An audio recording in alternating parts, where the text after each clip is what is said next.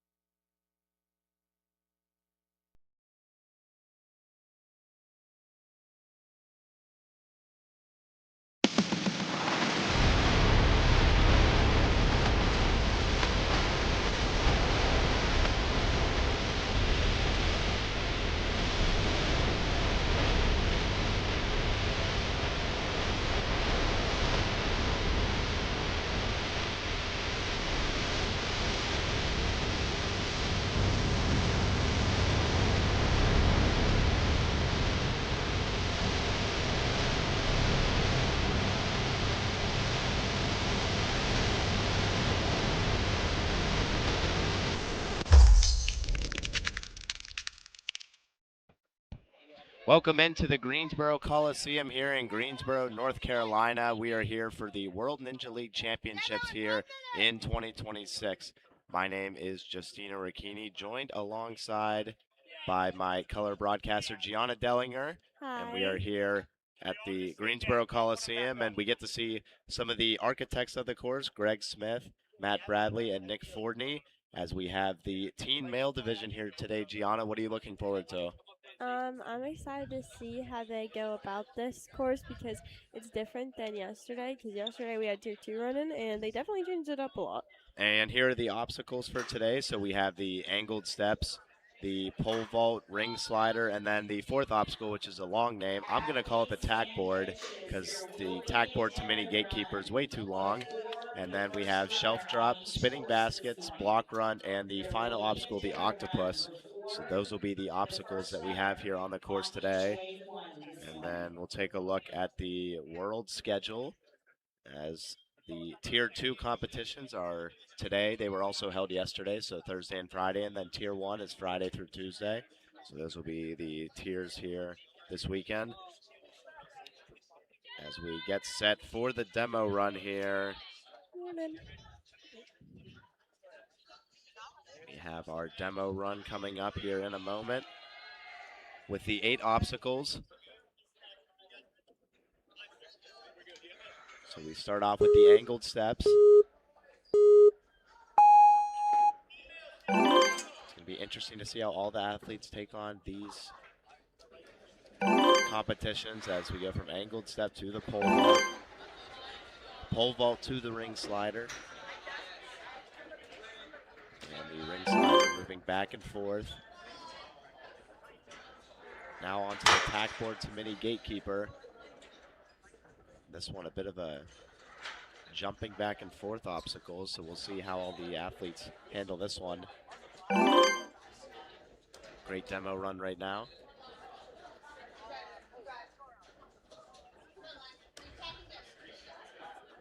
And from that onto the shelf drop, I believe, next. And he's able to get through that onto the spinning basket. And right into the block run, and now the octopus, the final obstacle.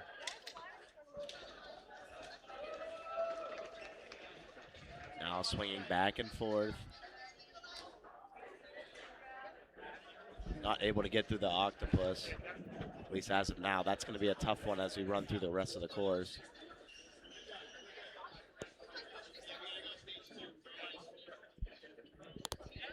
There's a little bit of a delay here.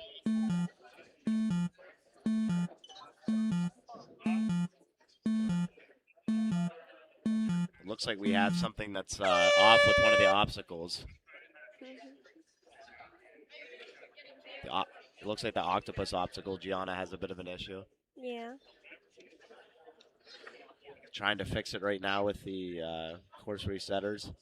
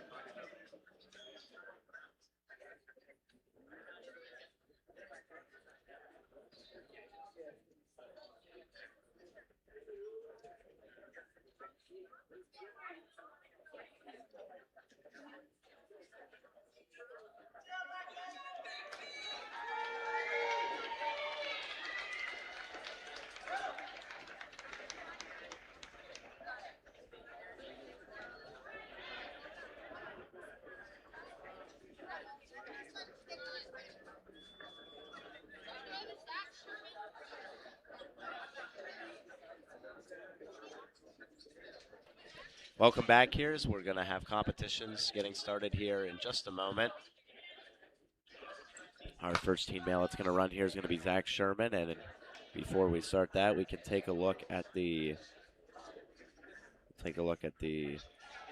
schedule here for Friday at the World Ninja League Championships. So for today, we will be seeing the teen male at Stage 1A, and that is the rest going on at Stage 1, and then we will see a different tier at Tier 2 at Stage 2 and 3.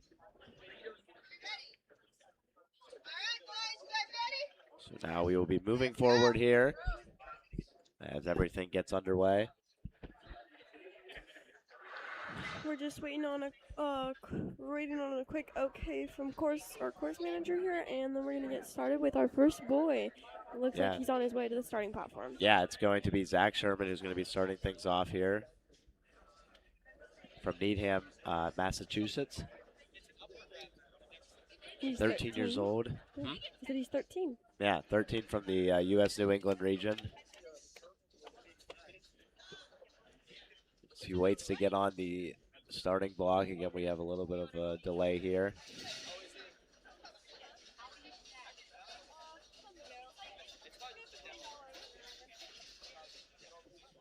And Sherman alongside his coach, waiting to get on the course.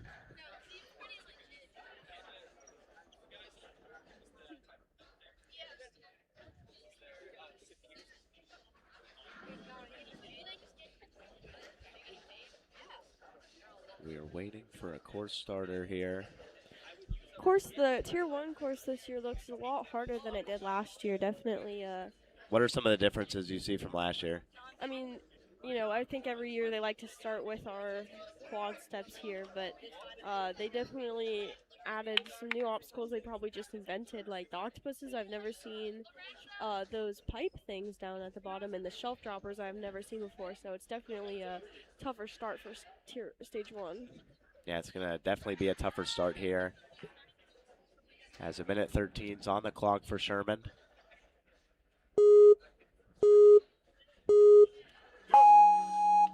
And he gets things going here.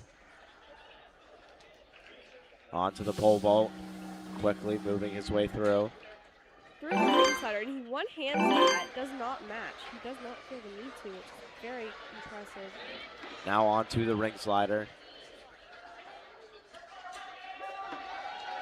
Through the ring slider to the tack board. Onto the shelf drop here. Yeah, shelf drop, a tough one as well. As he's flying, oh my. Yeah, he's flying as he's got to go through those shelves. Up through those three. And now going to the spinning baskets. Trying to balance himself on the wall.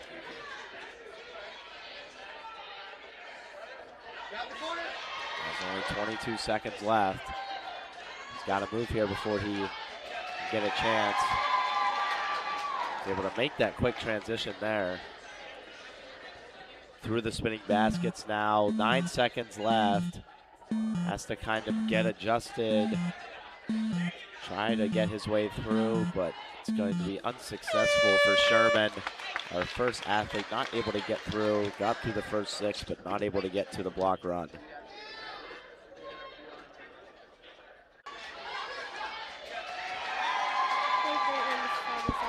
With our boys here. It was a great run.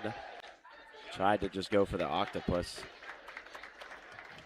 And now we will see Lorenzo Pigo, who will be running next.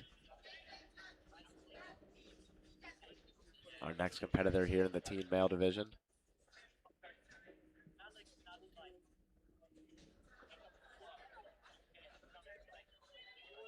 He is going to wait here before we get things started underway.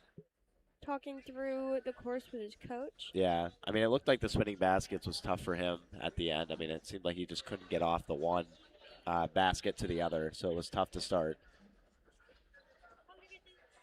Yeah, it's definitely a tricky one because if you get caught in that circle swing, it's definitely kind of hard to escape it. Yeah, you got to have good core strength to get out of it.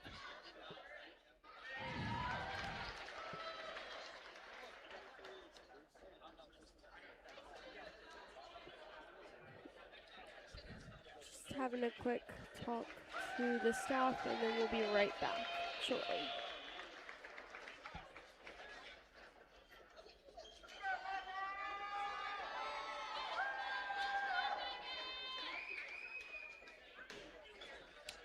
We are back here as Lorenzo getting ready for his run. Lorenzo starting Ninja in 2021. He's from New Canaan, Connecticut, and has been with the Stanford Ninja Academy since 2021. He gets his round started here. Oh, tries to reach for that first ring. Unable to grab it. Readjusts very easily, though. Right through the slider onto our pole here, and it locks into place so they can. Yep, through the board now and going to the shelf drop. Oh, that was a beautiful shot. Yeah, great jump right there. Now going from the second to the third one. He transitions to the spinning baskets. A great jump right there. Trying to hold his body. He's doing a great job right here, Gianna. As he goes from one to the other, but he looks touched like the board with his hands, and you're not supposed to do that. Yeah, he touched the board with his hands, so that's going to be the end of his run officially. He's just doing it for fun now because this is a pretty fun course made by Greg, Brad, and our rig team. That'll be the end of Lorenzo's run. Good job, Lorenzo. Did a good job at the beginning on the shelf drop right here, but unable to get through the next obstacle, the spinning baskets.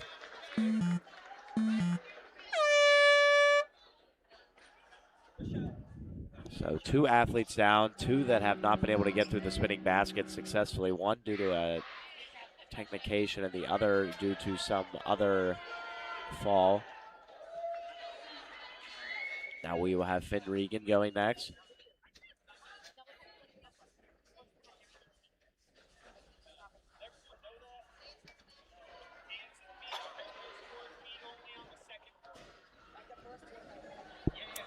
We just got clarity that it's feet and hands on the first board, but on the second board you can only use your feet, so that's why he got DQ'd. Okay, that makes sense. So now we will have Finn Regan from Ambler, Pennsylvania, competing in the U.S. Northeast region. Finn trains with Gravity, one of my personal favorite gyms. He'll get his run started here. So he moves forward onto the pole vault. Pole vault to the ring slider. Able to slide his way down to the next obstacle right here, the tack board. Great jump over on the tack board, and now gets to the shelf drop. He's absolutely flying through this course. He's doing a great job right now. Flying onto the spinning baskets.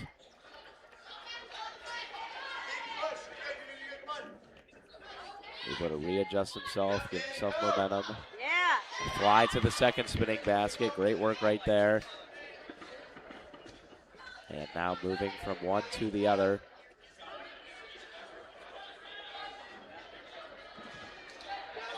And now moving through 16 seconds ago as he tries to get off this basket. This gave our first athlete trouble. Definitely hard to get stuck in that circle swing, and just unfortunately he was running out of some time. He's running out of time, not able to jump through. That's going to be the end of his time. As Finn Regan with a good run. It's been the spinning baskets now that have tripped people up here all 3 times to start. You really have to go when you first get to that basket. It's pretty tricky.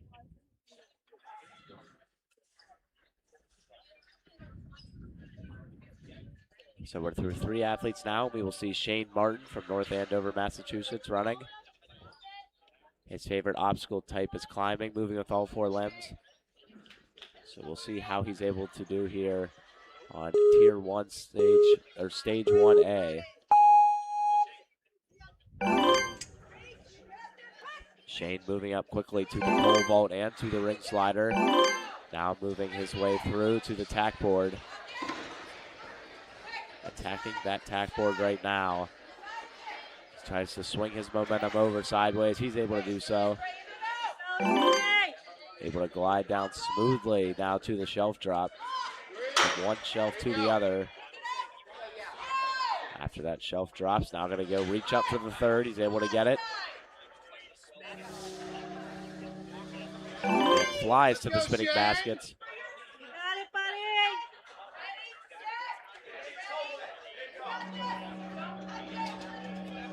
And not able to go back. That's a great job right there from Shane Martin. He has 20 seconds, and he's able to get through to that next obstacle, the block run. 13 seconds to go as he will get to the octopus here with 11 seconds to spare. That was our first runner that completed the baskets. Yeah, and this is going to be a challenging part of the course as he's not able to hold on there. A great run, though, from Shane Martin, the furthest of any athlete so far, Gianna. Yes, it was very impressive and good. Great run right there. And now we'll bring up our next competitor, Dylan Juel.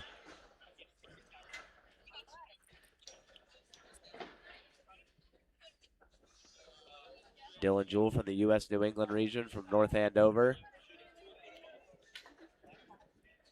Or excuse me, from New York City.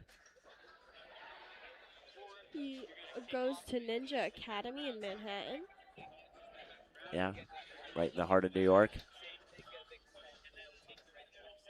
Manhattan's been a busy place the last couple weeks after the New York Knicks won the NBA title. Are you a Knicks fan? No, I'm not a Knicks fan, but I have friends that are Knicks fans, so I see all the emotion coming out of them. So Yeah, New York gets very serious about there is a lot of people there in New York, and whenever you're going to New York, there's not a lot of things that are like it. He is currently talking through the course with his coach and just making sure he's all warmed up and ready for this stage 1 course. Yeah, and I mean, this is going to be an interesting course right here.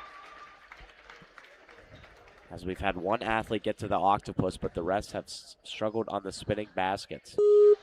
It's definitely a time crunch. You have to know how to go fast.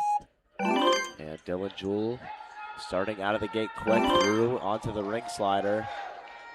Moving through the ring slider nicely now to the tack board.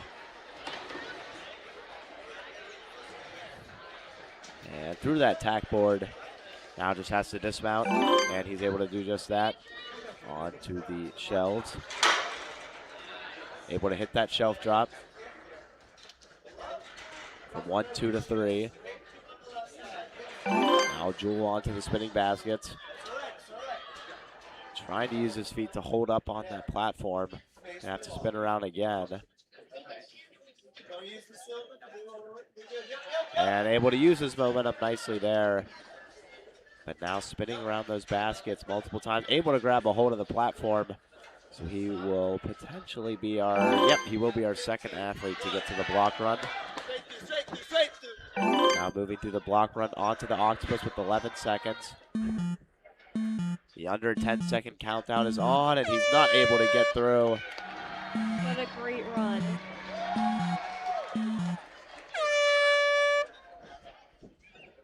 So it's going to be tough on the octopus as we see today, Gianna. Kane Tech is definitely no easy move. That is going to be the challenge here.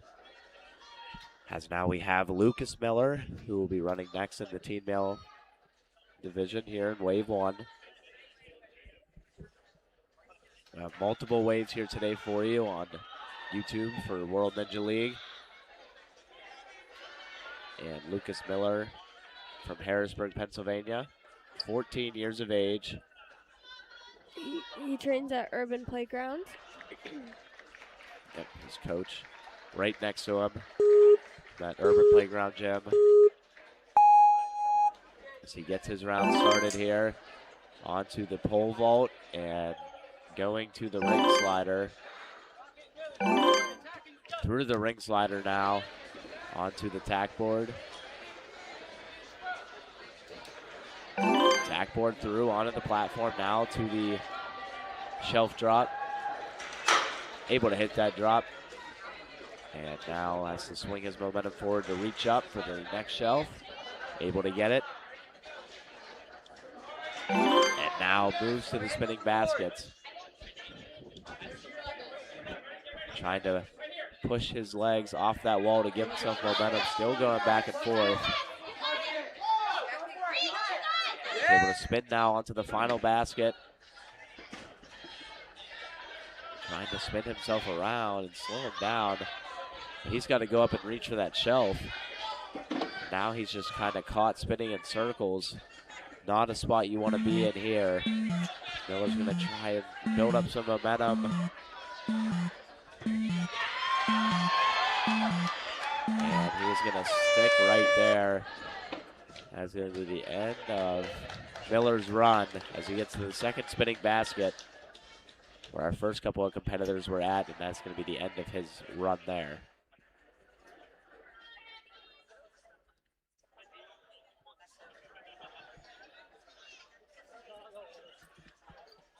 Now we have Andrew Kierney from Frederick, Maryland.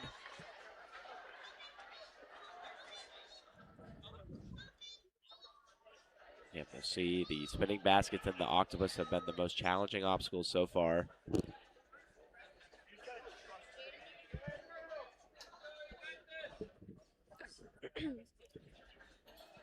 He is visualizing the courses I very much like to do before going on one, because these world's courses are pretty tricky when you don't think it through.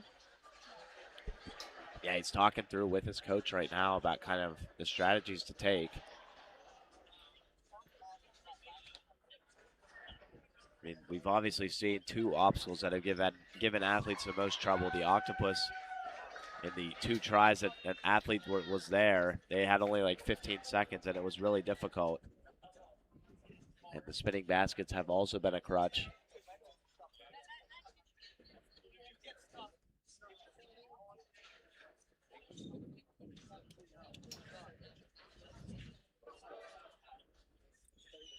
So we have a bit of a stoppage right here before we get things underway.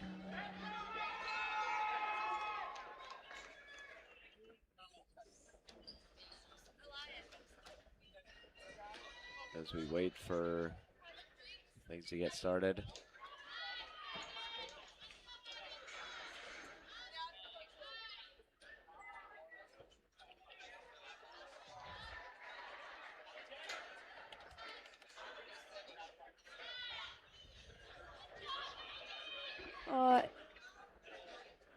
Andrew trains at Jump Climb Extreme, so another very, very good gym.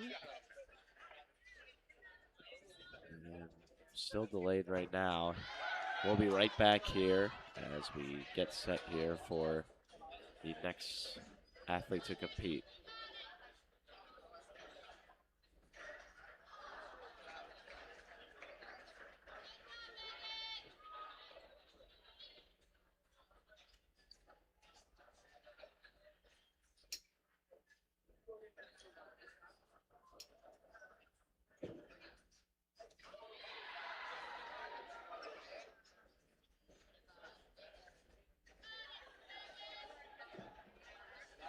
Attention athletes and coaches.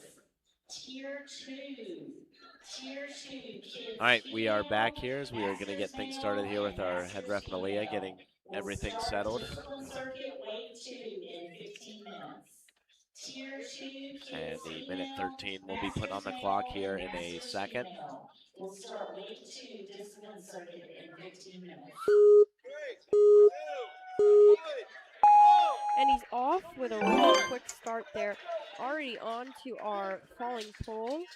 And oh, a reset stick just fell over. I mean, that's how much power he has going there. Yeah, a lot of power from Andrew right now. It's just continuing to move through the course.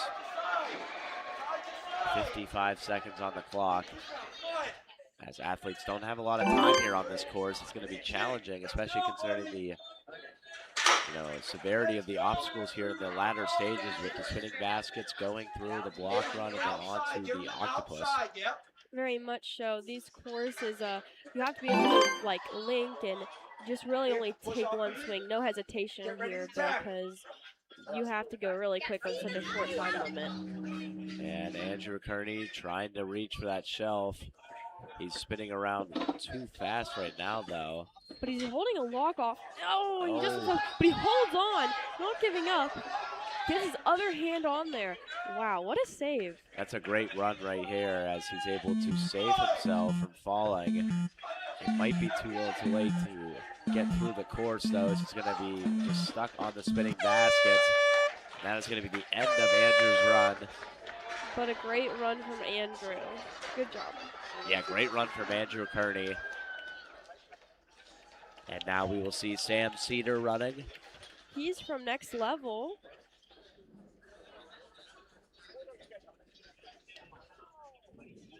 Sam Cedar from Next Level Gym wearing those orange shirts here today. It's easy to spot them. Similar to most of the staff, except for me. I have my live stream black t-shirt on. I know, you got lucky. I got lucky. I got a nicer shirt that doesn't stick out as much as some of the other ones, the orange color that the rest of the staff wears. Just talking to our ref here, seeing if he has any questions. Sam Cedar from Amdale, New Jersey, or Annandale, New Jersey. He takes off onto the falling pole there, onto the slider. Great work so far from Sam. Oh my gosh, and he links to Wow. the bar there. Oh my, he is not, oh my goodness, he is not wasting any time. No, he's not wasting any time, just attacking this course. 52 seconds left, and he's on the spinning baskets already. You can tell he was going fast there, so Oh. he could fly through this. Quick jump across. Oh my, he is not wasting any time. No, now he's onto the octopus with plenty of time to spare. As he gets through the first wave of the octopus. Ladies and gentlemen, we might have our first clear. 26 seconds. And he's got plenty of time. As he's got to try and get to that other level, and he's not able to. You can see he just turned the cane there, and it slipped out, but what a great run. It was very impressive. That's an impressive run right there from Sam Cedar. The best time so far, and the best length on the course so far, as he was able to get one step away from completing it. So great run there by Sam Cedar.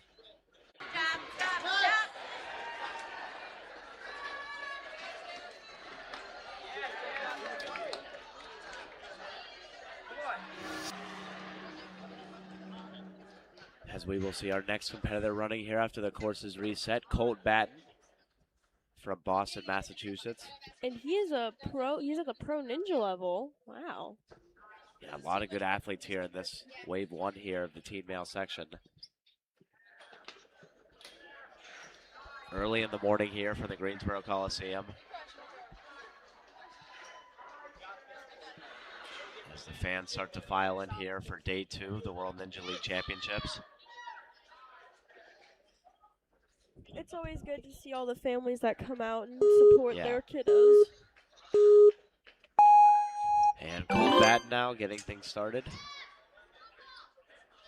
Links right into the slider. Yeah, really quickly here.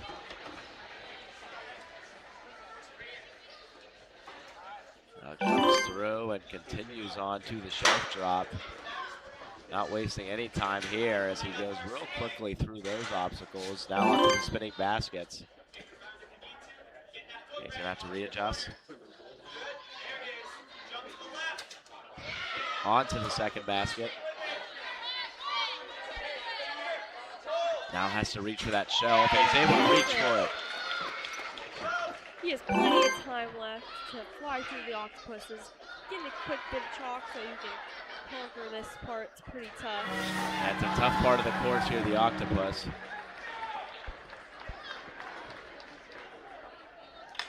As he's able to get the first ring right there on the octopus. Now with 8 seconds to go. Oh, almost got the second one. But a great run. Yeah, back-to-back great runs here from both Colt Batton and Sam Cedar here, Gianna, who both got almost to the end.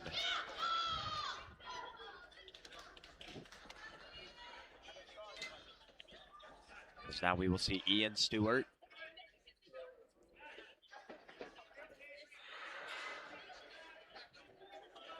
Who's bronze level 2. Ooh.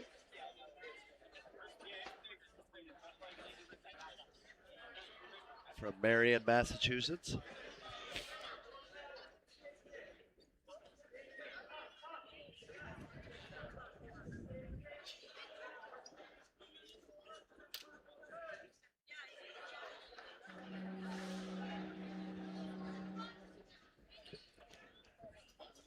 Definitely an early morning for this competition, but Oh, our yeah. athletes are looking really strong still.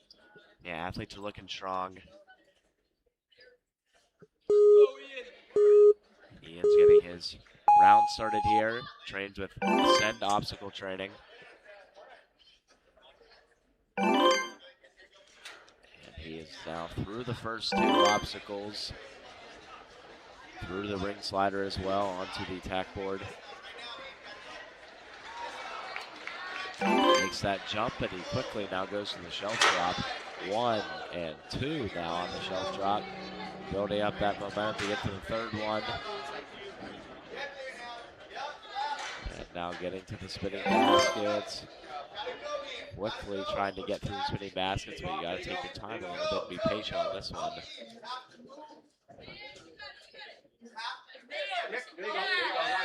Ian going back and forth as he's got a... This obstacle you can definitely tell if you don't tack off right away and get to that edge, it helps build the momentum, but it's kind of hard to do, especially when... Yeah, now Ian's stuck in the back, so it's really difficult. Oh, but I can see what he was trying to do. He was trying to make sure he didn't have a circle swing. So, yeah, there we go. So he can spit too wide, yeah. Yeah, but he took too long there, not able to get through the spinning baskets. Great run from Ian Stewart, though. As now we will move to Nathaniel Somar. Nathaniel is being coached by the amazing Coach James. Coach James, do you know Coach James well? Yes, he is quite a swell guy. Is he your coach as well? He is not, but he is on the... He's friends with some of our staff, and I got to meet him. He's a pretty nice guy. Nice. And you said you'll be competing here later this weekend, right? Yes, sir. I will be competing tomorrow morning for the team female division. Is it going to be at this course too? I believe so, so Okay. you'll probably see me. Yeah, you get to see a lot of the same obstacles. As Nathaniel gets his run started from Fair Lawn, New Jersey. Getting through the first 3 obstacles with ease. As he now has to go through the tack board. Quickly now moving forward onto the shelf drop. Dropping from one shelf to the other. And a great job right there from Nathaniel Somar. Able to make that jump across. And he makes his jump, now going through the block run. And getting to the octopus. 18 seconds on the octopus. Nathaniel got to build up that momentum, and he's got the first ring. Only 5 seconds left. 2, 1, and just missed the buzzer. Great run, though, by Nathaniel Somar. The furthest any competitor has gone, 3rd fastest time.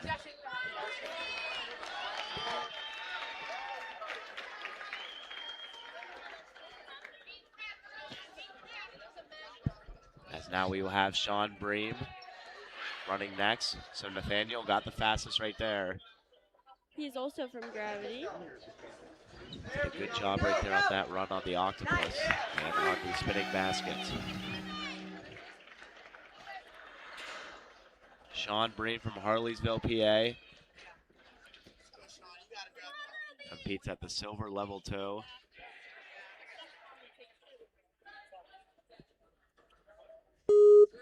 As his time is getting ready to start. Alongside his coach, Jackson Erdos. Moving through quickly here as he goes through onto the tack board. Through the tack board now onto the shelf drop. A lot of athletes not wasting a lot of time on this one, going right after it. And Sean Breen the same way. Also going to take his time on the spinning baskets, make sure that he sets himself, makes that jump. Oh, and he holds on. Tries to reach with the shelf. He only has had one hand on for a brief second of time. And able to reach across with one hand and get through 22 seconds here. Now on to the Octopus with 18. Not a lot of time here with 12 seconds to go to get through the Octopus, and almost got through the first one. Great run though by Sean Breen. Good morning, everyone. Able to also get through to the Octopus. For the kids female tier 2 division. First runners will be going in approximately 5. So now it'll be Kyle Osborne running. That is for kids female tier 2, wave 2. And another last call for the Masters male and female divisions, wave 2. It's a nice groggy morning in North Carolina. Nice and rainy. We haven't got rain in a while here, so it's been like 3 weeks in Greensboro, North Carolina without rain. So last night the storms hit, you know, with the passion. I'm definitely sleepy this morning. The rain definitely does not help. I mean, it's nice to sleep though whenever it's raining outside. I definitely agree. I love it. Yeah. Hopefully our athletes got good rest. Yeah, we will take one quick break here before, or no, I think we're going to get things started. As Kyle Osborne from Ridgefield, Connecticut will get things started. And he's not wasting any time going right down the left side of those, at the first obstacle, the angled steps, and quickly onto the tack board. And through the tack board and onto the shelf drop. And a couple of quick jumps right there. Jump his way to the spinning baskets.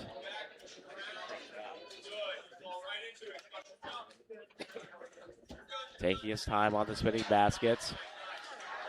Able to reach for that shelf, dismount, and now go to the block run. Quick time right here as he has a chance to get through on the Octopus. He is absolutely flying through this course. And he gets that first cane move. You've really got to be precise with the second one. Yeah, the second one is the big challenge here. We haven't seen an athlete get through that one. And he is able to get through and on to the platform.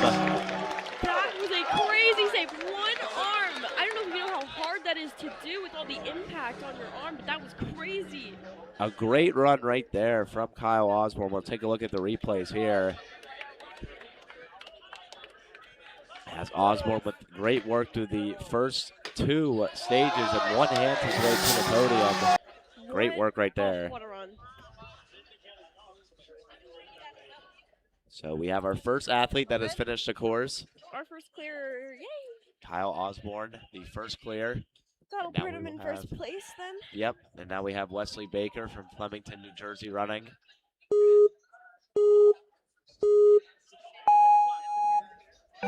Coach from the same gym as Sam Cedar. Next level. As Wesley moving his way through. Onto the tack board. And now to the shelf drop.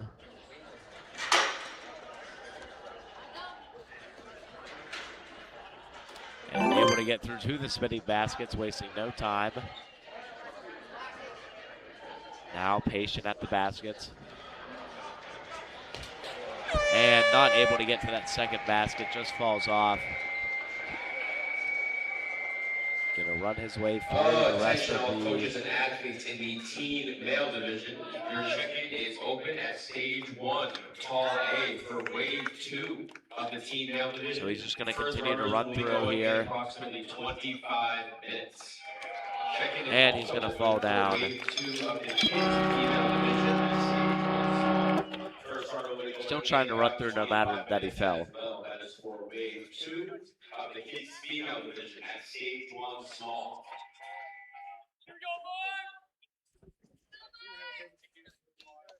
All right, We have our next athlete here that will be running, Mark O'Neill.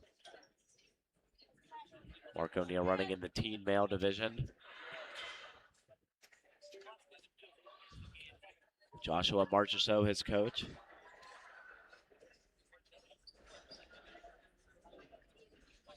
As we wait here from the official start.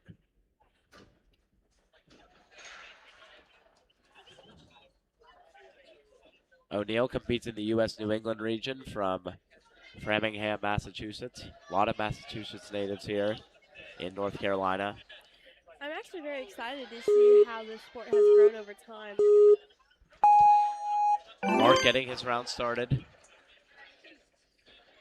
Quick work in the first two obstacles. As he gets to the tack board, these athletes have been really aggressive in attacking this course, especially with limited time. And halfway there for O'Neill.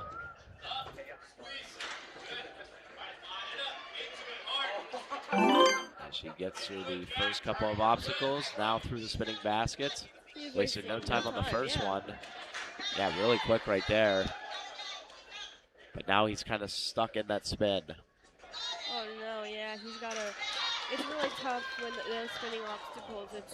You have to really just go as soon as you get that momentum. 27 seconds now.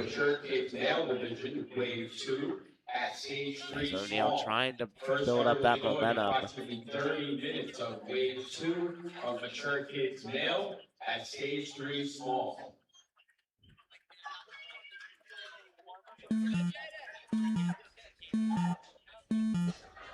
And that is going to be the end of Mark's run right there, as he's not able to get through the spinning baskets.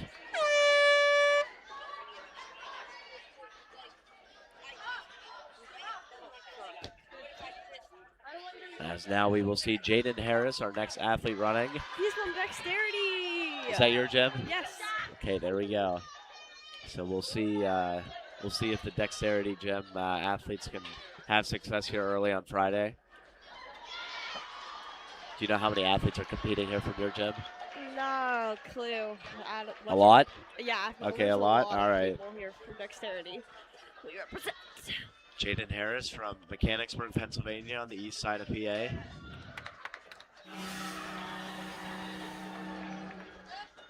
Coached by Tim Dexter, who I'm sure you're familiar with.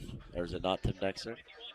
It's actually Coach Elias. Tim is helping one of our other divisions, but yes, Coach Elias is always here to represent. Yay. Coach Elias.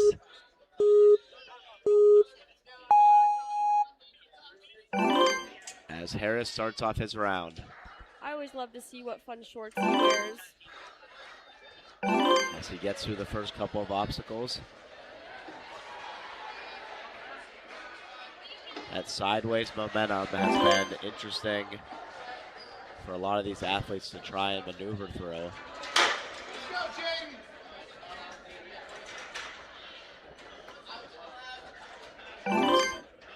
Harris now doing really well, trying to hold up that momentum.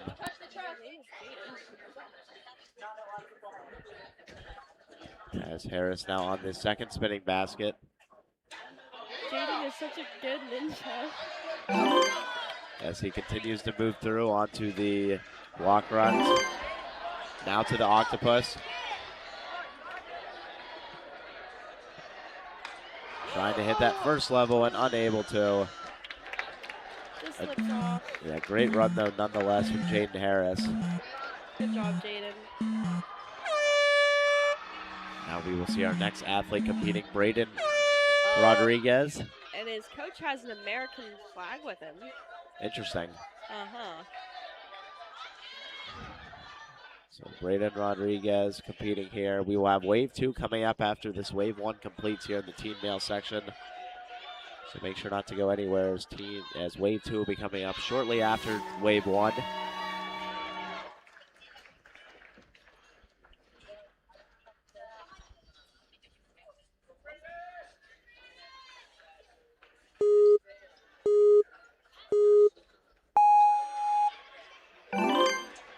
And Brayden Rodriguez starting off his round here. Making quick work as he gets through the first couple of stages. His coach holding the American flag, nice and represented. Yeah, he's holding the American flag as he goes through the course. Through the shelf drop onto the spinning baskets. He is flying through this course. Yeah, just past the halfway point now. And he does that link into our shelf, making his way to our second to last obstacle, the sliding shelves. And now gets through the block run, flies to the octopus. 27 seconds. Duquesne Tech is really tough here, but let's see if he can get it. And he's able to get the first one. Move. Great job. Now has to get that second ring. He's got to line up his swing. And he gets it! He's able to get the second one. Now it's to swing forward and hits the buzzer in time with the second to spare. Great run right there from Brayden Rodriguez. The Townsend, Massachusetts man with a tremendous effort there. Great job. As we get a look at his replay from the beginning, he was flying through that original part of the course to start. And that set up a great finish for him to have 1 second to spare. Now we have Deacon Palmer, who has been training in Ninja Warrior since he was 7 years old.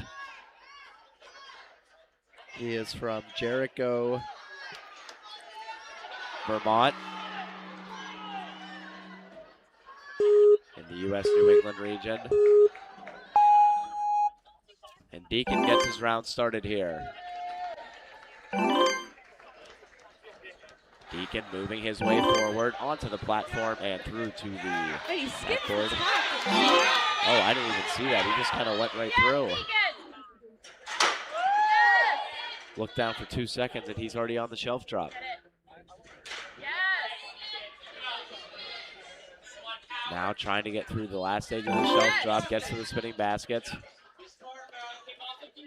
Building some momentum here. As he goes through and gets to the second spinning basket.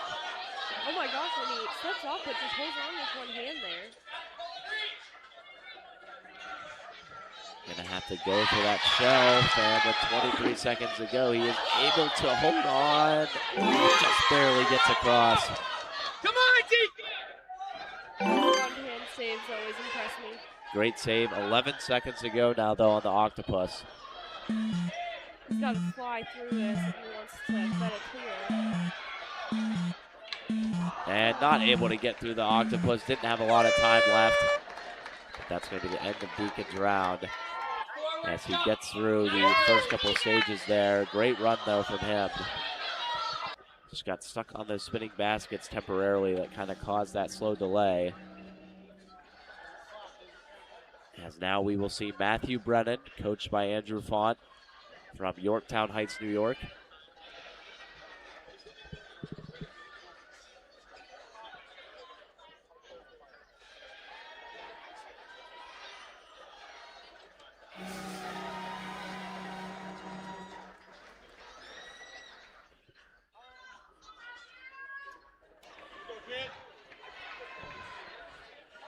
Matthew Brennan competing with Empire Ninja as he gets the countdown to start.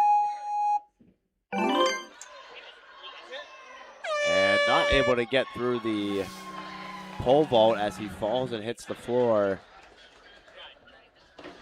Fortunate for him as he's going to try and run through the rest of the course, though, nonetheless. I love to see when athletes don't give up. This is amazing. He is just having fun. Oh my gosh, he is flying.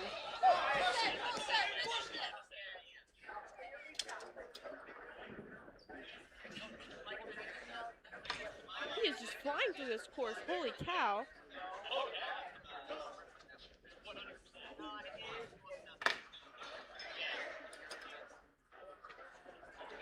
Yeah, just flying through after he had that fall at the beginning. But Matthew Brennan showing how good he is here at this course. And now we'll see Cole Jackson run.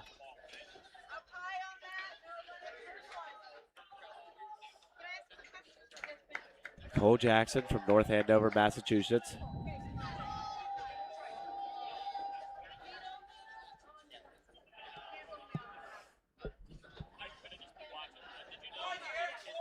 Jackson running.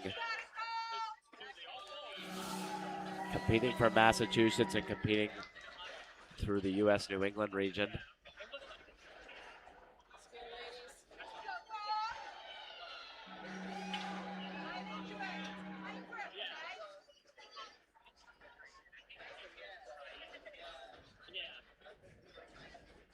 Jackson now waiting for the reset here.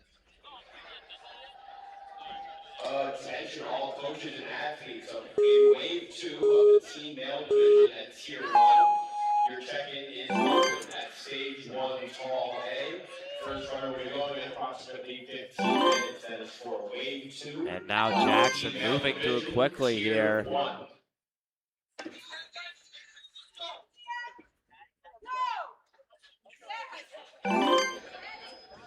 Jackson now moving forward to the shelf drop from one shelf to the other. Stage 1 small. First runner will be going in approximately 15 minutes. Check in if you have not done so for the kids female division, wave 2, tier 1. Jackson now 30 seconds to go as he tries to spin through on the baskets. Trying to make sure his hands don't touch the wall, and they do not. Now 25 seconds to go as he's got to move here to get through the rest of this course. Trying to reach for that shelf, but getting caught on the spinning baskets right now.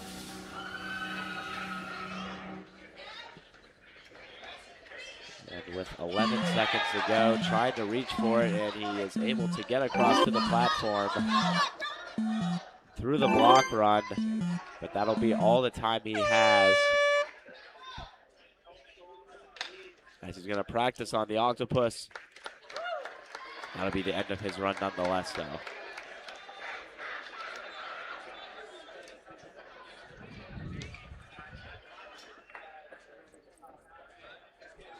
And now we will see James Lazarevich from Dalmida, PA.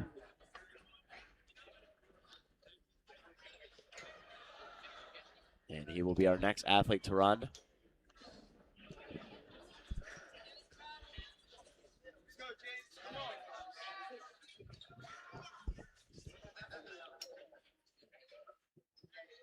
James competing in the U.S. Northeast region.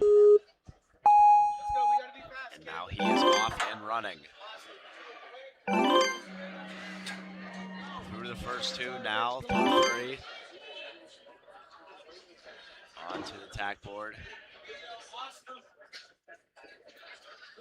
And through the tack board now onto the shelf drop. A lot of these athletes moving with good pace here in wave 1.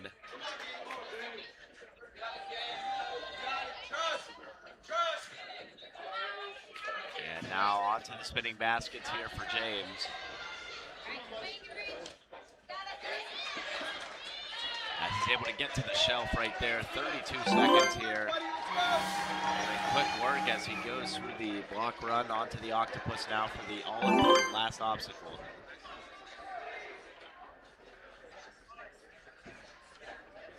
Swinging his momentum back and forth, and he's able to get the first jump. Now needs one more to go.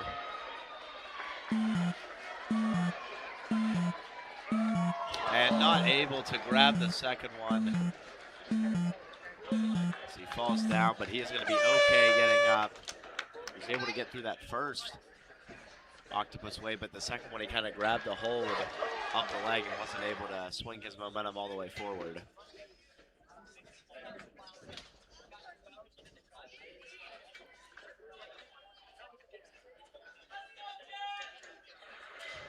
Now we will see our next competitor here, Jack Murphy, momentarily here. We will be right back.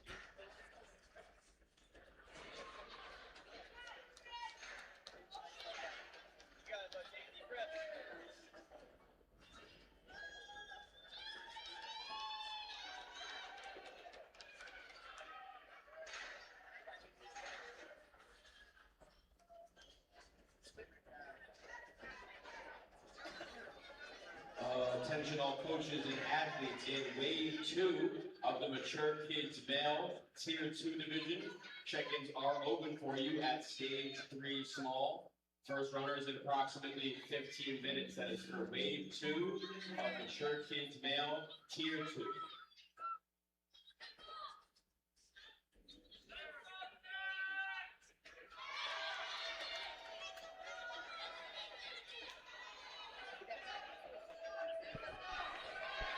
We are back here at Jack Murphy as our next runner from Warwick, Rhode Island. And he gets us started here in his run. And he is flying through the course right now onto the tack board. Through the tack board now onto the shelf drop.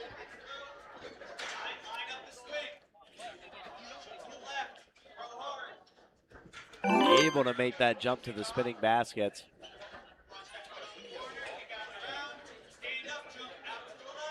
Calm, cool, and collected is Jack Murphy as he uses one hand for that shelf drop.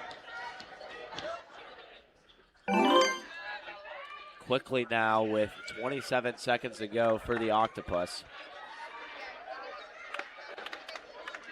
Swings his momentum back and forth. And grabs a hold of the Octopus leg. And uses that one arm technique. As he's able to get a hold of both of those and is able to come across with the buzzer. What a great run. And we'll see if athletes start using that strategy of using one arm on both of the Octopus legs instead of trying to swing and jump for the Octopus leg. Seemed like it was effective for him right there.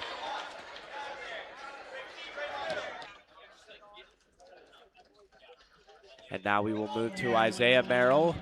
Yes, another person that, well, he used to go to Dexterity and then he moved away, but he is another one of my really good friends. From Wake Forest, North Carolina. Well, lives now in Wake Forest, North Carolina. Originally from Pennsylvania. what part of Pennsylvania? Mechanicsburg. Mechanicsburg, PA.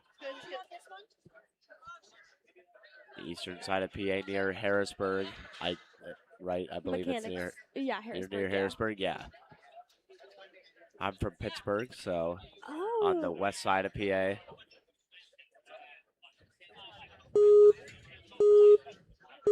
And Isaiah getting ready for his run here. And he just misses that ring there, but now he's trying to grab it. Yep. Kind of pushed it away from him and was able to regather himself and grab it. He's really got to fly, make up for that lost time. I know it wasn't a lot, but on this course with barely any time to do stuff, it is. And now he is on to the shelf drop.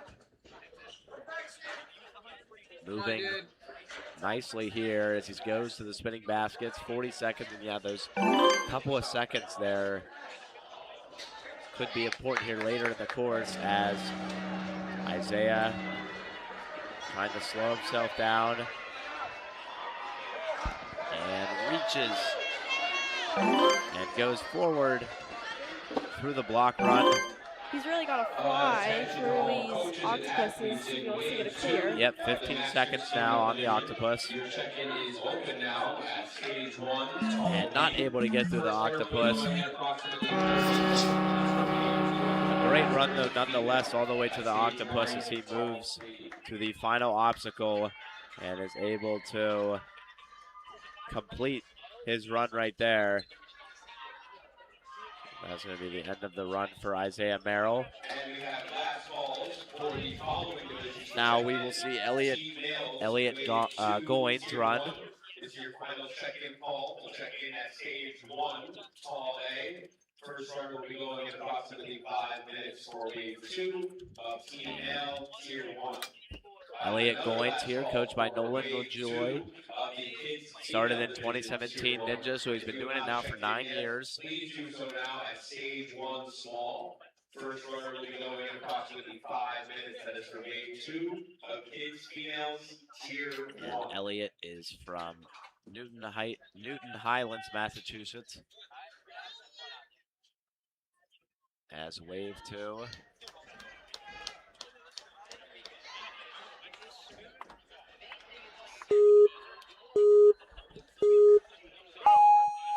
As he gets his round started here, moving very quickly now through the first couple of obstacles.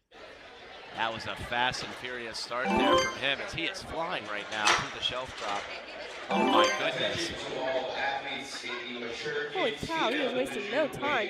He is determined. 54 seconds now as he's able to spin forward on the spinning baskets. And now onto the shelf drop forward through the block run. Gingerly moves his way forward and has 40 seconds here. Elliott with a lot of time on the octopus now as he's not able to get through. He just missed the placement there, but an amazing run. Such Really a quick fast. time too from Elliott. As he wasn't able to get all the way through. Here's his start. I mean, it was just super quick. There was literally no time to even like think from him for a second. He was just moving from the start. He was fine. As now we have our final 6 competitors here. Will Yalenti will be going here. And just another reminder to all coaches and athletes in wave From 2 Flemington, New Jersey, of the female division, in the U.S. Northeast region. are open at stage 2 small. First runners will be going in approximately 10 minutes. That is for wave 2 of mature females, tier 2 at stage 2 And small. Will is ready to go here. Minute 13 on the clock.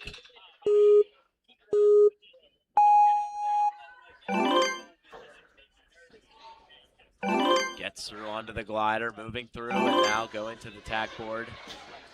He didn't even tack with the board that he was given. Yeah, he has been aggressive as well. A lot of these athletes the last couple of runs here have been really aggressive moving forward. So that's different as well. Will, much of the same. Yalenti moving forward. Jumps through the spinning baskets. This level's a really impressive gym. Holds his position.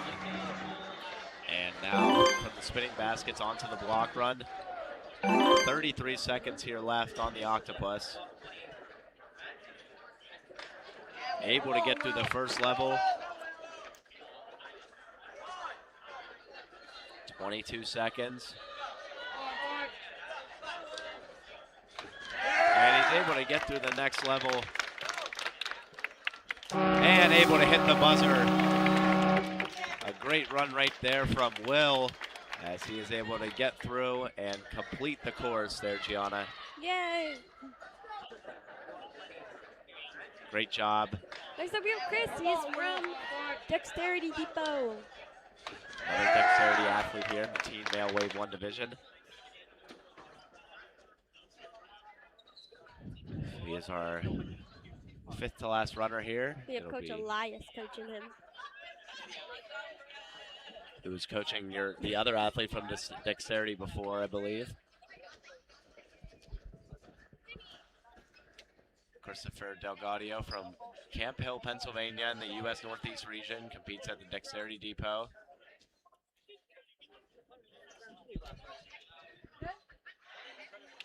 Oh, looks like they're re-padding something real quick. And looks like we have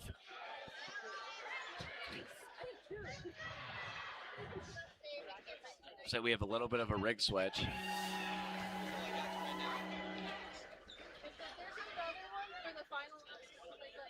And we have some communication here before we get things started.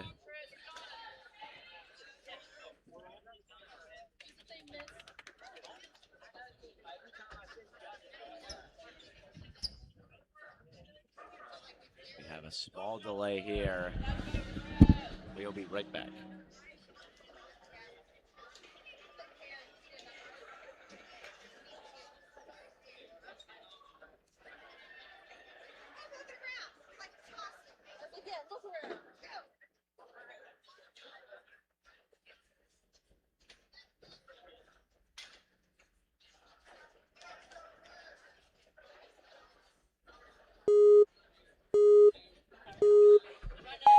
All right, his run is about to start as he is off and running.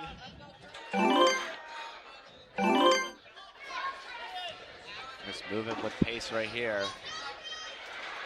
As he's able to clear through the backboard. He's absolutely flying right now. On through the shelf drop.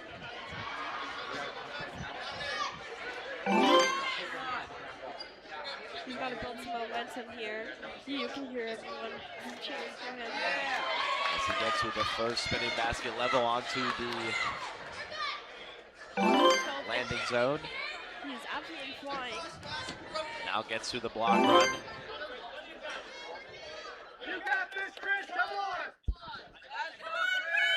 23 seconds here to go in his run on the octopus.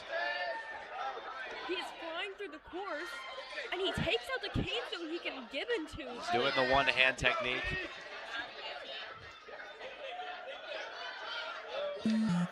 8 seconds to go on his run. 5. He's gonna go for the gibbon, and he gets it! A great run right there and finish for Chris Delgadio as he's able to hit the buzzer with a couple seconds to spare. And that is going to be another completion here of the course. A great run right there as he's able to move through well right there on the course. Had to go for it at the end right there. We will now see Cole McDonald running.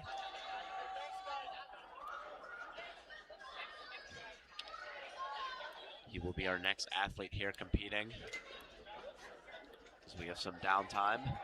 Attention all coaches and athletes, this is a last call to check in for wave 2 of the mature kids male tier 2 division. If you have not checked in yet at stage 3 small, please do so now. First runner will be going in just a few moments. That is for wave 2 of the mature kids male tier 2 division at stage 3 small. And we have another last call for wave 2 of mature kids female tier 2. If you have not checked in yet, please do so now at stage 2 small. First runner will be going in about 5 minutes. That is for wave 2 of the mature kids female tier 2 division at stage 2 small.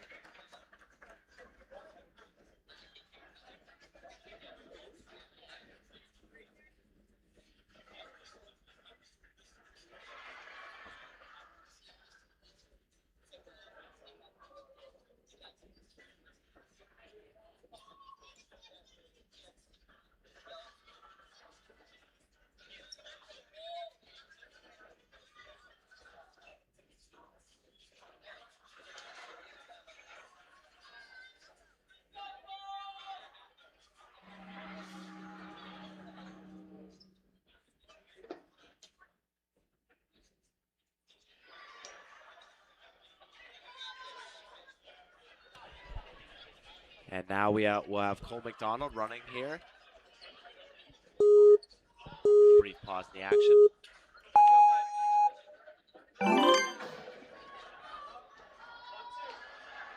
Cole now moving his way through with dexterity. And he gets across to the tack board. Now he is going forward on the shelf drop right here. 45 seconds to go in his run. Cole from Dedham, Massachusetts. 37 seconds to go.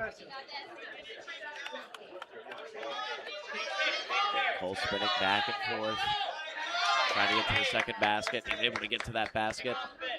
Now 25 seconds on the clock as he tries to spin back around to get to the shelf.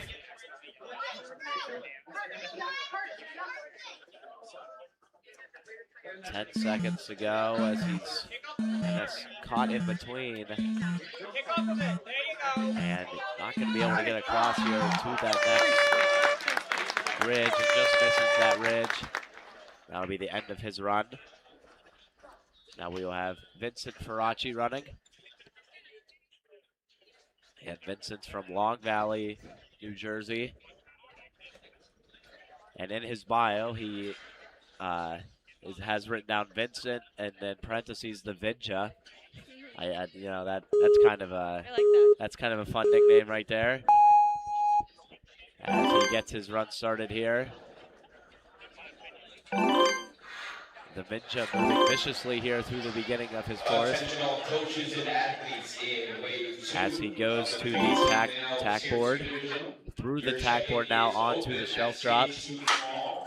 First runner will be going approximately 25 to 30 minutes. That is for wave 2 of the 3 through the shelf drop. tier 2 division at stage 2 small. Now on the spinning baskets, trying to get from the first to the second one here. As he uses his momentum to spin himself around and bounce to the other basket. And gets through there now onto the block run. Has to move through the block run gracefully. And now onto the all-important octopus obstacle. And not able to get through there. Gonna go through, hit the buzzer though. And that's gonna be the end of Vincent Ferach's run here. But a good run. 2 more athletes to go here in wave 1. It's Evan Palmer and Isaac Watson. And then we will have a small break before action gets started once again.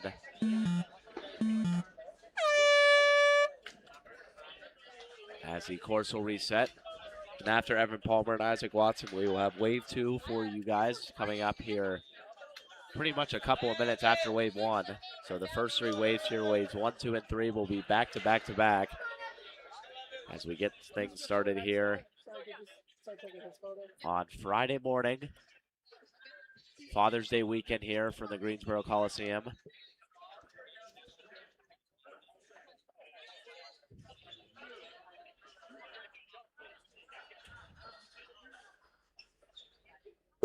As the clock will count down for Evan Palmer.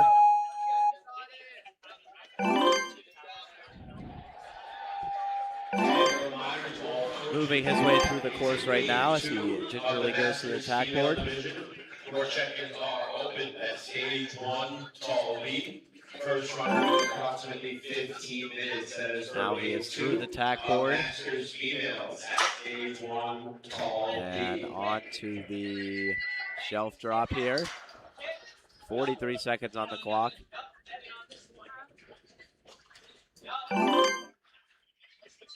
As he gets to the spinning basket.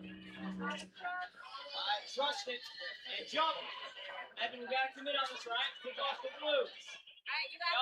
25 seconds here on the clock. Gets from one basket to the other.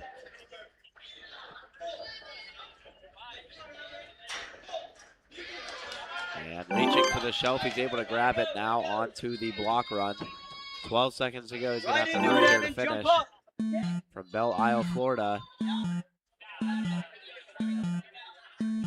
And a few seconds, not able to get a hold of that octopus Just leg. slips off there. Great run right there, though, by Palmer. And now we will have Isaac Watson, coached by Lane Klein. Oh, he's from Bethel Park, Pennsylvania, 20 minutes outside of Pittsburgh. Competing in the U.S. Midwest region. That's kind of weird, U.S. Midwest. Pittsburgh's not technically in the Midwest, but I guess it's not really the Northeast, closer to Ohio. As Isaac Watson will be the last runner here in wave 1 before we move things over and transition to wave 2 here from stage 1 tall A. Oh, is he gonna finish us off for stage 1? Is Isaac finishing us off for wave 1? Sorry. Yeah, wave 1, yes, he is the last runner for wave 1. And then we will have a couple minutes after wave 2. Just so we can reset and just take a quick second to prepare. And get all the athletes in order. So we have a brief delay here for a second before we get things started here with Isaac Watson. Mentioned how it's Father's Day weekend. Yes, and it's also... Thanks for the reminder. I completely forgot. Yeah, I mean, sometimes it's hard to remember all the holidays that take place, especially in the summer and, you know, as the dog days of summer approach.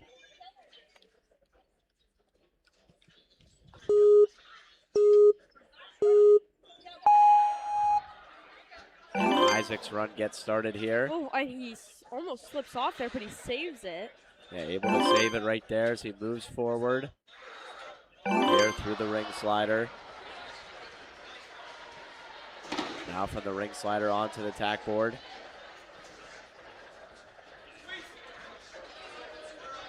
And Watson trying to move through here, now onto the shelf drop.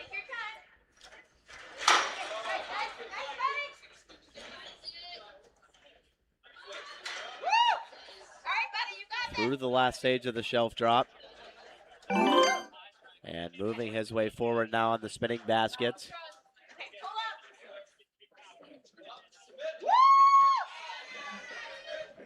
And Isaac Watson now trying to build some momentum on these spinning baskets. Tries to get a hold of the ledge, and he's able to get a hold of it. 12 seconds to go here for the last two obstacles. He's going to have to hurry as he gets across now. Gets through to the octopus. He'll have a few seconds here to spare, but it's not going to be enough for him. And he just runs out of time, but a great run to finish this off for Yeah, wave a great run to finish this off in wave one. We will be right back here as wave two comes up momentarily.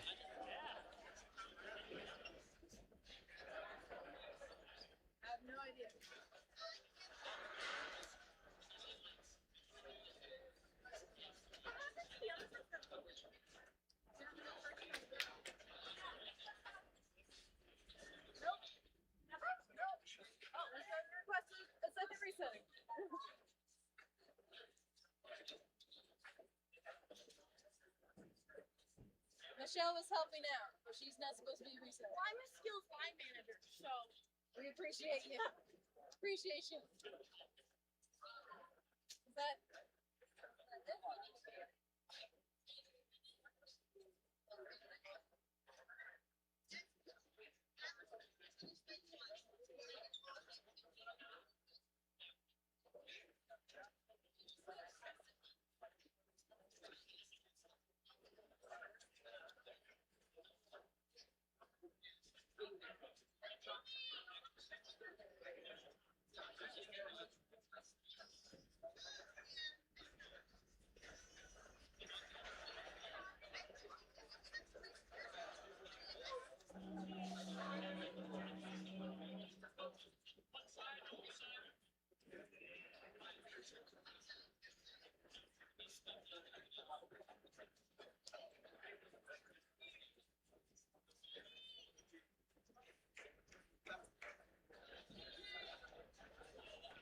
Welcome back here as we have wave two of the teen male division.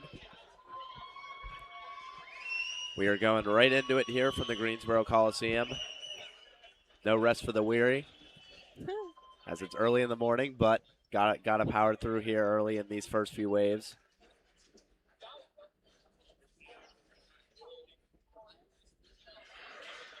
As we will have Joseph Quinn from Sumter, South Carolina.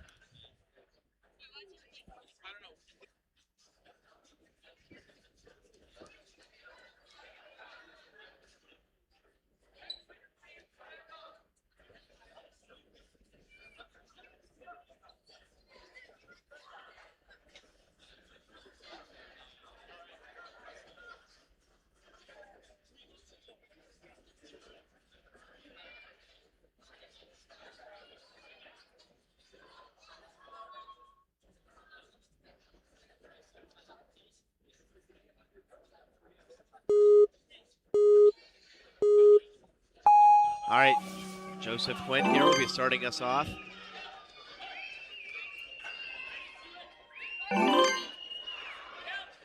Moving through the first couple of obstacles nicely here onto the tack board.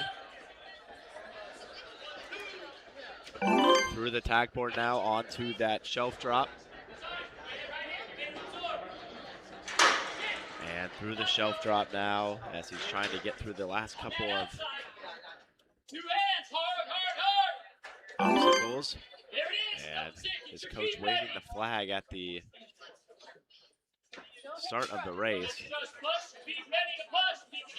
I don't think it's an American flag either. As the spinning basket is now where Joseph finds himself. You got to really build up some momentum to get to that last shelf there. He's trying to build up the momentum. 15 seconds to go here in the first competitor in wave two.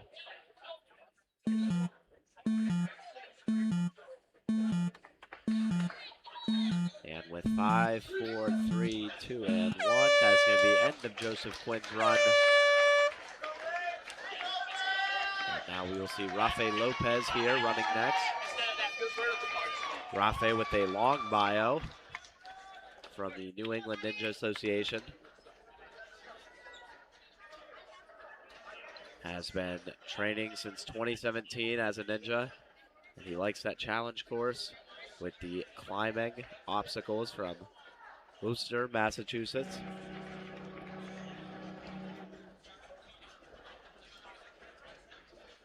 And Rafa Lopez ready to get things started here in Wave 2 of the teen male division.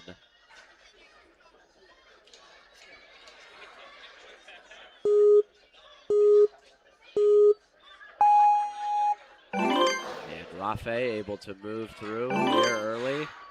First 2 obstacles done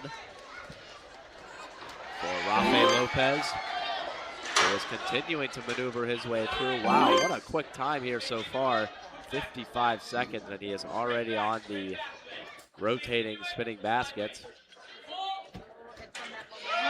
50 seconds and change now as he gets through the next obstacle, the block run onto the octopus. 42 seconds, so plenty of time here for him to build up that momentum.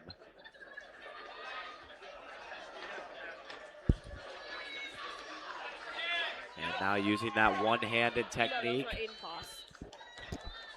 And not able to get through there.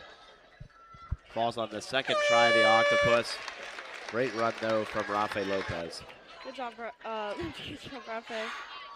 Yeah, great run there by Rafa Lopez as he is now done with his run. And we will see Carter Wood running next as the clock counts down. That clock just going to continue to count until it's reset. Yes. So we haven't seen anybody get through here in Wave 2.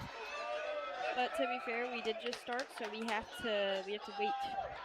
Yeah, we have a lot of competitors here in both Wave 1 and 2. Right there, though, Rafa was close to getting through. He was moving at a really quick pace, and we've seen that today.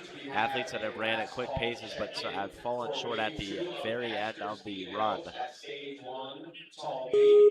First runner going approximately 5 minutes at his Wave 2. And Carter Wood now.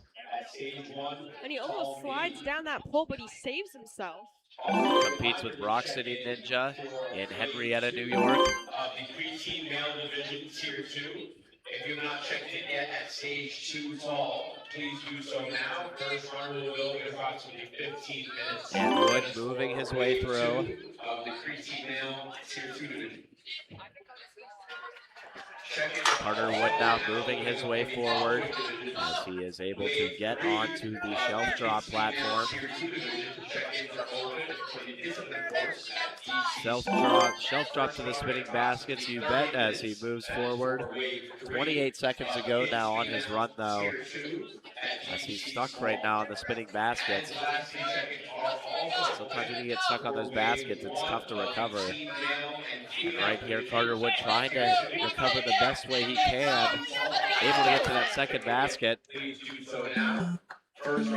has 8 seconds to go, though, and now stuck on that second basket, not able to slow himself down. And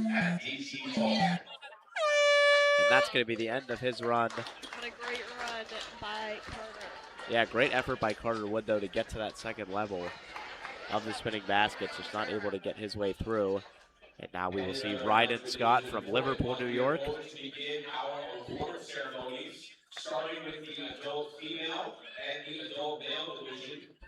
Your ceremonies for those 2 divisions will begin. Now Ryden Scott. 9:30. So athletes, parents, and coaches for the adult female and adult male division, please start making your way over to the awards podium now for our ceremony. Ryden Scott waiting for approval from the referees. Our referee today is Malia. She will be with Team D here the rest of the weekend.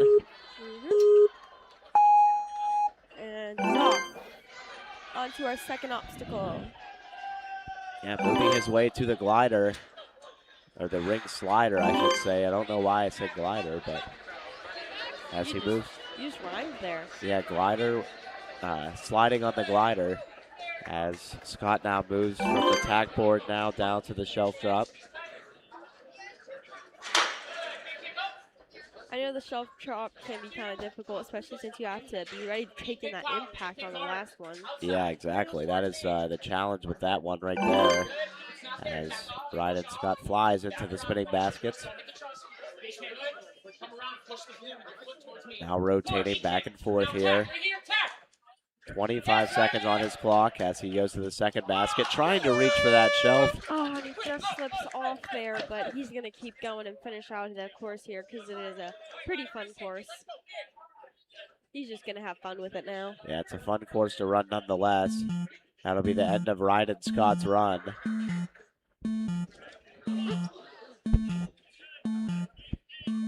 As he loses that octopus arm. But he's okay. He pops right back up. That'll be the end of his run right there.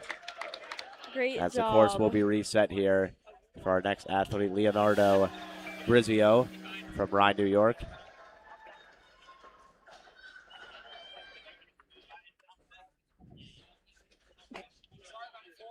As Gianna stole the obstacles from me. Now I know what they are now because we've already gone through one wave. But at first, this was the first time I was on stage 1A, so I didn't know the obstacles. I was on stage 2 most of the day yesterday. Nice.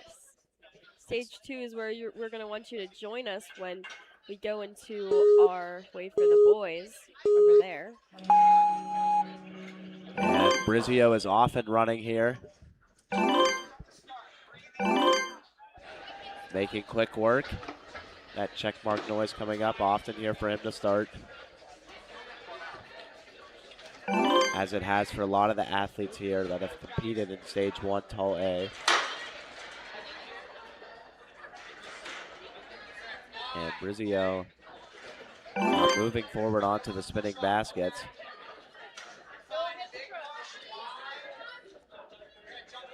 And moving forward from one spinning basket to the other. And now uses the shelf drop effectively there to get to the final obstacle, the octopus. This last one's definitely a tricky one. Cane Tech is no joke. This is a tricky obstacle, and he's not able to get a hold of that one. A great run, though, by Grizzio nonetheless, as he will hit the buzzer. Oh, look at that smile on his face. He's happy with his run, as he should be. And that was a great run right there. Great time on the run as well. As that'll be the end of his run there, as we will now see Jackson Marshall. A lot of New Yorkers here in this run, Clifton Park, New York. Dang. I'm not sure where a lot of these towns are since I'm not from the state. Oh, yeah, no. Me neither. But he competes in the U.S. New England region, so I assume that he's from upstate New York area. Yes. Jackson Marshall, coached on the sidelines right there by Jazib Ismail. And Marshall is waiting for the course to be reset here before he gets things started.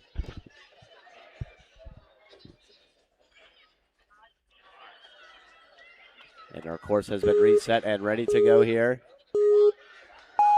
And he's up.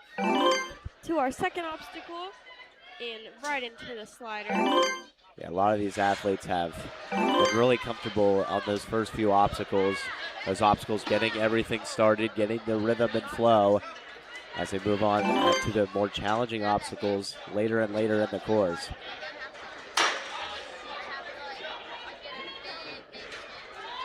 And Marshall trying to get through the fifth obstacle, and he'll get through 5. Now on to 6. The spinning baskets. And trying to conquer this one, and the second basket obviously tough, but he's able to get to the shelf. And now goes through the run all the way to the octopus. 23 seconds on his timer.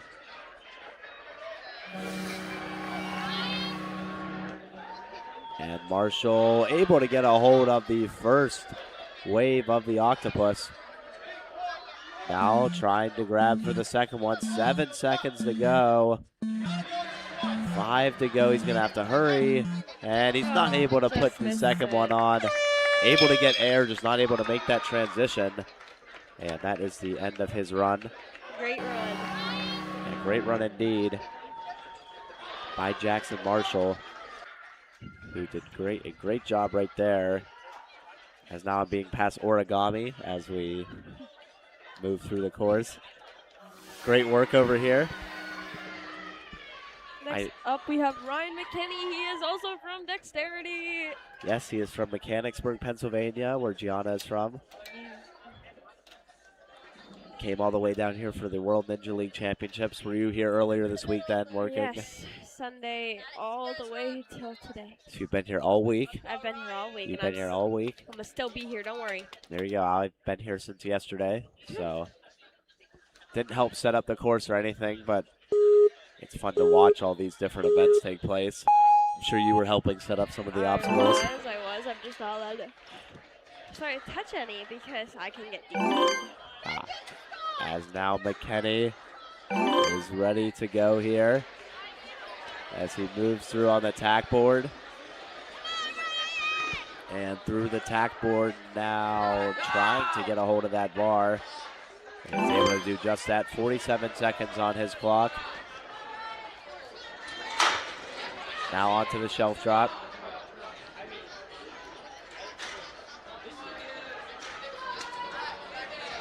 Using his momentum on the drop and able to get to the spinning baskets. 30 seconds on the clock.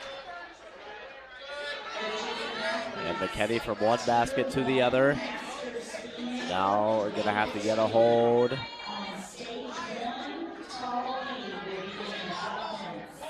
$15 seconds. And he's able to get a hold of the drop right there. Across the log run.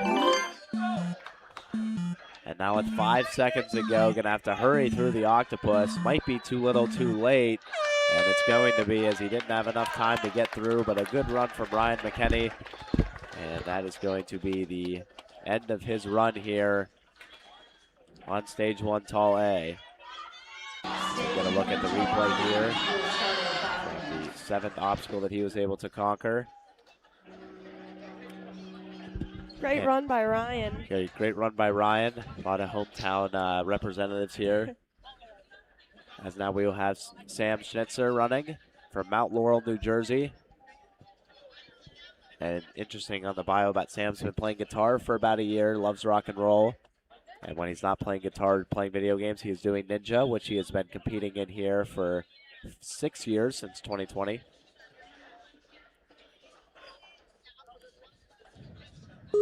And Schnitzer getting ready to run.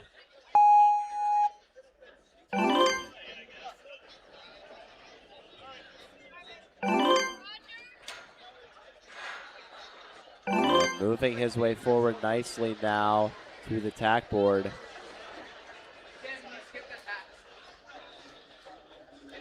And through the tack board now all the way across to the shelf drop.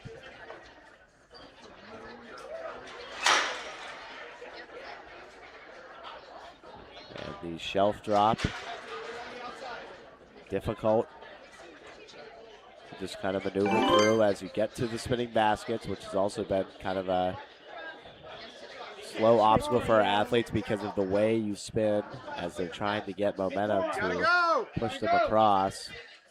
And Schnitzer able to go through both of those. 20 seconds here. He's got to really fly through these last 2 obstacles. He wants to get that cleared. He's got to get the clear quickly here with 12 seconds to go. Now on the octopus. Not a lot of time to spare, and he's not going to be able to get through. Going to hit the buzzer, and that's going to be the end of Sam's run. That is the end of Sam Schnitzer's run there. As he will, camera 1 is down right now.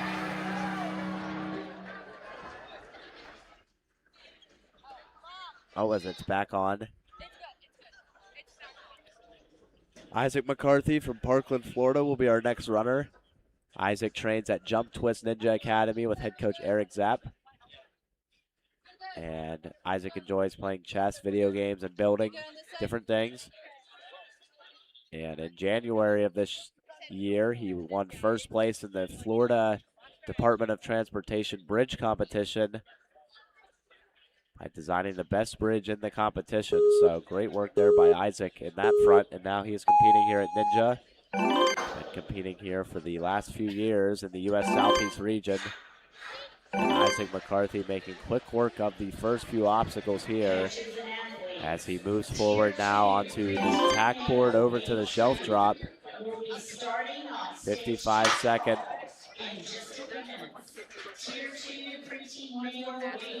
And McCarthy now making good work here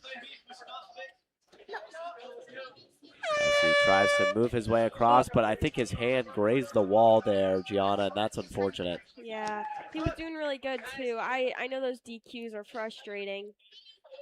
Yeah, he had a lot of time to spare, about 25 seconds. But he does not, he seems to be just fine with it. He's going to try and keep trying hard to finish out this course. Yep. He's trying to finish out the course after his DQ. No.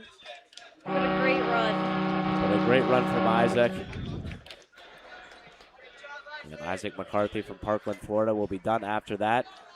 And now we will see Roger Waldo, who will be our next runner here, who is ready to go whenever everything's reset.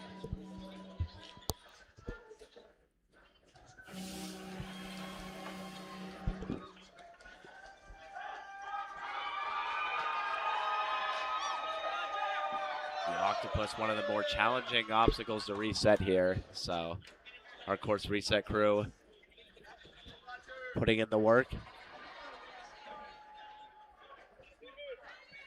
As we will see Roger Waldo from Waterville, Vermont running next. Hey.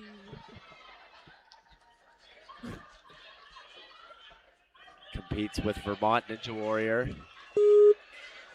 What a cool place to live, Vermont. Yeah, Vermont's a very beautiful state. He's flying, he's already doing a really quick start. Flying through the slider, already onto our tack, and he skips it. Not even a second thought to that. Yeah, he has been flying through the tack board right now, just absolutely attacking this course onto the shelf drop. You can tell he was going to go for the link there and just did not quite get it, but he is still nonetheless flying through this course with plenty of time to spare. He's been definitely, you can tell, been watching that you have to save all your time for this obstacle right here, but because it's quite the time-eating obstacle. Yeah, 36 seconds to go on his clock as he reaches for that shelf off of the spinning basket, able to get through there onto the run.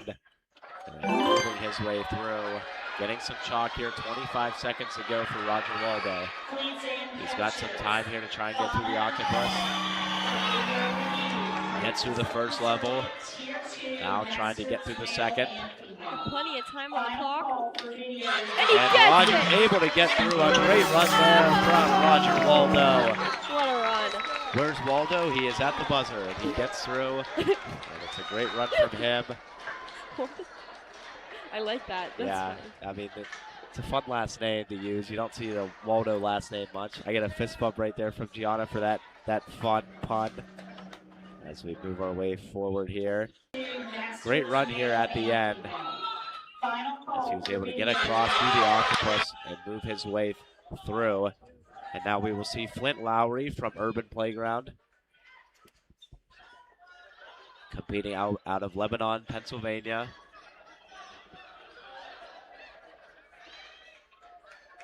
And in his bio, Flint brings a lot of grit, speed, and style to everything he does, so we'll see how his style translates here to the course. And it looked like his foot grazed the ground.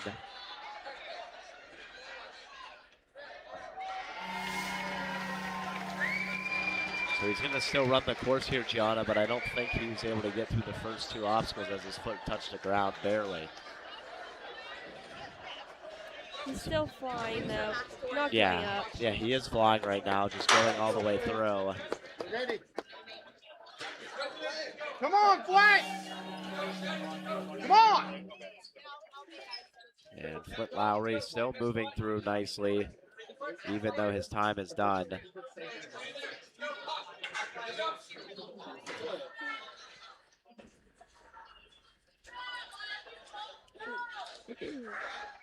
And Flint Lowry still moving here after the 1 second ending of his round.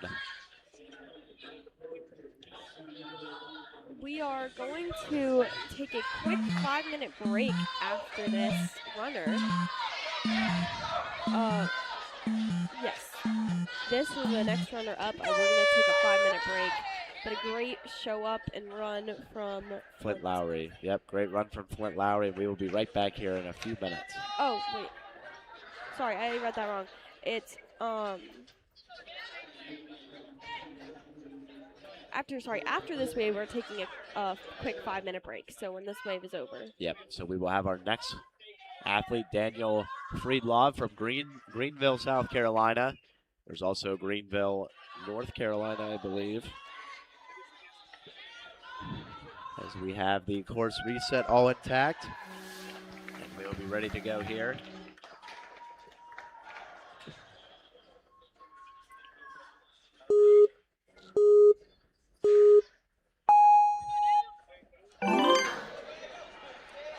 Daniel getting things started. And he is quickly crushing this course here. Quickly through the attack board. Oh my, that was fast. As now he's on to the shelf drop even quicker, honestly. As he's able to move his way forward. Kick off, go. And moving his way quickly through the spinning baskets. As he's able to make his way through onto the octopus with 36 seconds of time. Able to get through wave 1 of the octopus. Needs to push for one more. Getting a lot of momentum here. Able to get to the second one and hits the buzzer. What a clear. And that is the second fastest time here on the course and the fastest completion of the course here today. It combined with both waves. So Daniel Friedlov finding himself second on the leaderboard here as we move our way through. Great run right there by him as we take a look at the replay from his run. Just absolutely crushing the course.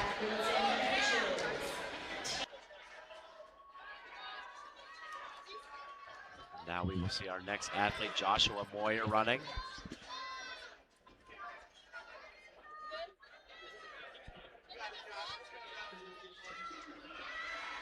Joshua Moyer from Willow Grove, Pennsylvania.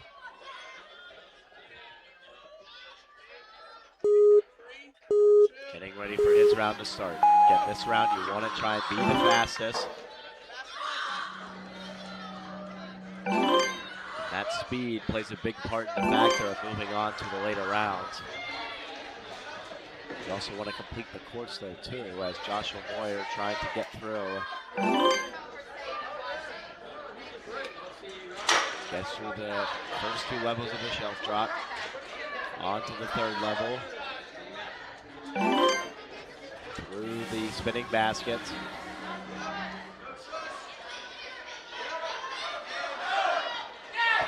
Through the baskets now, moving forward and not able to get through onto the shelf. Still gonna run though his time. Great effort there by Joshua Moyer.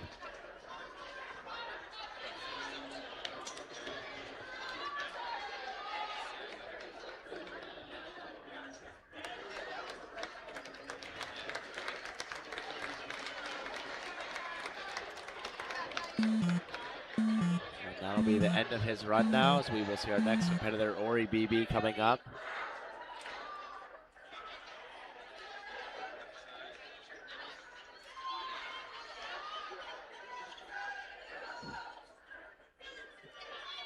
Gianna's passing me more origami as we move through the course.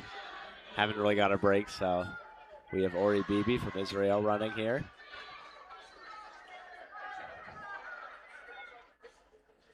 He is from Kfar Saba, from the Asia region here in Israel.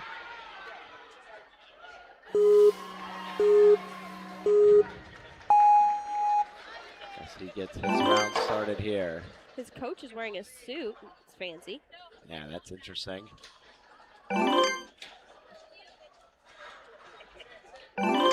It's always exciting to see what countries show up. I think it's really cool. Yeah, Ori now making his way through his run, now onto the tack board. 50 seconds to go in his run.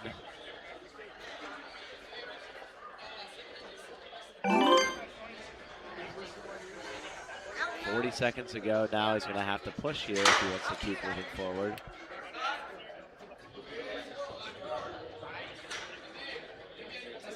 And now with 30 seconds, we'll move on to the spinning baskets.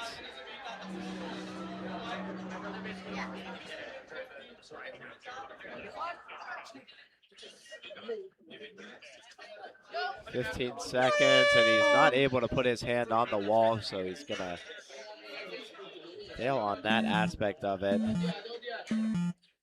But a great run so far, and he's that's just run out of time here. That's gonna be the end of Ori's run. But a great run. He's gonna completely run through the rest of the course. Yeah, that's gonna be the end of his run there. As now we will have our next athlete, Joey Baroli, running. Joey looks ready to go.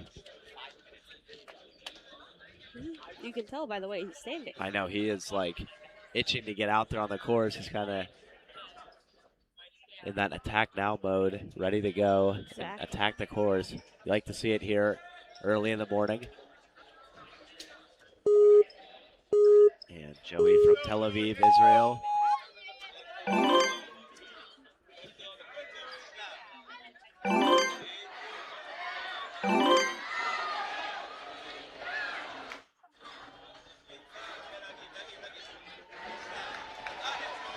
Joey now moving forward, continuing to push and continuing to execute.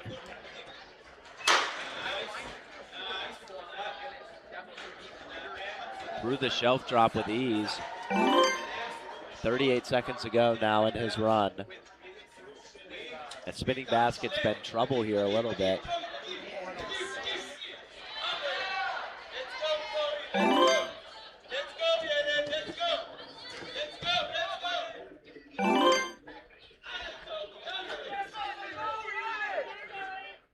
Joey Baroli, 15 seconds to go. He's really got to start hurrying up here and lock that in, and he gets that first move. He's got to start going really quick through the second. And he's able to get through the second and able to hit the buzzer. What a run. A great run right there from Joey Baroli as he's able to get through the course. Great work right there.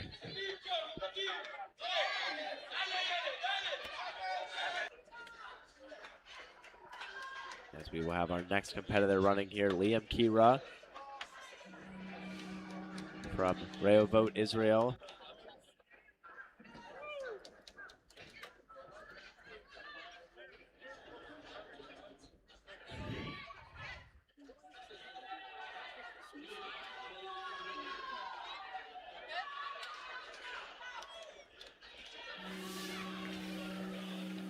And Liam Kira will be running here next. Our third straight competitor from Israel. And Liam Kira is absolutely flying right now through this course. A minute on the clock, and he is continuing to move through quickly. Onto the shelf drop. Oh, what a nice move that was. Kind of sideways on the shelf as he moves his way through to the spinning baskets. Oh, tried to go for it, gonna reset. 44 seconds to go, gonna go to that second basket, across, and lands. Ooh, hard to keep up here with his pace. 35 seconds on the clock.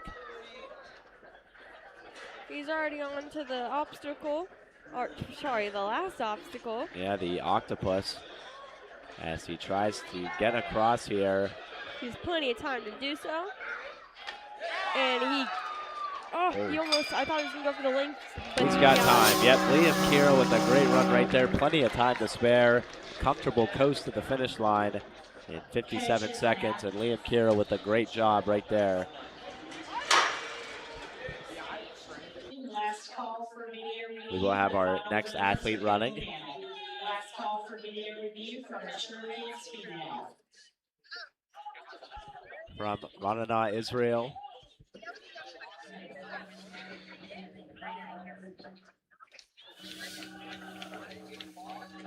And he will be running here after the course is reset.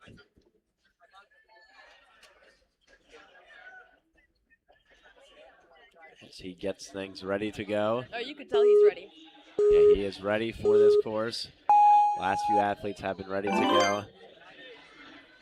Oh, wow, he is flying. Oh, my goodness. Absolutely flying through the course right now. 1 minute in time now as he goes through the shelf drop. Like you said, Gianna, he was ready to go from the start. Oh, but he touches the wall. That's going to be the end of his run.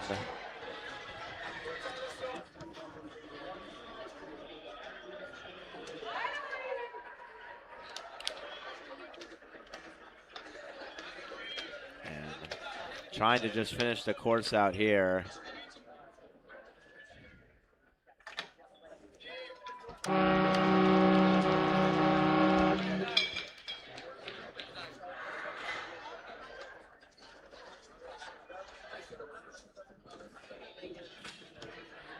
And now we will have our next athlete here in wave 2.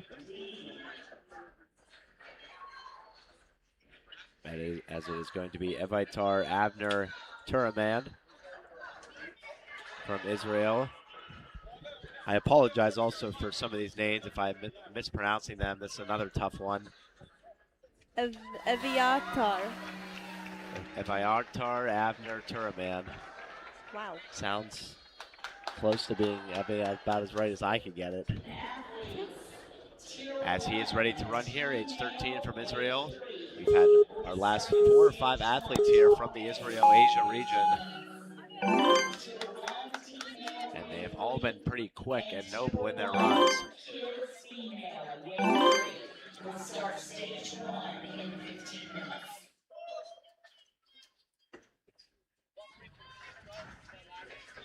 As now he is moving his way forward.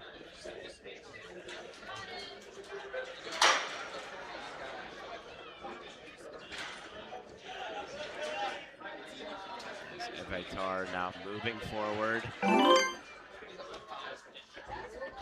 onto the spinning basket. Whoa, what a And tack. makes a quick move right there to the second one. Great work there. Now quickly moves his way forward to the last obstacle, the octopus. To try and close things out here in his run in wave 2. And Evitar, 8 seconds to go here. Gets the first hook. Looking for the second one here with 3 seconds. Gonna have to hurry, and that's not gonna be enough. Just misses that second hook. Great run though by Evitar. And that's gonna be the end of his run right there. Next up, we have Shaveit Mari. Yeah, Shaveit Mari Cohen. He will be our next athlete here from Nes Ziona, Israel.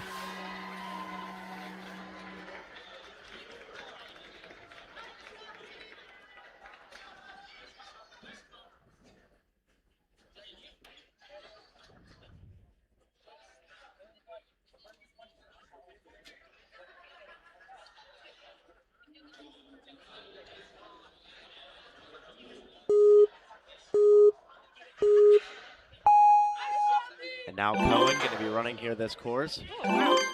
He is flying so far. Yeah, quick start so far for him. Oh, my goodness.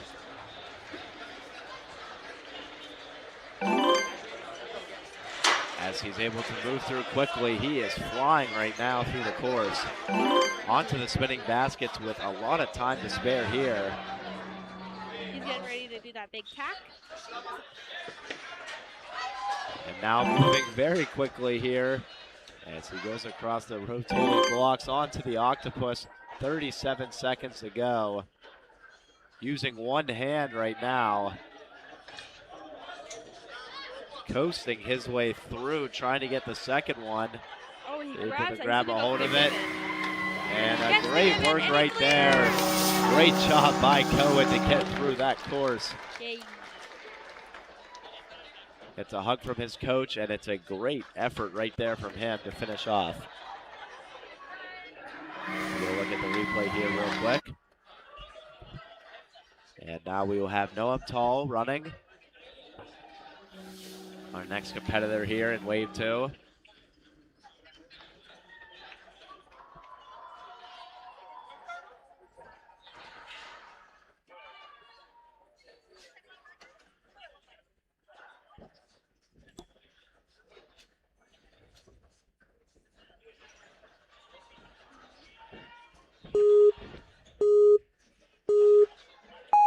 And now Noam running here.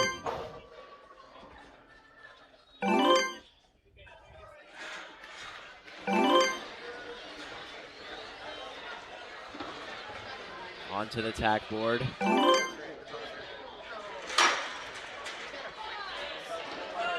Moving through onto the shelf drop here. Oh, he links that tack. It links right into Wow. the second basket. Quick run right there through those two obstacles on the spinning baskets, making no work of it. 40 seconds to go now on the octopus. And right now these athletes are flying through here this competition. He's gonna. Oh. And Noam not able to grab a hold of the second one. So close right there. What a great job. Great effort at it. Great run there. And that'll be the end of his run here in Wave 2. We'll take a look at the replay, though, from earlier in the round where he was absolutely flying across.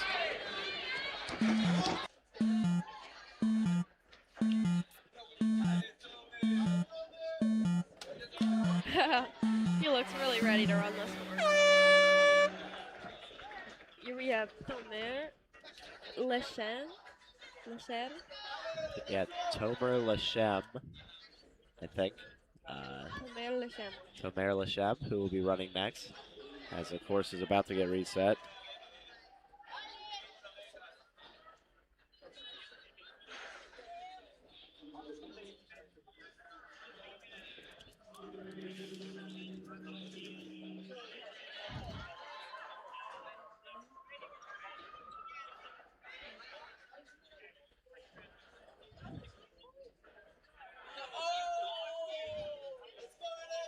He's looking like he's about to pounce onto the course. And he is absolutely locked in and ready to go.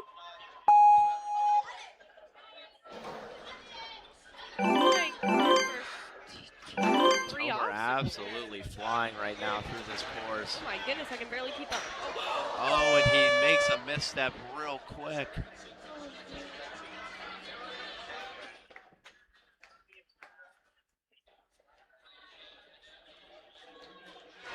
Not able to get through right there. He's going to run the rest of the course, though. Frustrated with himself. He maybe moved a little bit too quickly for his brain to work there. Tried to make the jump across Gianna, but it was too fast. It's a very unforgiving sport. You make one mistake and it's done.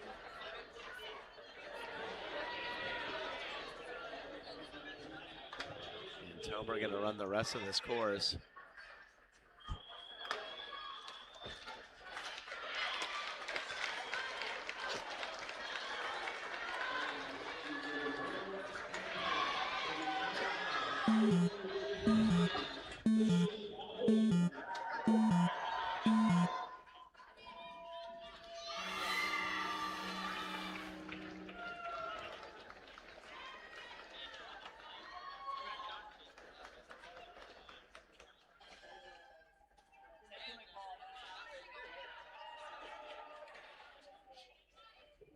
And now we will have our next athlete here, who will be competing, Kale Walker from Ninja Logic in Hanover, Pennsylvania.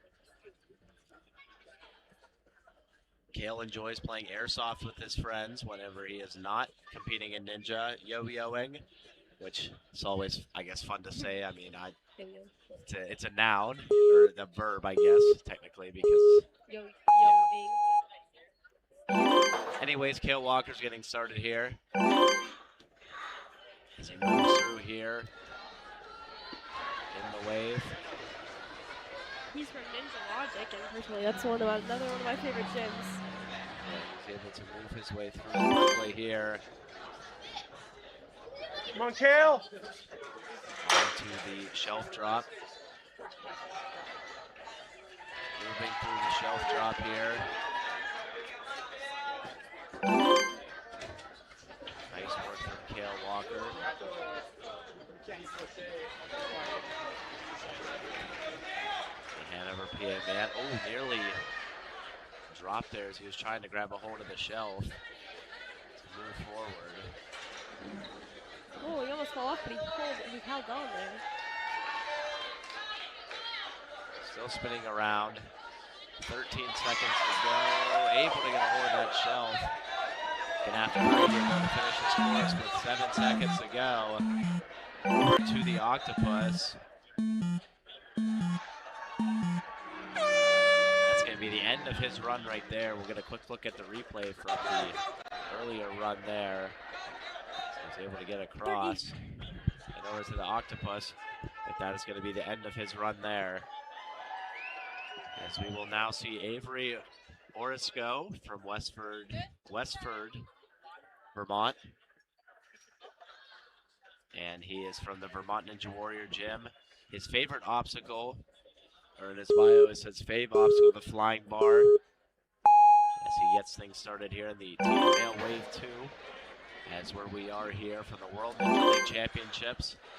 Day 2 on Friday.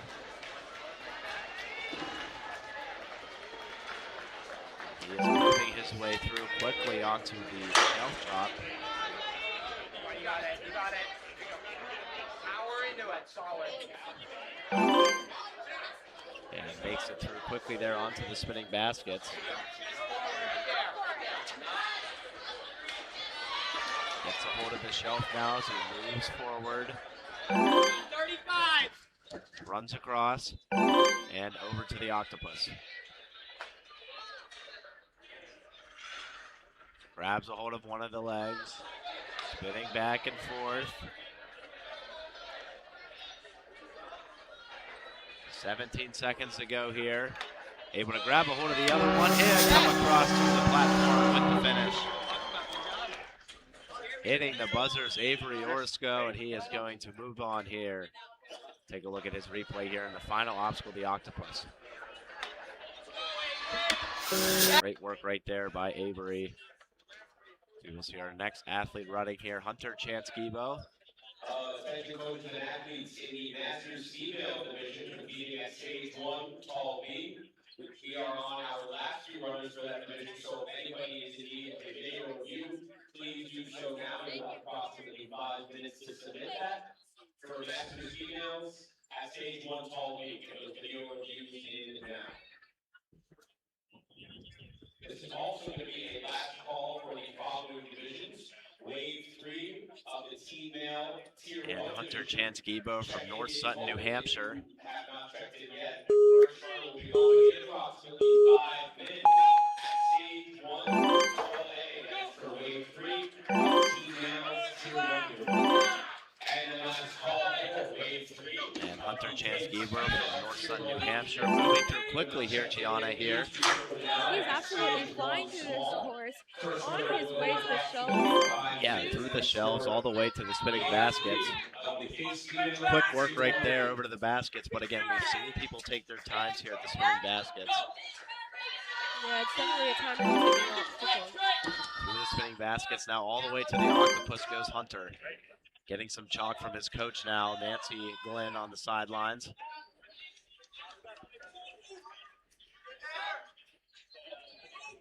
And now he is on to the octopus level. Through the first 2 levels, on to the third, and to the finish line. Hunter Chance-Gibo with a great The run flag. there as he waves the flag. Victory. He's able to finish off there. We'll look at his replays here. So he's absolutely flying through that shelf drop onto the swinging baskets. Now we will see our next athlete running, Joshua Korn. Korn spelled with a K. So we have a few more athletes here left before we advance to wave 3 here for the teen male division.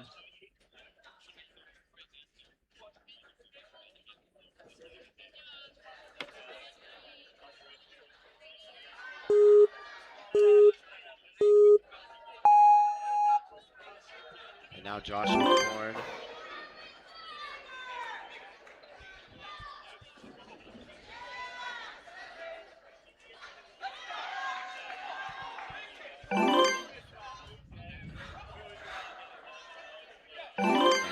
From New York City. Moving his way forward.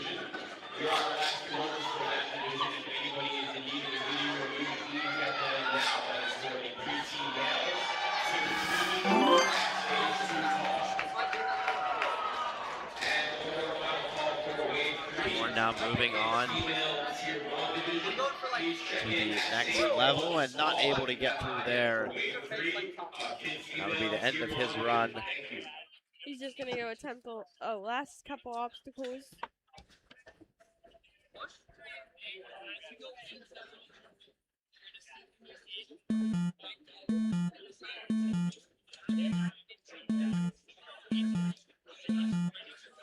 He's gonna just run through, like you said, the last couple obstacles here.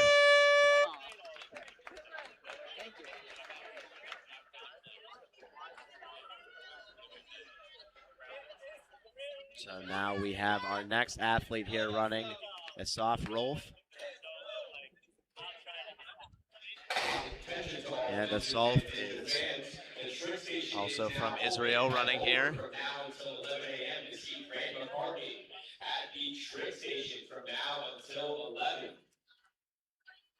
And Assaf is getting ready to start his run here.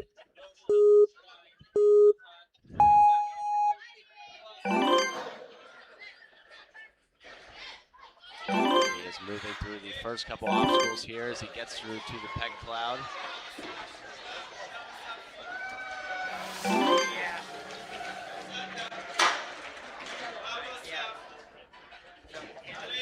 He's now going across to the spinning basket. And Assaf now moving through the first wave of the spinning baskets as he goes to the second one. And now moving his way forward to the octopus. Fun fact here, we haven't seen that many people that have used that two-arm technique here on the octopus, but right there Assaf's gonna do. We've seen a lot more one-arm usage here. I know, I love when people do the one-arm saves and stuff. It's so cool. Assaf, though, gonna try and do the two-arm, and he's gonna be able to get across and hit the buzzer. A great run, though, from Assaf as he's able to get across and hit the buzzer and able to complete the course. We'll take a look at the replay here.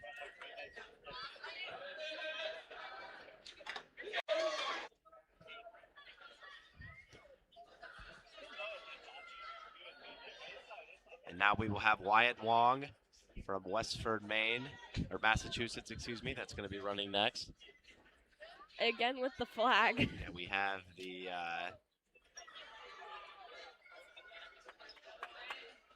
flag here out front again. As Wyatt Wong gets ready to start. And now Wong moving his way through, started Ninja in 2016. Going through now.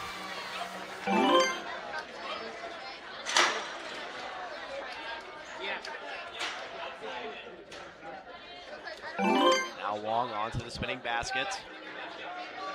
Got through the first 5 obstacles here, now through the spinning baskets is his next task. He's able to jump to the second one, over to the shelf. Able to get a hold of the shelf. And now going through the unbalanced square run here as he goes through to the octopus. And the octopus going to be the next tough test here as he is able to get across the first level and makes a great lunge there as he's lunging his momentum to try and get a hold of the second one. And a Great job right there, and over and across. What a run. A great run from Wyatt Wong, who's going to wave the flag at the end of his run. And now we will take a look at the replay. Wong does a great job there getting across and finishing. As now we will see our next runner, Logan Zisk, in the teen male division. And Logan Zisk from Parrish, Florida. 5'2", 97 pounds, likes that generation swing technique. And he competes out of the Jungle Gym, gold level 1.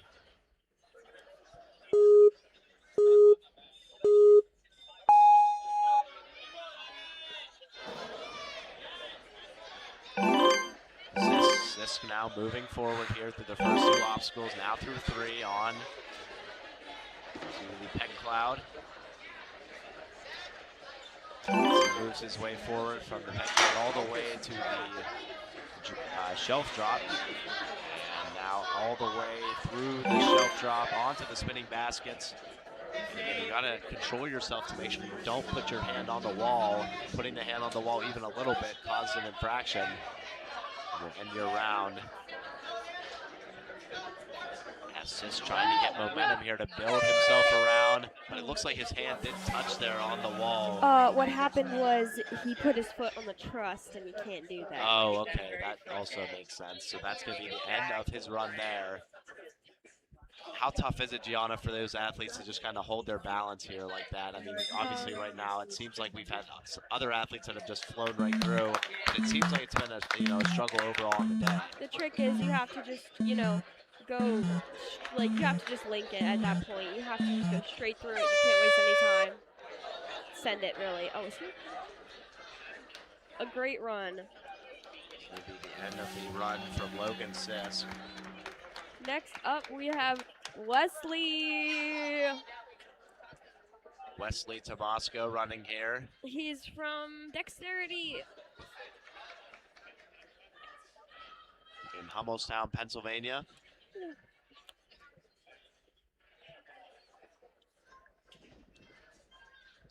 And Wesley Tabasco here. With our lovely Coach Elias. Running here in wave 2.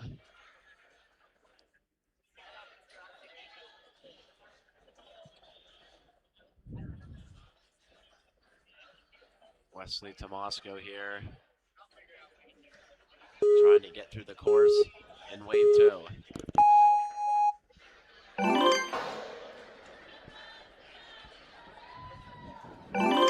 Attention all parents, coaches, and athletes. And Wesley getting through the first couple of amazing sponsors, starting with our people over levels here. Ninja, on the trailing pro. DGS Ninja Hummelstown, PA moving all the way to the shelf drop now. From 1 to 2. Now trying to move his way forward to the third one. And Brett Sims. Train with confidence, train with DGS Ninja. Now using his momentum here to go to the spinning baskets. Ready to rotate his way around. And gets through. First level to the spinning basket. Go check out the Addie Urban exclusive products. Now trying to get the dismount off the shelf here, and he's able to get it. And with 19 seconds here, he has a chance at the octopus. 13 seconds to go as he tries to get through the levels of the octopus and not able to get through the first one. Great run though, nonetheless, from Wesley Tabasco. Hit the buzzer at the end there. And a great run from Wes. And a great run there, as that's going to be the end of his round. So we will now see Henry Beauregard from Worcester, Massachusetts. 5'10", started Ninja in 2018, 13 years old. Henry's looking really ready to take on this course. Henry's ready to go here. Really moving forward quickly. As he is able to absolutely fly through the beginning of this course. An incredible start here for Henry. First round will be going in approximately 30 minutes. That is for As he moves on to the spinning baskets. Checking in also open for the kids male division, wave 1, tier 2. And he's able to move onto the shelf. He is Keep flying. his feet up as he's got long legs. He has 38 seconds to go. to finish this course. That's impressive. A lot of time right here for him. As now he is on the octopus. From one level to the next. Henry able to move his way to the final octopus level and able to hit the buzzer. A great run right there from Henry Beauregard. And that'll be the end of his run there as he waves the flag to finish off, which was a very quick run by him. And that will move Henry into one of the top 5 times there, 56 seconds. So in 5th place now with in terms of speed here in stage 1. Next up, we have Owen Ray. I'm sorry if I pronounced that wrong. He is 5'3", 95 pounds. Oh my goodness. He started Ninja when he was in 2022, and he's from West Hartford, Connecticut. Oh, thanks. It's okay. Sometimes you see the just abbreviation and get tripped up by the state. As Owen gets started on his run here. Moving his way through the first 3 obstacles. A lot of these athletes have been moving really quickly here.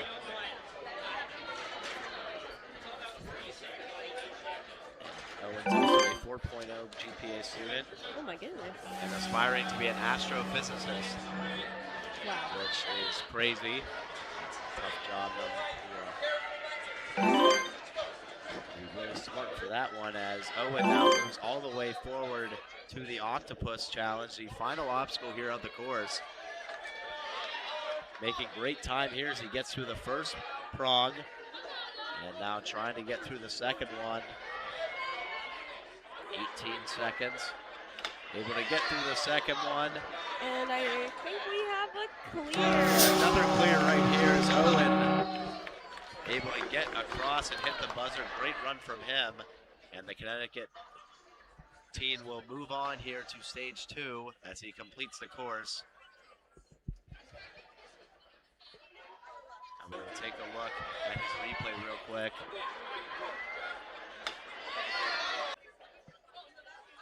Owen is now done, and now we will see our next competitor here.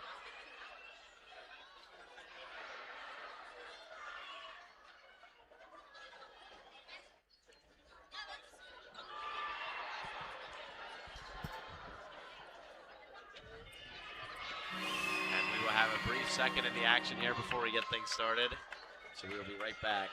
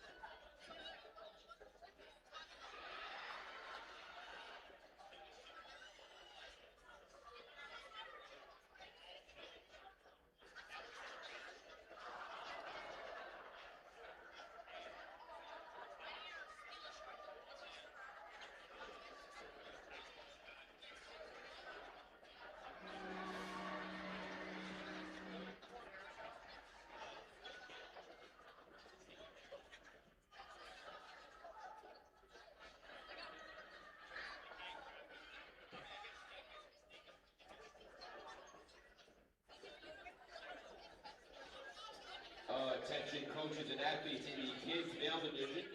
Check-in is open for you guys at stage 2 small. First runners will be going in approximately 20 to 25 minutes. That is for the kids male division at stage 2 small.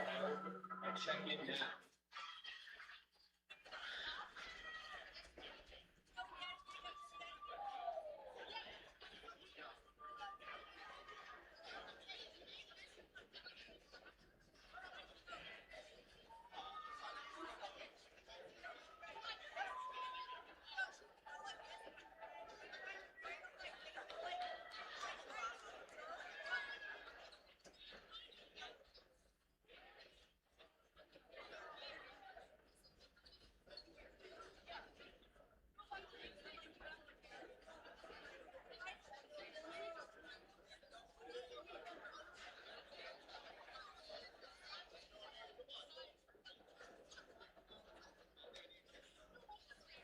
Welcome back here as it's going to be Nathan Audio running here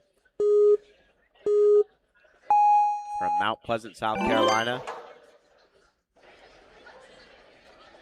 And Nathan moving quickly here through this course. Oh, but he's not able to get through the peg cloud.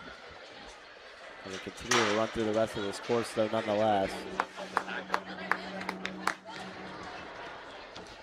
And that's going to be the end of Nathan's run.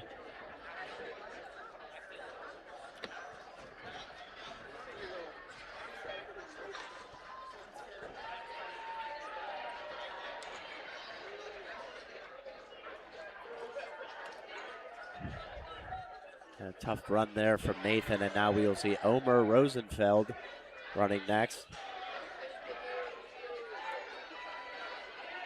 Omar is from Ramat Gan, Israel.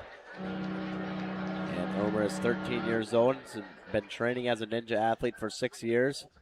And he's a member of the Ninja Prime team. His favorite obstacles are the skyhook and flying bar because they are challenging.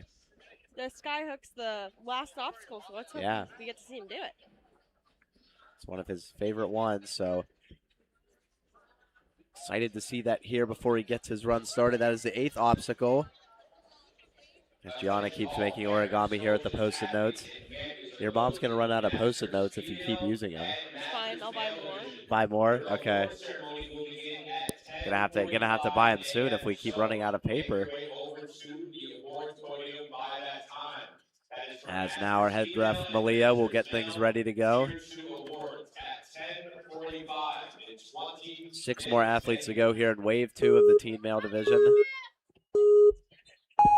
And Rosenfeld getting started here. Not wasting any time as he gets his run underway. And Omar moving quickly here.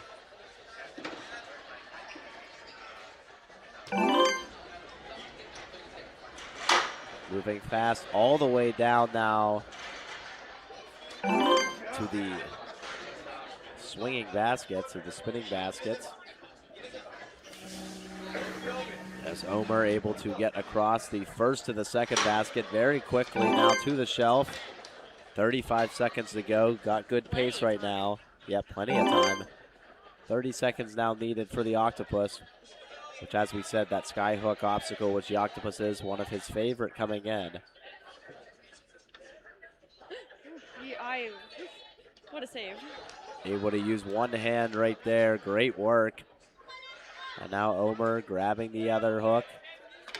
Reaching for it and going across. Hitting the buzzer. A great run there by Omar, who had a great run. We'll look at the replay as he absolutely tremendous running through the course there.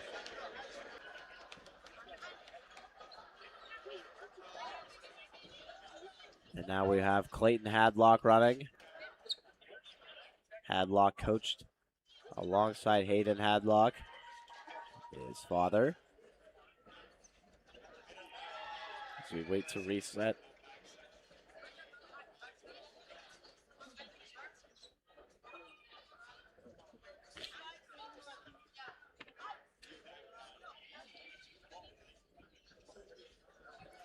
A few more athletes to go here in Wave 2 before we will take a small 5-minute break before Wave 3.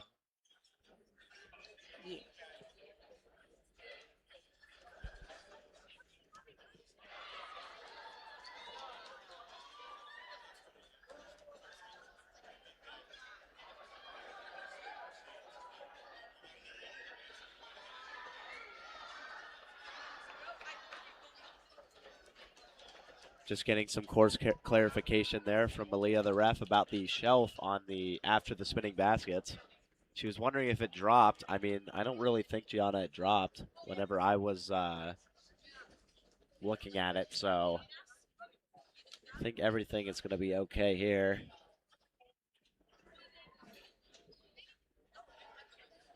As we get things underway here for Clayton, our next runner. Again, taking a look at that shelf. Make sure nothing dropped. Attention, if you have a couple words from more of our amazing sponsors, starting with NinjaWorks. NinjaWorks is the ultimate in ninja timing systems.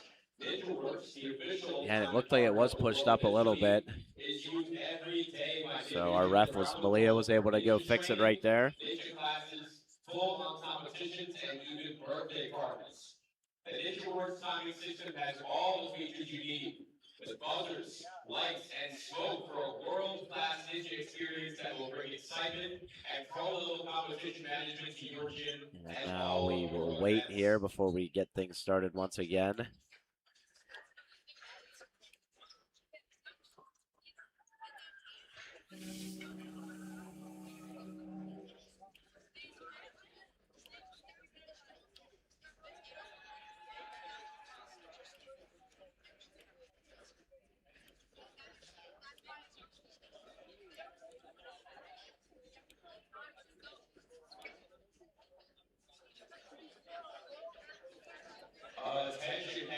Now we will be waiting here for a second before we get things started. We are on our last few runners in that division, so if anybody is in need of a video review, please make sure to submit that now. That is for the kids female division, tier 2 at DC Small. Get those video reviews in now.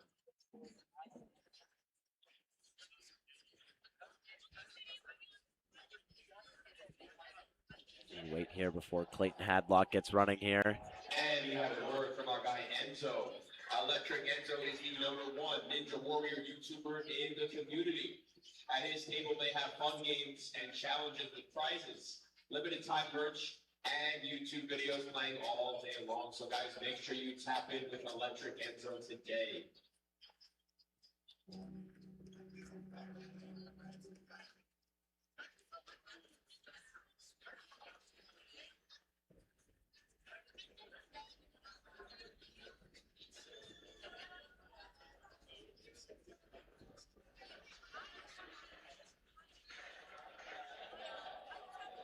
And lastly, a word from Rebel Obstacles. Are you looking for something new?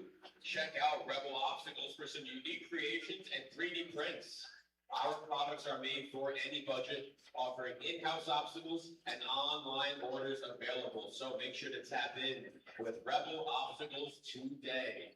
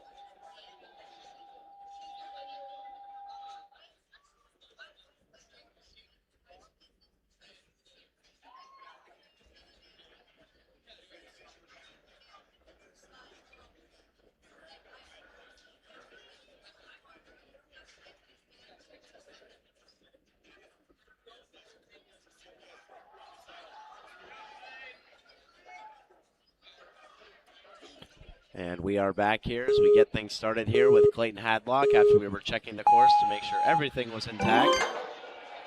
Attention, you have a check-in reminder for the following divisions. The mature kids female, weight 1, tier Clayton 2. Hadlock moving quickly right here through. Stage 3 small if you have not done so yet. First one will go with approximately 15 minutes. And Hadlock now moving very nicely and swiftly here through after his small little delay. That delay not affecting him at all as he goes to the spinning baskets. Moving through both baskets now as he is trying to get a hold of the shelf. Good work right there as he now moves across the rotating squares there over to the octopus. Gets some chalk from his coach with only 20 seconds on the clock now, so gonna have to move a little bit as he reaches for the first arm. And he's gonna have to hurry here as he is now spun around backwards. 3 seconds. One, and not gonna be able to get it across. So close right there. Run. Great run, though, nonetheless, from Clayton Hadlock from Geneva, Ohio. Nearly getting across there. Just couldn't get that last prong in time.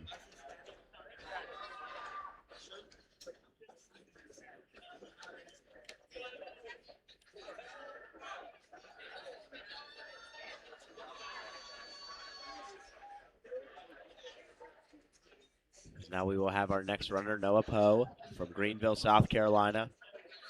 13 years old in the U.S. Southeast region. 4 more athletes to go here in Wave 2. And Poe starts out a little shaky there as he moves that ring around, but he's able to get back a hold to it. And glide down the ring glider there over to the tack board.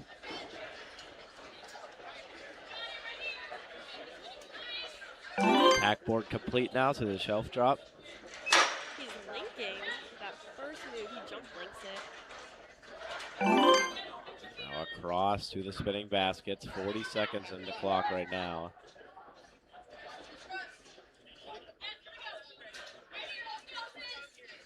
Now he's able to make that quick transition over to the second basket. And able to grab a hold of the shelf before he moves forward to the final 2 obstacles, but oh, he falls down. That's going to be the end there of the run officially as he tries to finish things out. Unfortunate break there for Noah Poe.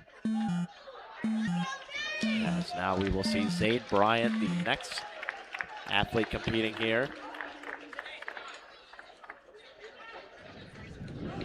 3 more athletes to go in wave 2, so the first 2 waves here going to be complete here momentarily. 10:35 a.m. here from the Greensboro Coliseum. And Zane from Stephenson, Virginia. Plays tackle football as a wide receiver. So loves physical sports. And his favorite ninja obstacle is the ring hop.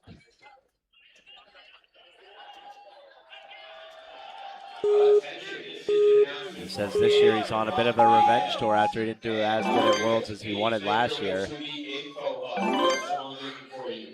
Zane Bryant ready to go here, and he is absolutely flying through this revenge tour. Whoa. It's up great. Holds on the shelf drop.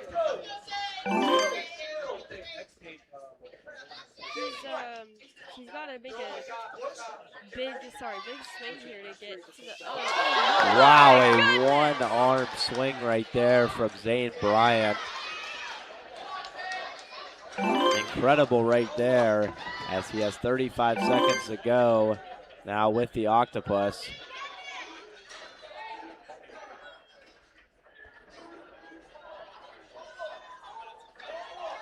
Gets through the first ring here. Attention all parents, coaches, and athletes in the kids female division at stage 1 small for tier 1. 15 seconds to go. Plenty of time here for Zane, who nearly gets it through. A great run from Zane Bryant nonetheless, and we get to look at some of the highlights here. First through the beginning waves of it. And then through the spinning basket, one arm grab. Tremendous right there. As now with 2 athletes to go, we will have Guy Izarovich running next. Guy Izarovich from Tel Aviv, Israel. Competes in the Asia region. I believe after this we'll have a 5-minute break. Right? Yep, 2 more athletes to go, and then we will have that 5-minute break.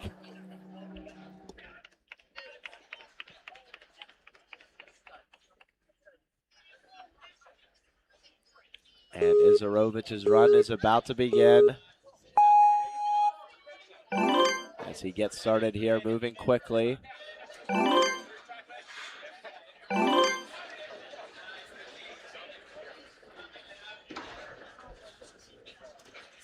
Moving quickly through the course now onto the shelf drop. Nice legs. And he is absolutely flying through this portion as well as we've seen before in the past. Attention to all parents, coaches, athletes, and friends and family of those that competed in Masters. 44 seconds here to go as he's able to fly through now. Award ceremony is beginning at 10:45. Walking through gingerly over to the octopus. 35 seconds now on the clock. He'll get some chalk from his corner. Masters female, please start making your way over to the podium if you are not there already. Guy Thank you. Izarovich trying to move through here and complete this course. 1 more ring to go. And he's able to hit that ring. Great work right there. And he's able to hit the buzzer. And that's real clear. Guy Izarovich, a tremendous run right there. What a guy as he moves on to stage 2.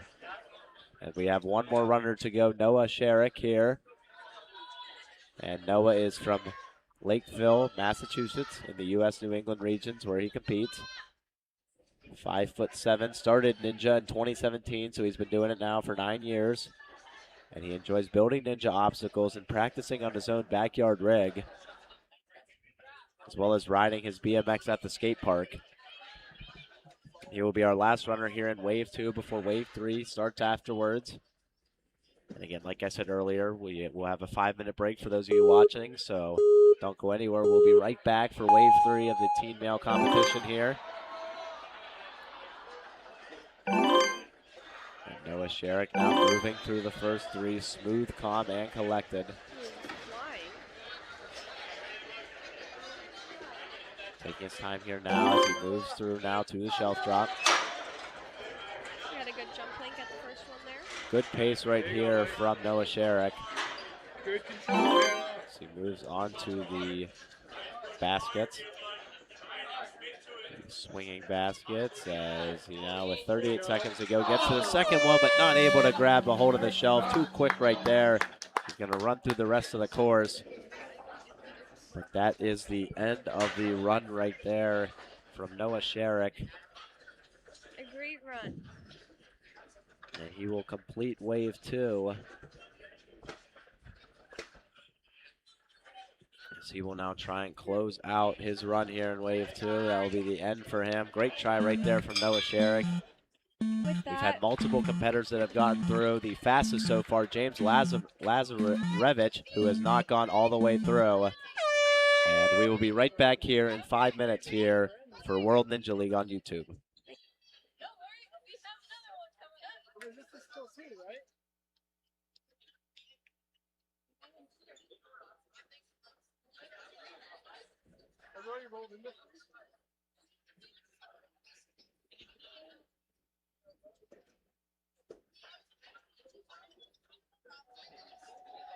Attention all coaches and athletes.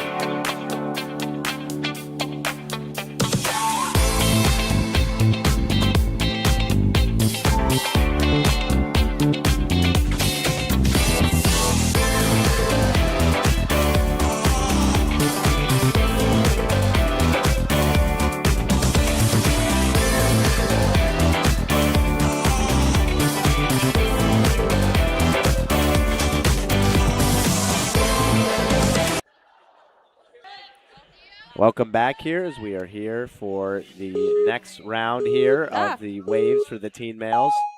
It's going to be Brennan Casaverde from Rock City Ninja. And that was a quick start there on that one as he's going to continue going. He fell on, I believe, the second obstacle. And now Casaverde going through the rest of the course. Unfortunate fall right there to start. And a few facts about Brennan Casaverde. Been doing ninja since he was 6 years old and now up to age 13. And he also plays soccer and skis, rock climbs, and swims. So a lot of different athletic events that he competes in. Athletic feats, I should say. As he goes all the way through to hit the buzzer on his way done. And now it's going to be Theo Ruccio going next.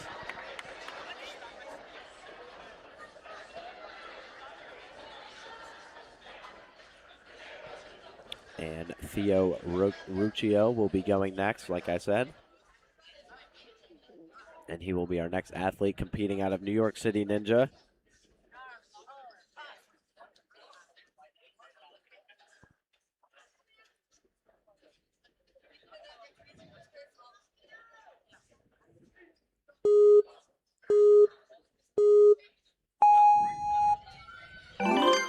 And now he is off and running. Theo Ruccio moving through the first couple of obstacles for the U.S. Northeast region. Moving through the shelves here nicely, the drop shelves. 1, 2, and 3.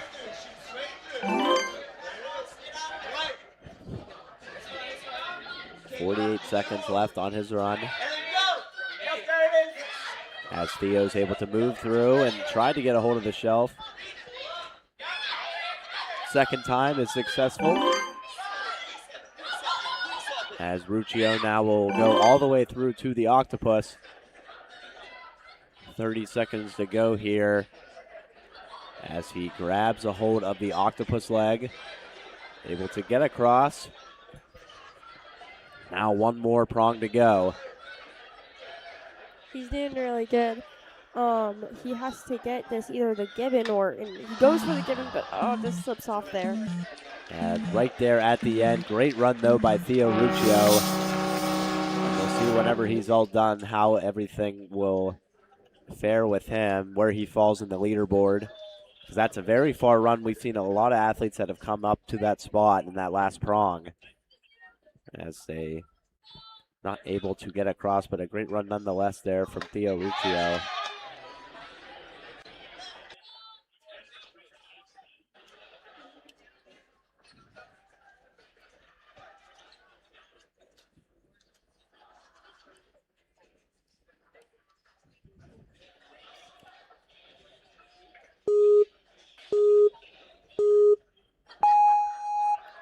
And now we will see our next athlete running. Ayel Roset from Israel. Ayel making good work right here as he moves forward now onto the drop shelf. And quick moves right there to get through.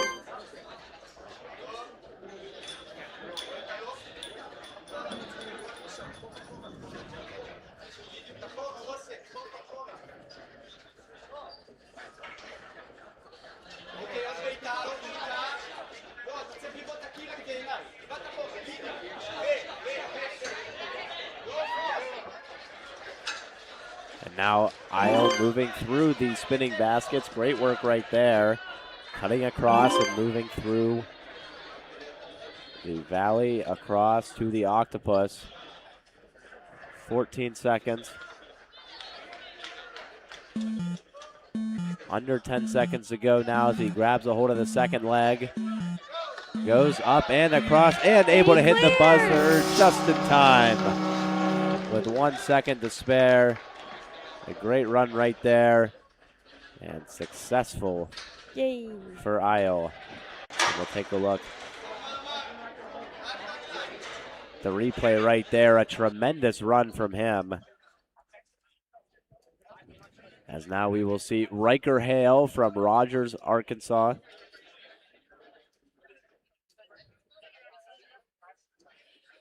And competes in the U.S. Heartland region.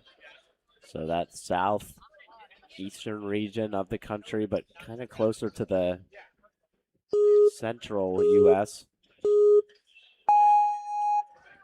And now Hale moving quickly here as he gets through the first couple of obstacles, through all the way across now. And he is absolutely flying now through the course. A lot of these athletes, see how quickly they move. And now Hale stuck a little bit on the spinning baskets. Gonna have to try and give himself some momentum here.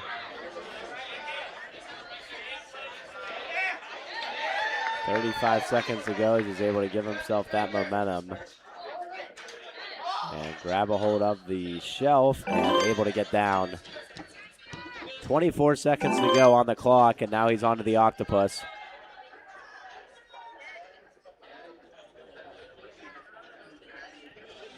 And the octopus challenge. One more prong to go. As he grabs a hold of it, now under 10 seconds. And not able to get across there. Great run, though, nonetheless, there from Riker Hale. That will be the end of his run. It was a great job right there. Yeah.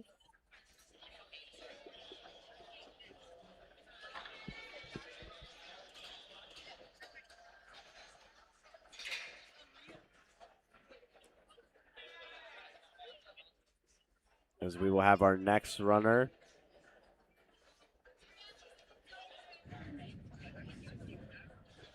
It's going to be Jace Bowman from Newport Richey, Florida, competing in the U.S. Southeast region, 14 years old here, as he gets set to take on the Tall Stage 1A.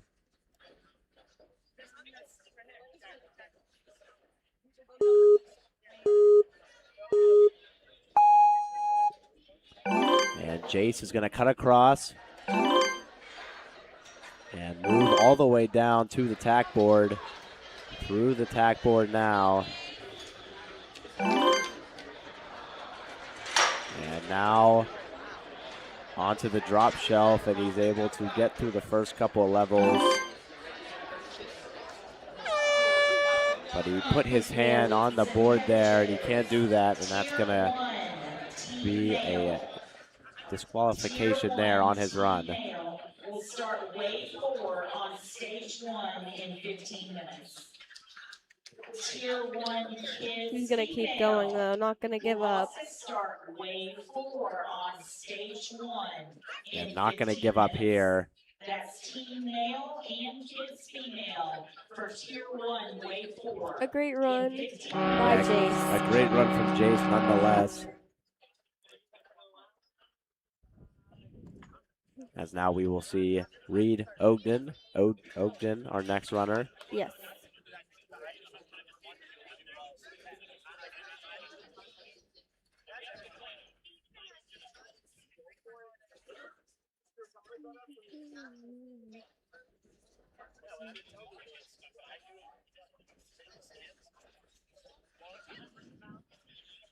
And Reed from Medham, New Jersey.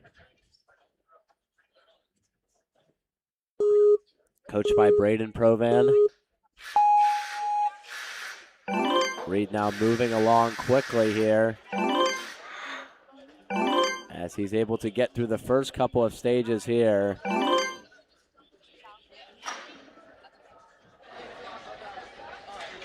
And now he is all the way through, trying to get to the spinning baskets. Over to the spinning baskets, first level. And not going to go over the first time. 45 seconds, will spin around the second time. Good decision there from Reed. And he is going to give himself a lot of wiggle room here as he spins forward. Now onto the octopus. He tries to clear this level. And not able to get the first claw across on the octopus. A great run, though, from Reed. Will hit the buzzer. And we've seen so many athletes get to this octopus level. It's not an easy task. It seems like it's been like a 50% success rate here today. Yes. But the athletes have really been keeping an eye on that one, as that is the obstacle that has been the most challenging, as well as, for a lot of athletes, the most fun obstacle to go on, who enjoy that thrill obstacle jump. And now we have Colin Krog running next. His head coach Tristan Ramsey on the right side of him. And he is from Friendswood, Texas. Great town, name for a town. From the South Central region now.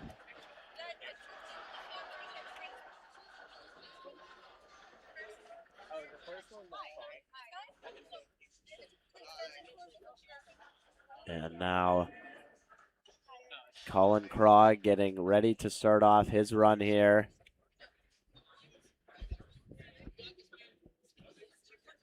Waiting for clarification. His run starts now. Right now. He's moving through the first couple of obstacles. Through the glider onto the attack board. Taking an extra swing, but he gets to that dismount platform. Yep, attack board to the platform. Over to the shelf drop. And that shelf drop has been great for a lot of the athletes here who have really been utilizing it well going into the spinning baskets, which has been one of the obstacles that has been not really a challenge, but more of a obstacle that takes more time. You have to build up your clock here in your head as you're going across, as Colin Krog trying to get through to the shelf, trying to reach for it, can't reach it. 13 seconds on the clock for him. As that clock continues to wind down, 5 seconds here as he tries to go and reach for the shelf. He's not going to be able to as he spins around, and that's going to be the end of his run right there. And Colin Krog finishes there. Going to get stuck on the spinning baskets. And next up, we will see Charlie McLaughlin from Berkeley, California. Traveling a long way to get here to Greensboro, North Carolina, from the Pacific to the Atlantic. And everywhere in between in the United States. Traveling across the country. Although the Atlantic Ocean is not in Greensboro, North Carolina. A lot of people, when they come to North Carolina, probably think that it's like, oh, the beach is like the whole way across. It's like, oh, not really. North Carolina is a big state. As Charlie McLaughlin is starting now on the first couple of obstacles, goes through the pole vault all the way across now to the tack board. Hits the tack board and able to get the dismount.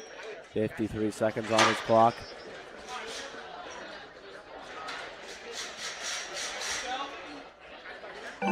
And now he is able to get across. Yep, tack and go. Lock off here. McLaughlin onto the spinning baskets. Spinning really quickly around though, able to get a hold of the shelf for a second. Now has to readjust himself. And that might cost him a lot of time here trying to get through and across to that shelf. He's able to grab a hold of it. Now running through to the octopus. 14 seconds here on the clock. And not able to grab a hold of the prong. McLaughlin's going to fall, and that's going to be the end of his great run there.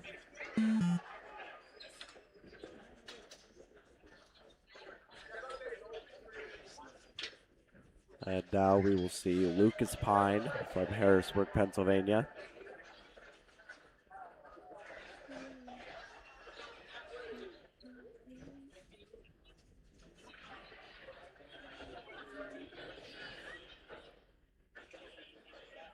And Lucas Pine from Harrisburg, Pennsylvania, Also competes in track and cross country, runs a sub-6 mile. He's really going to need to use the speed that he gets from track for this. It's a pretty tough course. It's a tough course. And Lucas Pine utilizing that speed effectively here early in his run, as he's able to get through and across to the shelf drop. 50 seconds to go in his clock. And now on to the spinning baskets.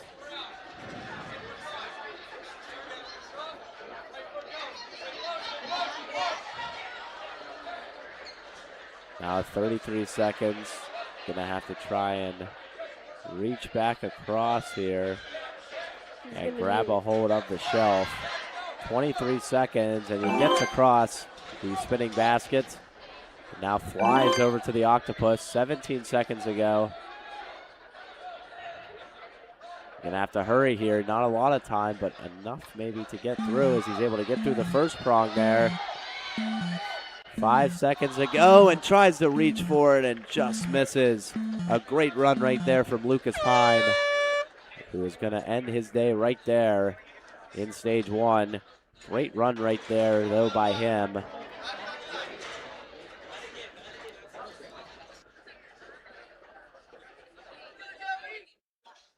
Next up, we have Joey Bank. Yeah, we have Joey Bank running next.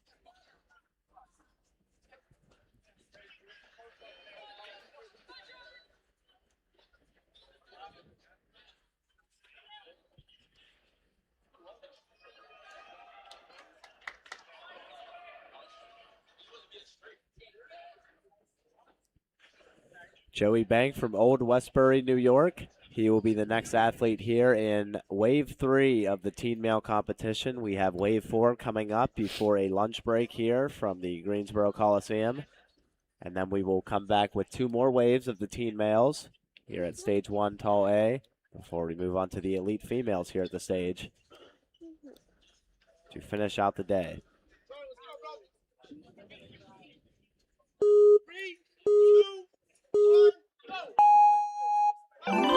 And Joey Bank here getting things started.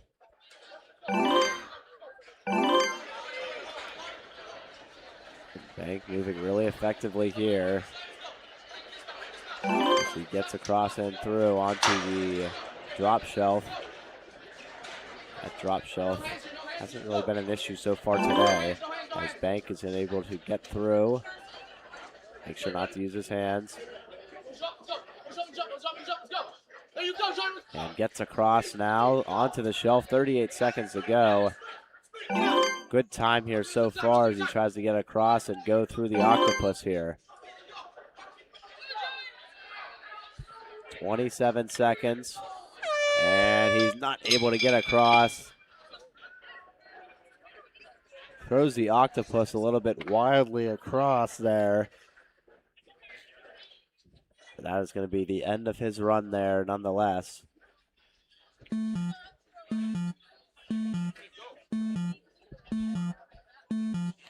As the clock counts down.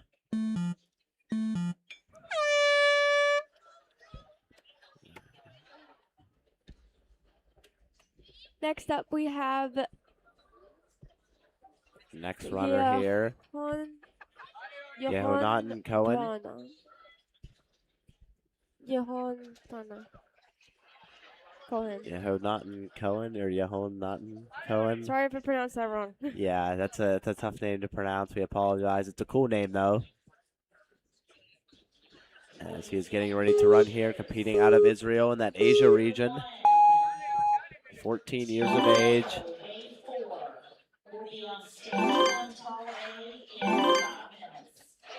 He is absolutely flying right now.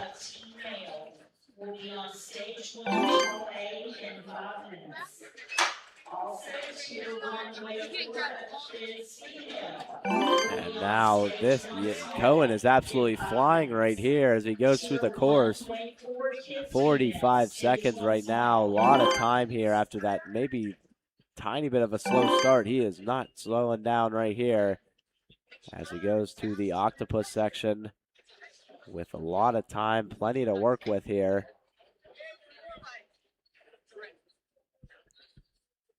Able to get to the first prong. Now reaching for the second one. He's able to hit that one as well.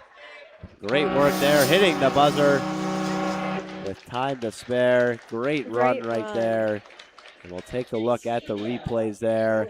He was absolutely flying through the back half of the course and then finished strongly right here on the octopus. So great work by him.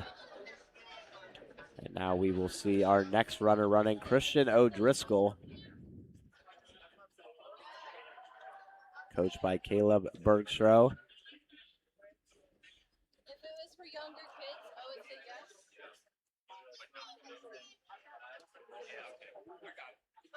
But I see what you, that's a good question.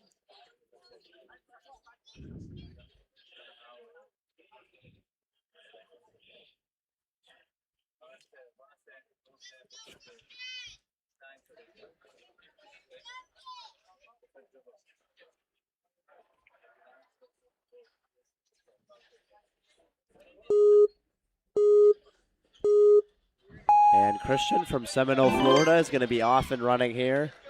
The World Ninja League Championships from Greensboro, North Carolina here.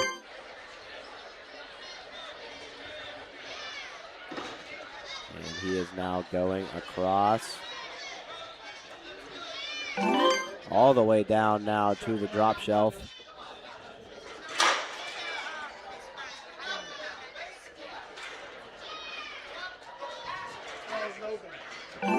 Back across he goes, using his momentum nicely here. 37 seconds on the clock.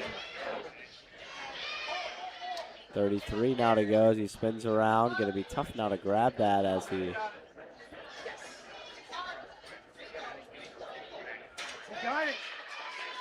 tried to get a hold of it, and there he does. O'Driscoll moving forward now quickly over to the octopus. Wants his chalk quickly, but he doesn't have a lot of time. 12 seconds now on the clock. 10 seconds.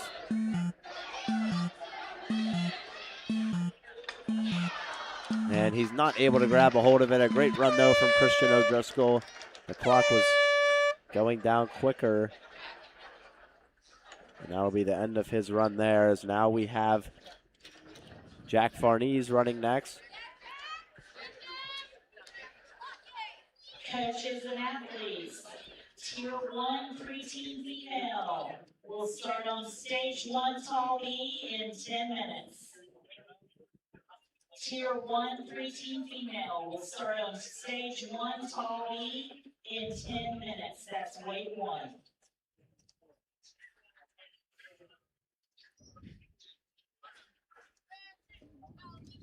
Next up, we have Jack. Yeah, Jack Farnese from Bordentown, New Jersey. And that's Jack's third year training in Ninja. Passionate and dedicated with the sport. He's a 7th grader from Bordertown Regional Middle School. Also enjoys doing tricks on his bike, including running track and playing soccer. It looks like we have maybe a course malfunction here as we're going to get things figured out. He was in the middle of his run and then stopped because something happened.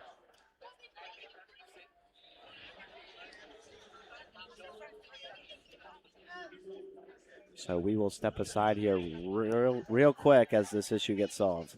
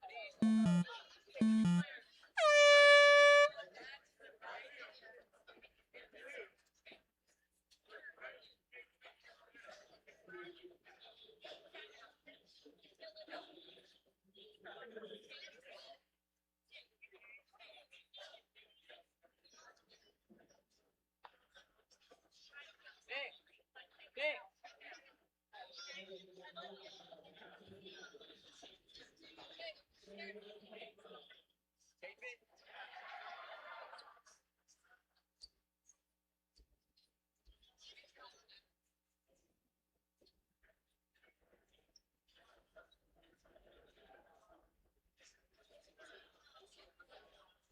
gotta test it after.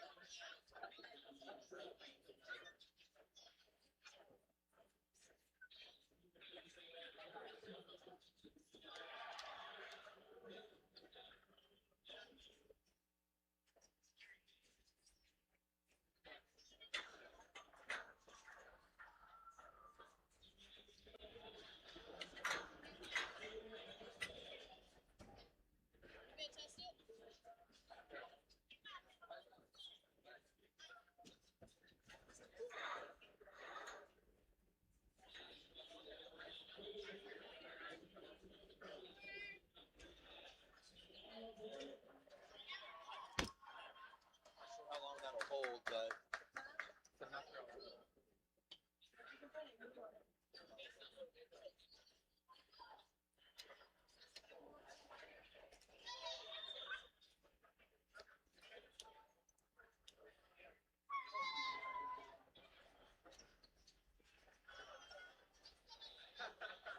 Can we have Lucas Surratt come to Info Hub? Your mama's looking for you, Lucas Surratt.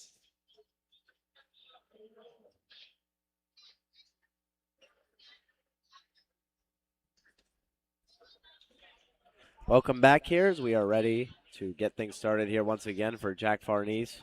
And he will get his run going again.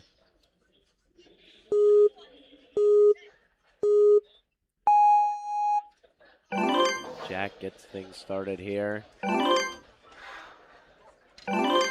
Moving through very quickly in his run. All the way across now to the fourth obstacle.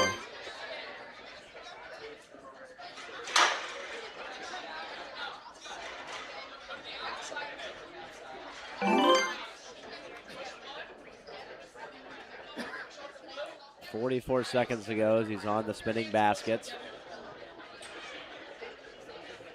Moving through the spinning baskets here effectively.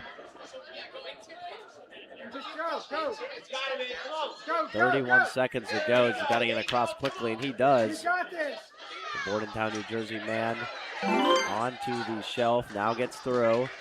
Across now, 20 seconds to go here. A little bit less here for the Octopus. And able to get that first prong. Great run right there to save himself some time. And 6 seconds, and he hits the buzzer. A great run from Jack Farnese on the Octopus, and he was able to get the win right there on the course. And it's a great job by him.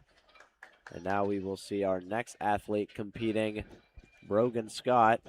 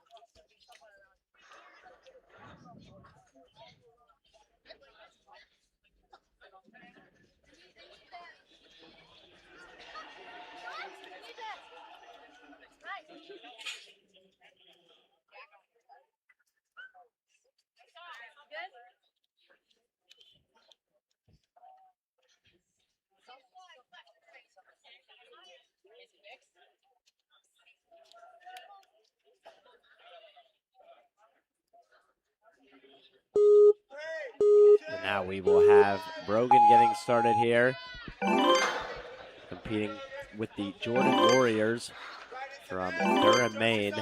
And he is absolutely flying right here, moving through like a gazelle here on this course. Onto the drop shelf, 58 seconds now to go.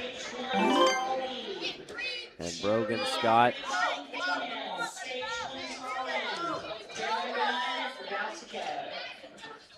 Grabs a hold of the shelf.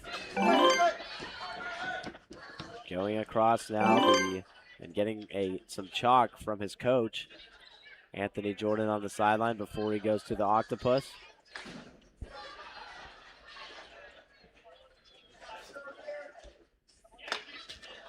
Oh, and not able to get across, just barely missing. Great run, though, from Scott there right at the end.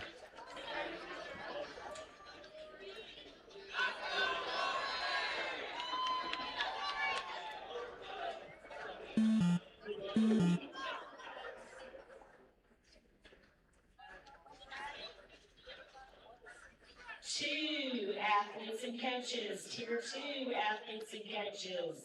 Mature kids male will be starting wave 1 in discipline circuit in 15 minutes. Mature kids male, Tier 2, discipline circuit in 15 minutes. Also, Tier 2 teen male and female, wave 2 will be starting discipline circuit in 15 minutes. Tier 2 teen, male and female. Now we have Rory Followder going here from Houston, Texas. 14 years old, and he's absolutely flying. Might miss him if you don't see what he's able to do here. He's absolutely flying through this course. Rory Followder moving and grooving here, 46 seconds on the clock. He's able to get across, tiptoeing his way.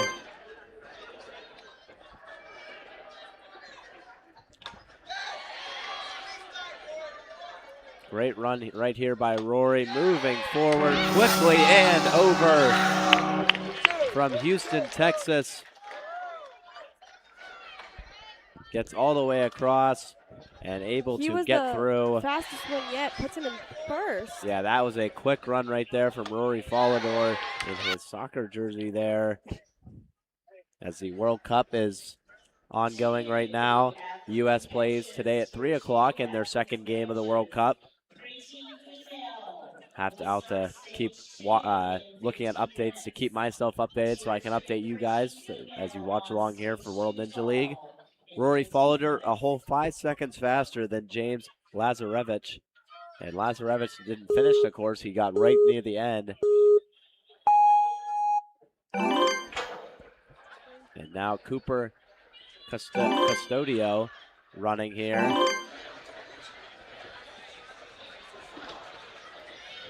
And Cooper is coming back from an injury this year. He broke his arm last year. Kept him out of Worlds. And Cooper is also in a lot of theater plays at his school from Mount Laurel, New Jersey.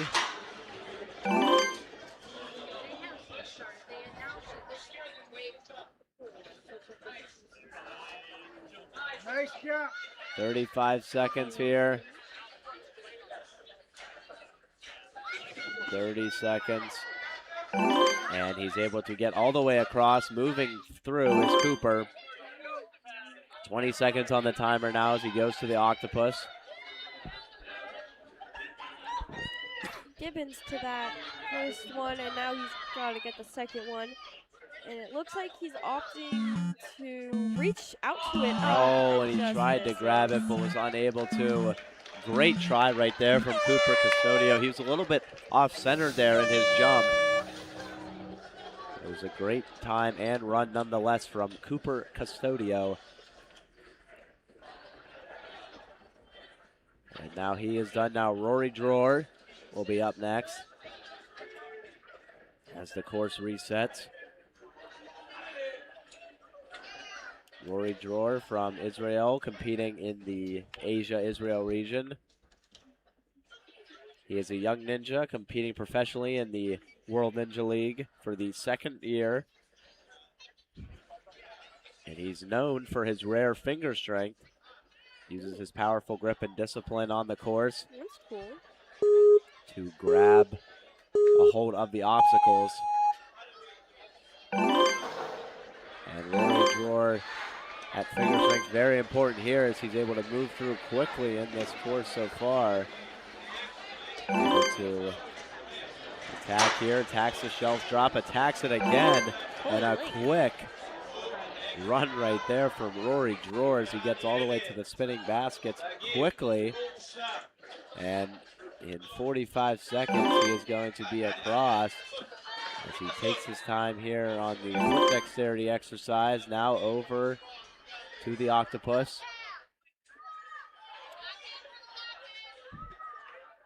30 seconds now.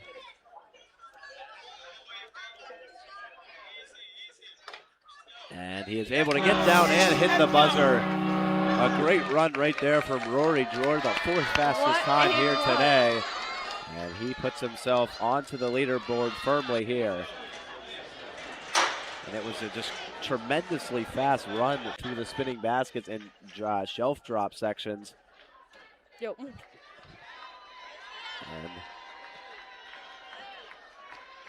our head ref Malia standing right in front of the camera. It's all right, we haven't started yet, so, I mean, as long as she's moved and around before them, we're good. As now we have our next contestant, Sam Barlow from Westerville, Ohio.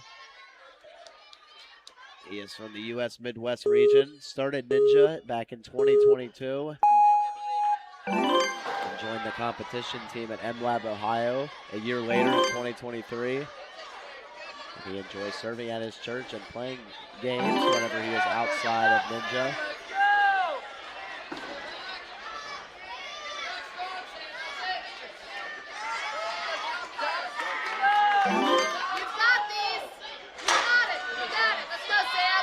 And Sam moving through this course very effectively.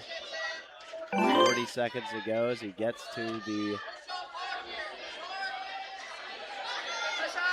next part of the course and able to get from one spin to the other. And now tiptoeing his way across. Yeah, great crowd cheering for him. 23 seconds here on the octopus. As he gets to the first prong. Now gonna try and grab a hold of the second one. And he is able to get through there. Great job, 4 seconds, and he is able to hit the buzzer. What a clear. Great cheer from the crowd, as you said, Gianna, and he is going to get through here and complete the course. Next up, we have someone from Ninja Logic. Let's go. Someone from Ninja Logic. Going to be coming up next. And it's going to be Max Williams from McSherrystown, Pennsylvania. And Max's favorite leisure activity is gaming. He's always up for something outdoors, though, and climbing trees, riding his bike, skimboarding, other stuff. And he loves the latches obstacle in Ninja competitions. 14 years of age. Favorite format is that flow course. And Max going to get things started here as he's moving across the course. All the way down to the peg.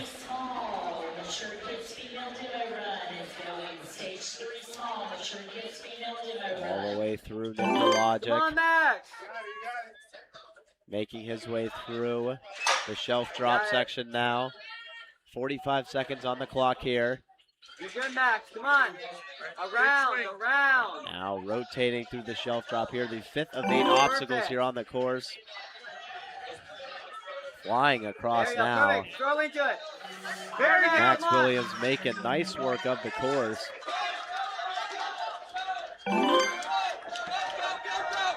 As he walks back across.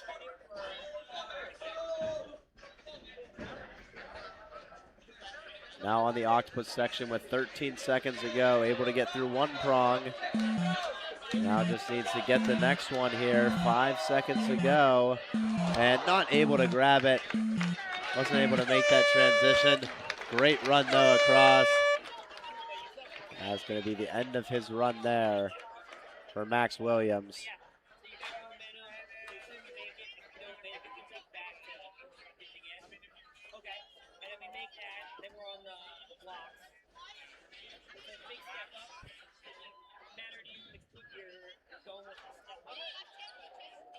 Attention coaches and athletes, we have last call to check in for the following divisions, starting with wave 1 of the mature kids male tier 2 division.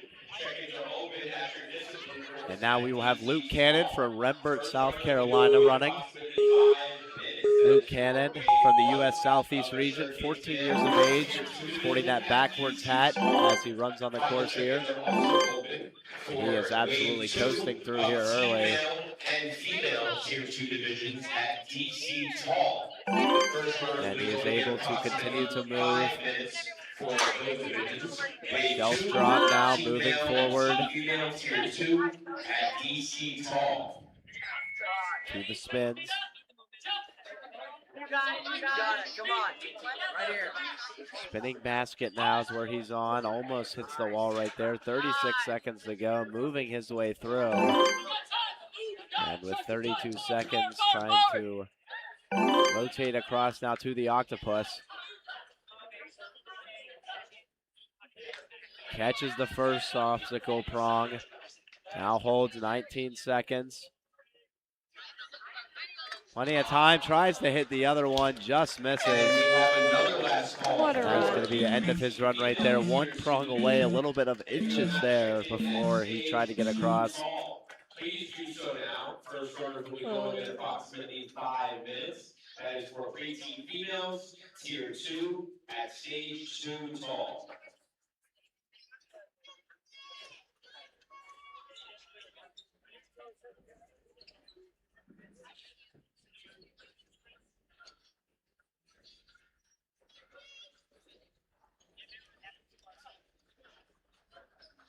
Now we will have Chase Simmons running next from Fenton, Fenton, Missouri. Thought that was a D there. It's an O, so not Maryland. It is Missouri. And Simmons now will be running from the U.S. Heartland region in the middle of the country. And Simmons now moving across effectively.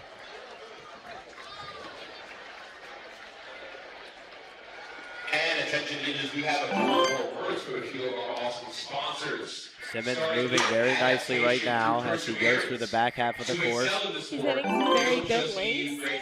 Yeah, in the back half now. Going through the spinning baskets right now as he goes through one, then to the other, then to the shelf. Across to the run. And not going to take chalk from his coach. 29 seconds to go here as he has got to use both of his arms here on the octopus section to move forward. 20 seconds here. Trying to build up momentum. 12 seconds to go, and he's able to hit the buzzer right there. A great job from Chase Simmons, and you love to see the smiles there from all the competitors. As Simmons is going to get through, sitting in the 8th spot right now, or 15th spot, excuse me, at the time of 1 minute and 2 seconds.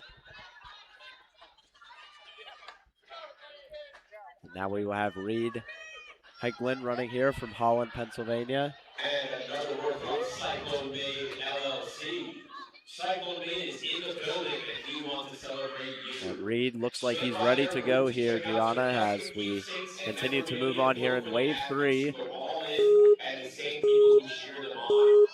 Let's take the memories you made and turn them into something that tells your story for years to come. And Reed Heiklin moving forward here as he continues to push through the course. All the way now to the drop shelf. Onto the spinning baskets. 52 seconds on the clock. 46 seconds to go, moving forward onto the shelf. That goes to the block run. Now on the block run, gonna run his way across onto the octopus.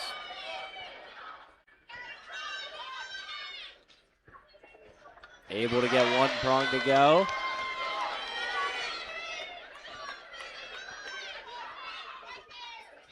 Able to get the second one and go down. A great run there from Reed Heiklin. And he is able to go across. Big time run right there. And he gets through with a great time. Now in the 7th spot in the leaderboard here. Get a look at the replay right here. So he finishes with a great push at the end.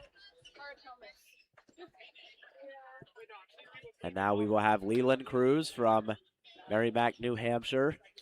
You guys are awesome. Keep it up. Cruz waiting for the course to be reset before he gets things started.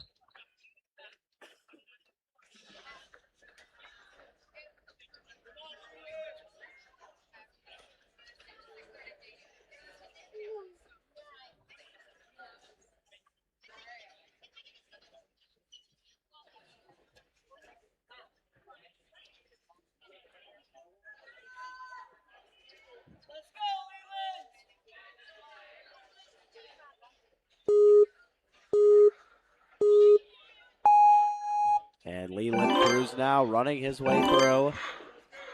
Making quick work right now as he's able to go all the way now to the peg. Tack board all the way through now to the shelves, and he is absolutely flying right now.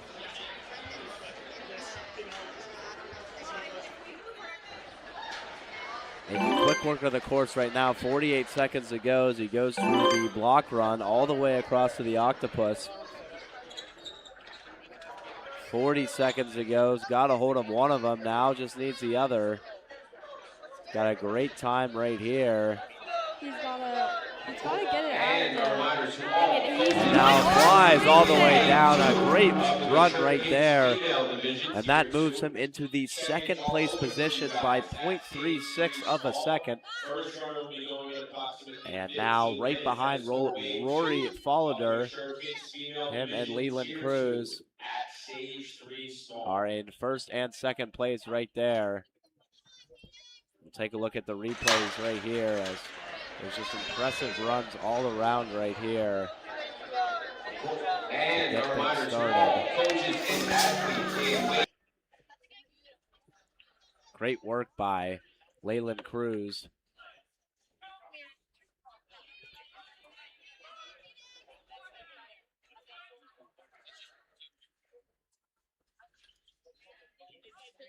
And Leland Cruz now will move into 2nd place. And now it'll be Phoenix Funk who will be running next. Phoenix Funk from Wright City, Missouri. First runner will be going in approximately 20 to 25 minutes. That is for the kids male Tier 2 division at stage 2 small. Check in now. Check-in is also open for kids male wave 1 of Tier 1 on stage 1 small. First runner in approximately 25 minutes. That is for kids male Tier 1 division, wave 1. And now Phoenix going to get things started here on the first couple of obstacles. Now up to the pole vault. And it looks like he is not able to stick up right there. Moving through now the next levels of the course though anyways. So that is going to be the end of Phoenix Funk's run right there. And Phoenix will just rotate out the course.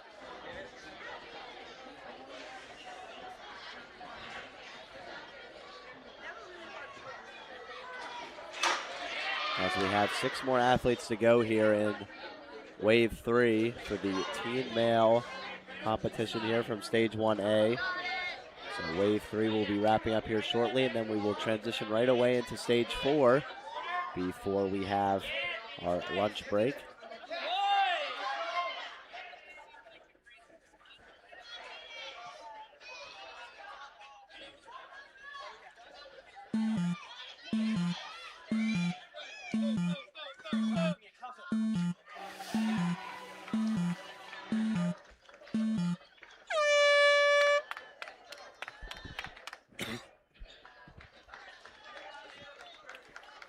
So Phoenix Funk will be done there, and now we will have our next competitor, Brendan Wiesek, coached by his father, Brian Wiesek, from Reston, Virginia.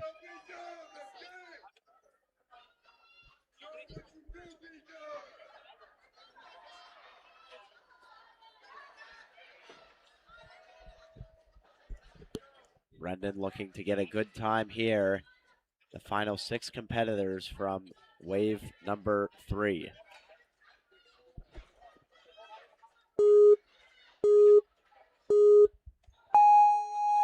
As Brendan will start his run here. And through the first couple obstacles easily as he now moves over across to the board to mini gatekeeper. Now onto the shelf drop.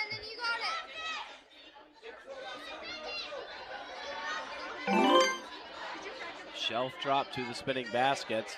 Cannot put his hand on there, and he had a great maneuver there to not touch the platform. And now spinning around quickly, gonna have to regather himself. He's able to come right down now into the block run.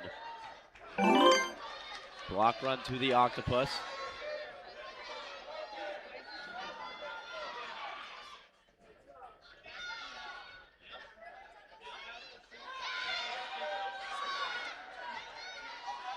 Brendan Wiesek now with 13 seconds to go, trying to get his way through. A great run right there, and able to come across on the platform. Tremendous job by Brendan, and he is going to move on after completing the course right there. It's a great job right there as we take a look at the replay.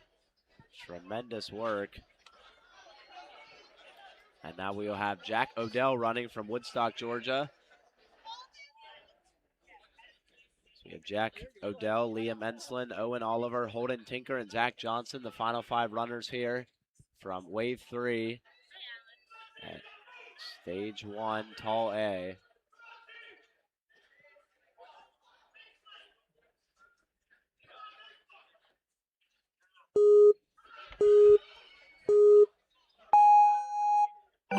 Jack Odell moving forward nicely here to start.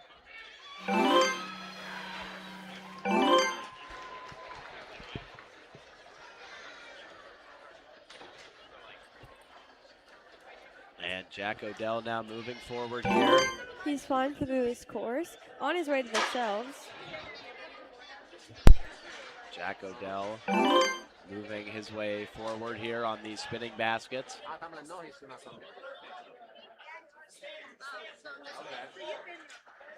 37 seconds ago as now he gets to the block run. All the way through the block run, and now onto the octopus. It's on the octopus now. Trying to get a hold of this final prong right here. And not able to do so, falls on that last prong. Jack Odell with a great run though, time-wise nonetheless.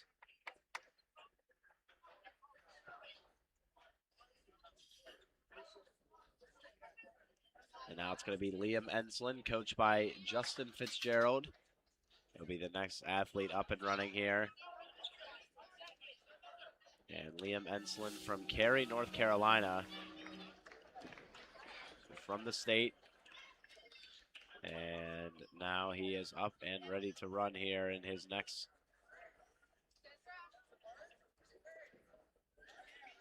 course. 4 more athletes to go before we move on to wave number 4. Here from the Greensboro Coliseum. And Enslin getting things started here. Through the first 2 on the pole vault, through the ring slider, and now moving on to the tack board. Doing a great job, tack board down low, and now he's able to go to the drop shelf drop as he moves from the shelf drop all the way to the spinning baskets. First 3 move down.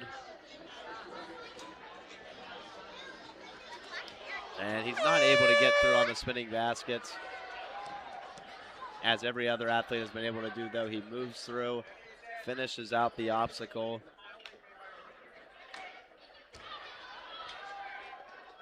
That is going to be the end of Liam's run.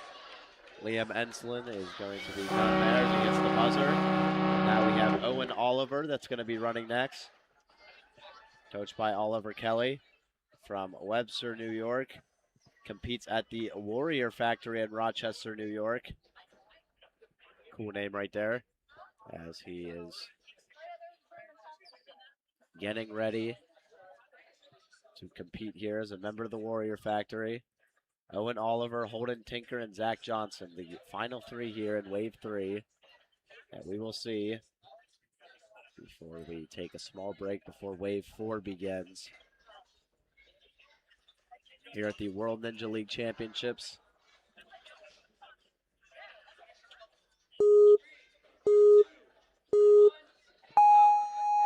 And Oliver moving now through the first couple of obstacles through the pole vault, going down now through the rope slider, all the way down to the tack board. Through the tack board now on to the shelf drop. And that shelf drops on that second shelf, and now he moves through all the way to the spinning baskets. And Oliver doing a great job there to not touch the board 45 seconds ago in his time. That was a crazy link. Oh my goodness. Owen Oliver continuing to fly through this course now. 37 seconds to go. And now he is able to move his way forward there on the first prong. One more prong to go, and he's got it. All he has to do is dismount, and he's able to dismount. Great run right there. Oh my gosh, coach is so happy. So cute. Great run right there from Owen Oliver. Tremendous job right there. Aw. And now it is going to be Holden Tinker running. And then we're going to have one more runner after that, and then we'll be back after a couple minutes. Yeah, we're going to have Holden Tinker and then Zach Johnson, our last two runners here.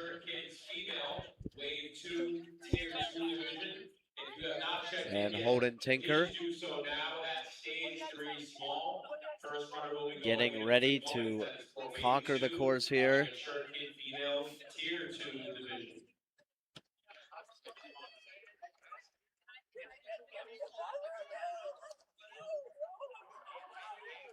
And Holden Tinker from Hillsborough, California. Tier 2 division. Check-ins are open at stage 2 small. First runner in about 10 to 15 minutes. That is for kids male, tier 2 at stage 2 small. Check-in is also open for the kids male wave 1. And Holden Tinker moving really nicely here onto the shelf drop. First runner will be going approximately 15 minutes for that wave. And now moving across to the swinging baskets. 50 seconds on the clock right now. Tinker moving his way forward on the swinging baskets. And he is going forward all the way through the block run. And on to the octopus here. 30 seconds to go before his next run. 21 seconds. 16 seconds now for Tinker as he's trying to move through the last couple stages of the octopus. He just misses his the hole there, but if he links the dismount. Now he's gonna dismount through, and he's able to hit it right in time. He gets it. What a run.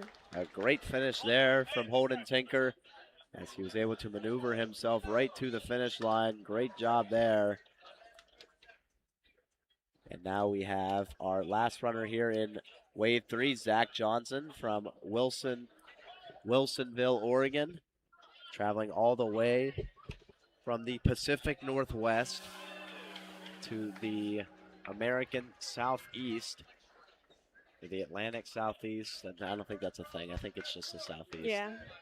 As Johnson gets ready to start off his run here in Stage 1A. I think we had a false start. Yeah, so. I know. I think we had something that wasn't set before we got everything started. So we're going to have to get that timer started once again. Check-ins are now open for you at stage 1, tall B. First runners will be going in approximately 30 minutes. That is for preteen females, tier 1 at stage 1, tall B.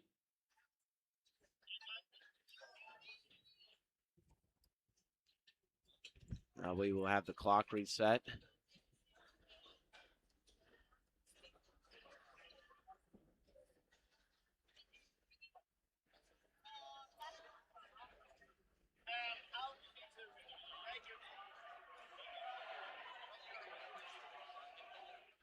But we're gonna finish off with Zach, and once we had a We had like a bit of a course malfunction with yeah, the reset. the timer, yeah. The timer was going, but the course wasn't fully ready. And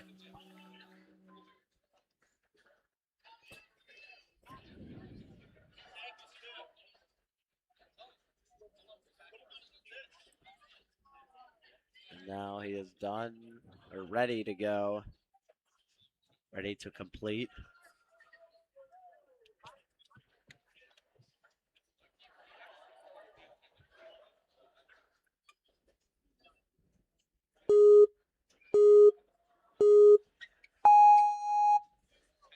And Zach Johnson ready to go here. Onto the slider. Onto the slider quickly as he's able to move forward now onto the tack board. Moving very efficiently here. It's going to make this dismount and right to our shelves. Gets that jump on the first one. And moving it back across.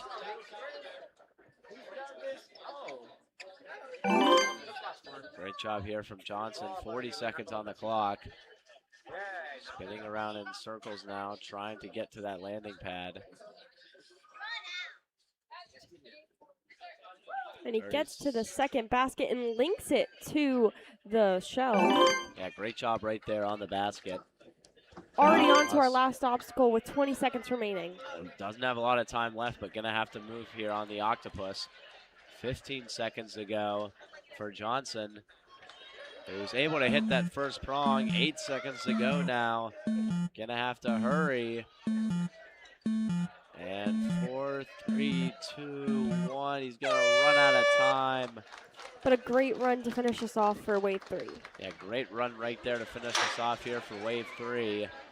And he is the final athlete to run through right there. So now we will move on to wave 4 here. Moving forward here momentarily as we will get things settled here in a second.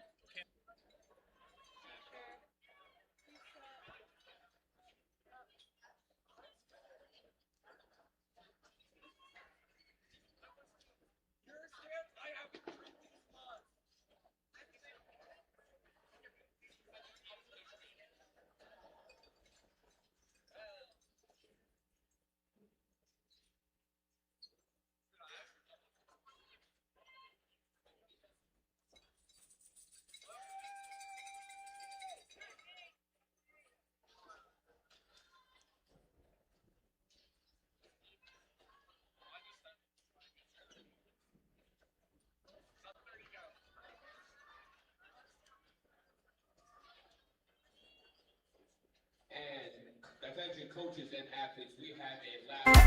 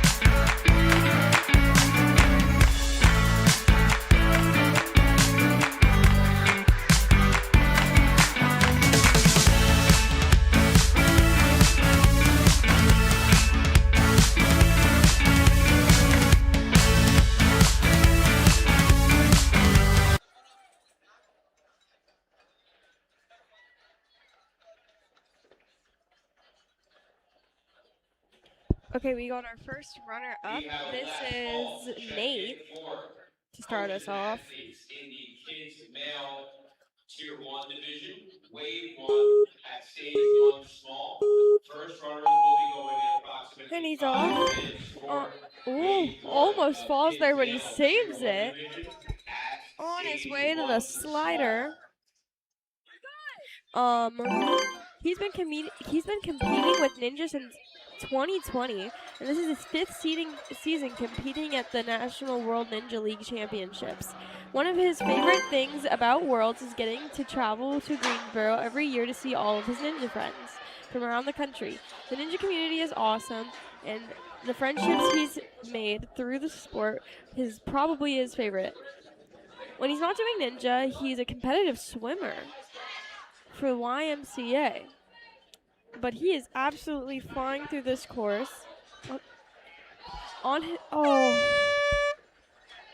And he just fell there, missed his hand, slipped off.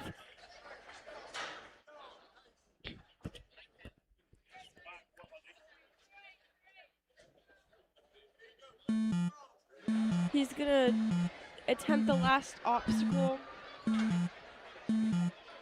Just for fun, it's a fun course. Alright.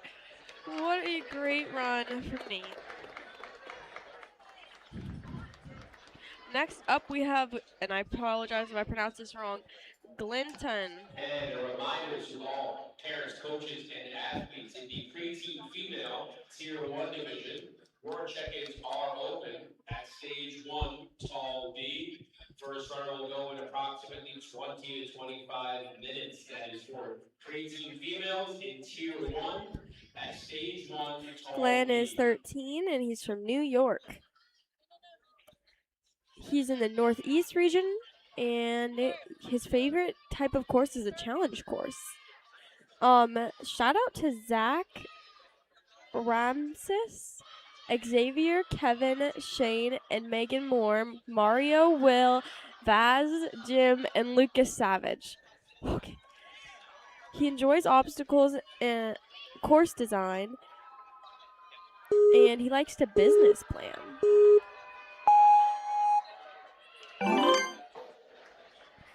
He wants to help the ninja community take G's Ninja surveys for ninjas and ninja brands. Oh, it looks like he might have had a false start. It was either a false start or something. It might have been a false.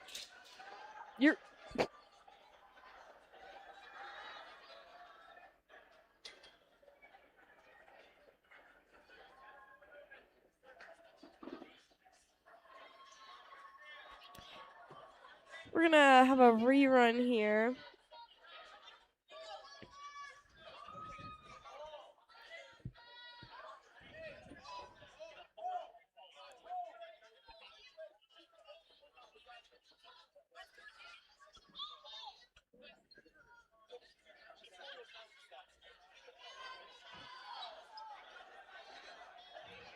Just like we have some difficulties, we're going to start up again soon. They're just fixing some things.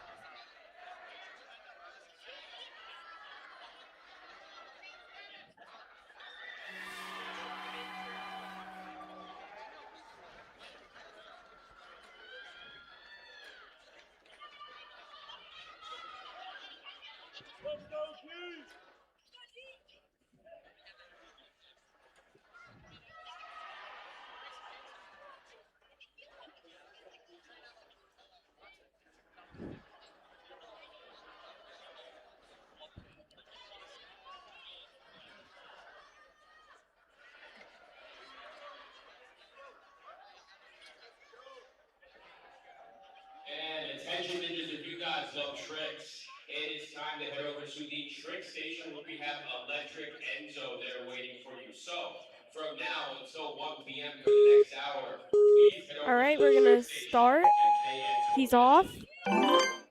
On his way up the pipe. Through the tack board, and he's already on his way to the bar here. He's already onto the shelves.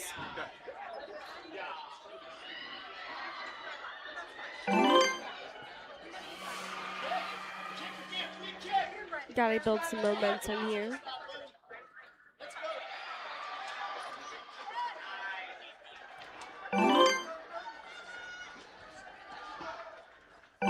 Already on to the last obstacle.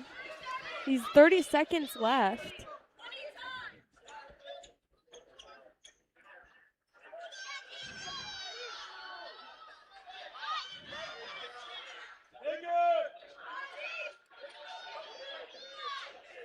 Attention everyone, this announcement is for He clears!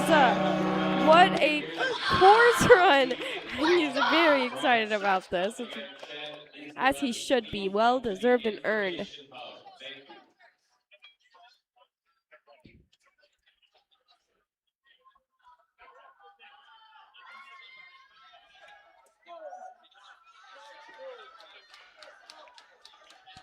Next up, we have Coulson.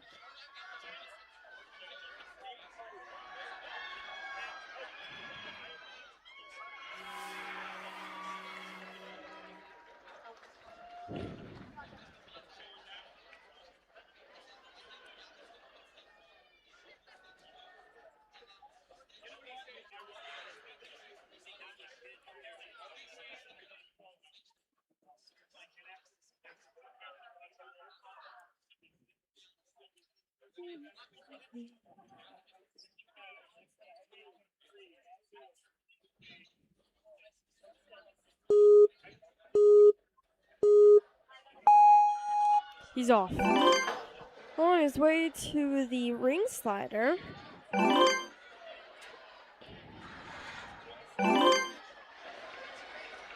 To the pipe. Locked in place, and he makes his way down to the platform, already onto the falling shelves.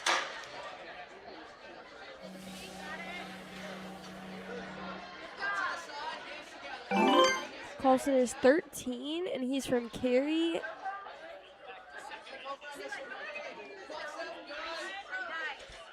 He's from Cary.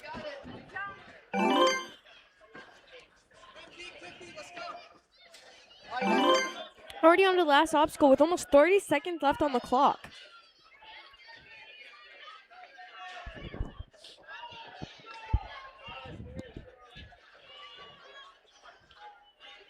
He reaches out for that 1K, and he's going to do the gibbon move, and he gets it. Now he just has to dismount to that platform, and we have a full clear. Good job, Coulson.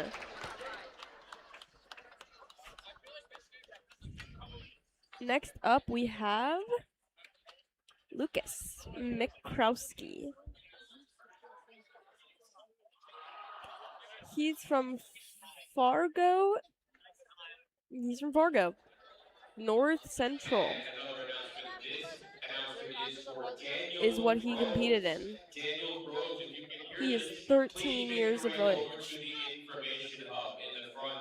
Once again, Daniel Groves to the info hub.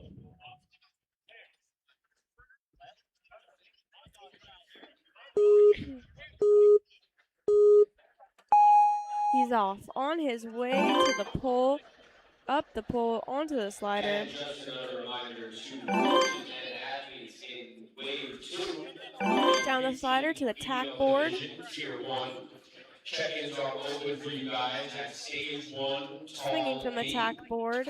He gets to the dismounts to that platform. Already on to the falling shelves with almost 50 seconds left on the clock. At stage 1, tall P. Quite a show up of many ninjas this year. Very exciting to see it.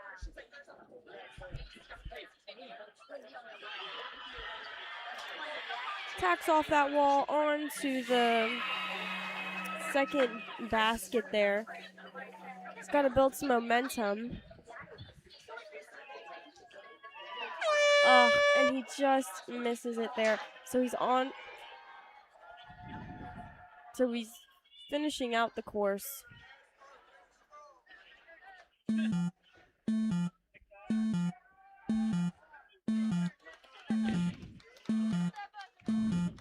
A great run from Lucas. Good job.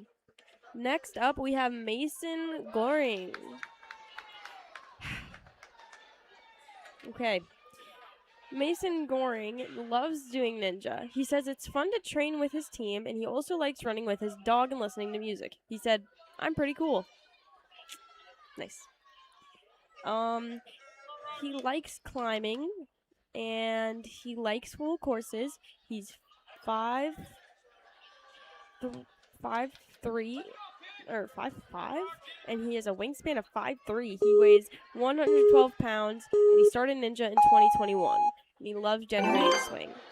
He is 14 years old, and he's just saved himself from falling off that pole there. That was crazy.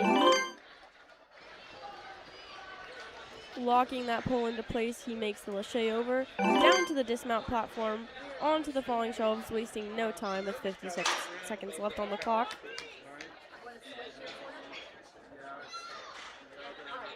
You could see he was going to go for the underbar, but he didn't quite make it. So he's going to go ahead and build up some momentum here and have to tack off that wall onto the second basket. And he links to the last of the to the shelf and already on his way to the last obstacle. He holds on with the cane. Oh my goodness. Oh, he just slips off there. A great run though. Good job, Mason. All right. Next up we have Brody Nakeli.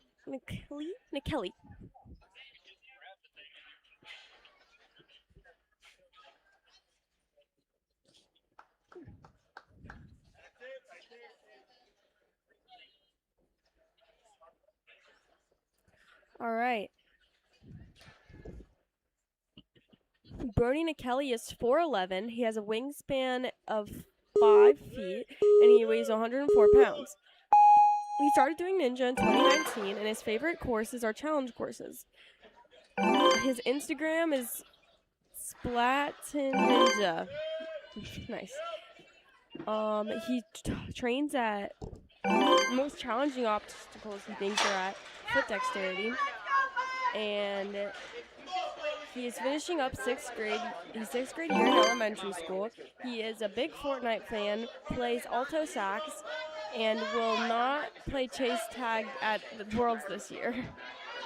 Also wears the same socks for ninja competitions. They are green and Porky Pig dressed up as Robin. I can see that. He's absolutely flying with this course with almost 20 seconds left on the clock. Oh, and the link was crazy. What a run by Brody.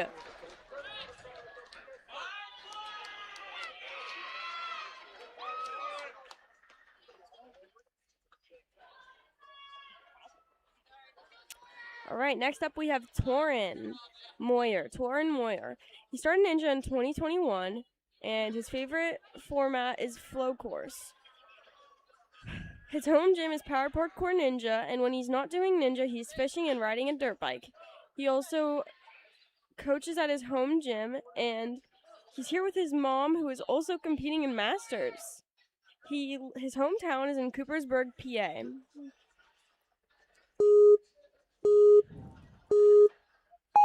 He's off to the pole, and right to that ring there, to the slider. Then, he links it, not even waiting for it to lock into place. Oh, and holds on, almost slips off the shelf, but he saves it. Links to that last basket right there, building some momentum. And he links that last basket to the shelf there. Already on the last obstacle with almost 40 seconds left on the clock.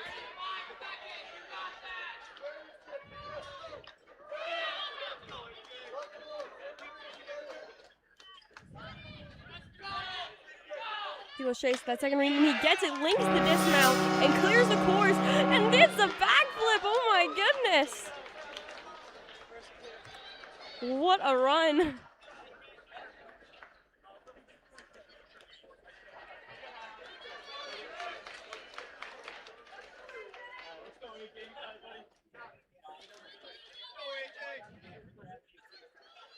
All right, next up we have AJ Small.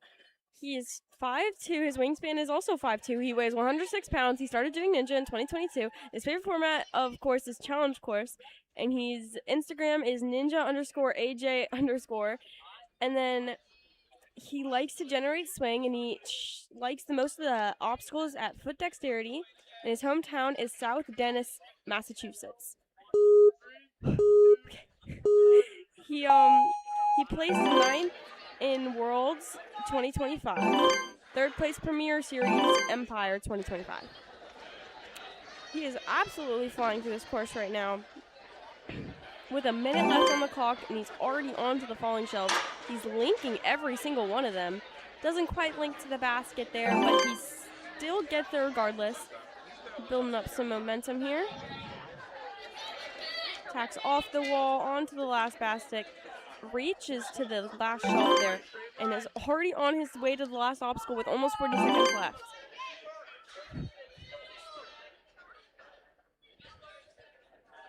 He grabs the cane, puts it into the octopus's head.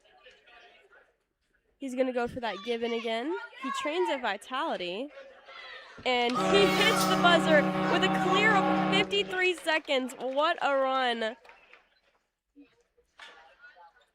All right, next up we have Riley Allen Wandall. He's 14, and he's from Oklahoma, California.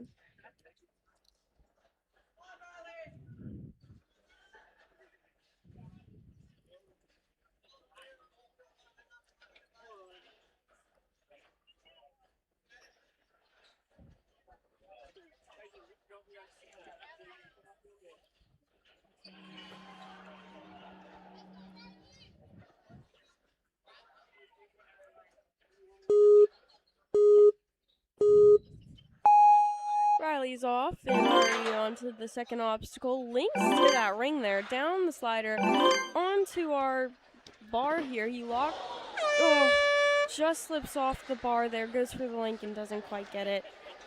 But he's going to keep going regardless.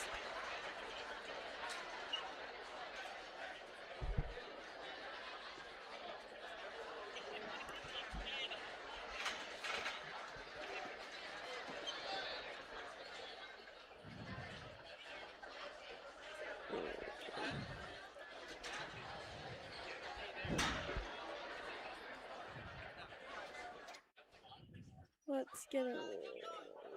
He's going to finish out the course. Oh my goodness, one hand saves it and clears. And does not clear, but he finishes it out. All right, I am back after eating my lunch. We have switched roles. Now I'm on camera operation. That was a great run right there, despite the mess up there, but he still kept going, which we love to see. Please do so now at stage 1, tall B. First runners will be going in approximately 5 minutes. That is for wave 2 of preteen females tier 1 at stage 1, tall B. And check-in is now opening up for coaches and athletes in wave 1. Now we have Owen Lett running here. Owen Lett is 14, and he's from Rogers, Arizona. He's already through the slider, locking that bar in. Lachey's to the bar there, and he gets the dismount up to the shelves. Jump links the first shelf. Lachey's to the basket.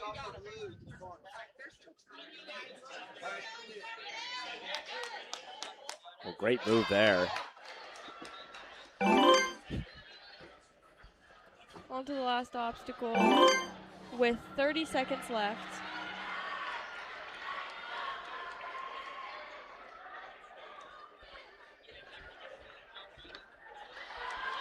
Doing great right here on this octopus obstacle right now. Trying to finish things out strong. Oh, and he just misses it, but he's still going to finish this with a smile on his face because he knows he did great. Yeah, great job right there. had some time to spare as well, so got to the octopus level at a pretty decent pace.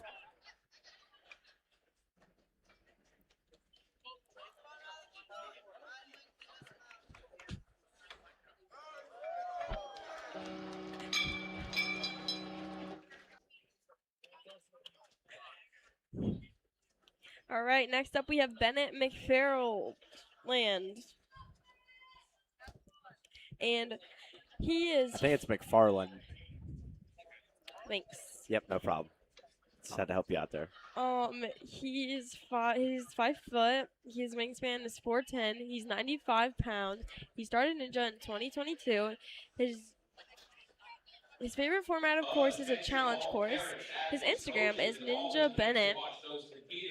His favorite obstacle type is moving with obstacles. And he's from Plano, Texas. He's flying right now to start this course. Bennett non-stop McFarland earned his nickname in multiple ways. Wow. His brain goes 1,000,000 miles a second and never stops moving. A lifelong fan of Ninja. He fell right there on the spinning wheels, and now he's going to run his race the rest of the way. I'm going to finish this course off, yeah. Felt those spinning baskets have been difficult at times for some of our athletes here today who have been trying to kind of maybe go a little bit too quick at times. That's still a good run, though, from Bennett.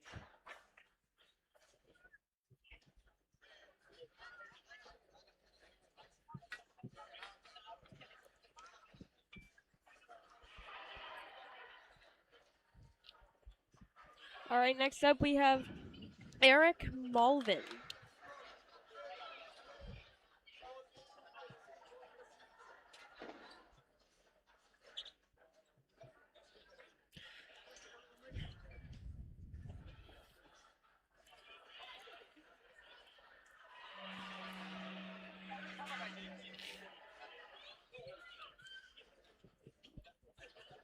Eric Malvin is 13 years old, and his hometown is Wake Forest, North Carolina. It's been a long day here. Yeah, sorry. No, I understand. I was yawning earlier, too, a little bit. It's been... Well, he makes his way through the first couple obstacles, he's got to lock that bar in place, laced to that bar there. Oh, I can't even keep up. He is just linking through this whole course.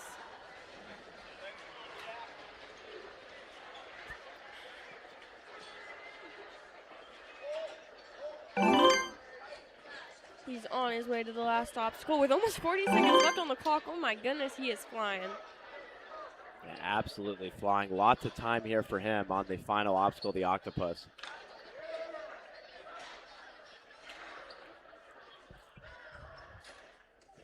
Got the first prong there. Oh, just misses it. But a great run by Eric Malvin. Yeah, great pace on that run right there. So. Good run. All right, next up we have Jack Dillon. His coach is Lucas. Please get those in now. That is for team males and females, tier 2 at DC Tall. Get those video reviews submitted now. Jack is 14. He's from Weymouth, Massachusetts.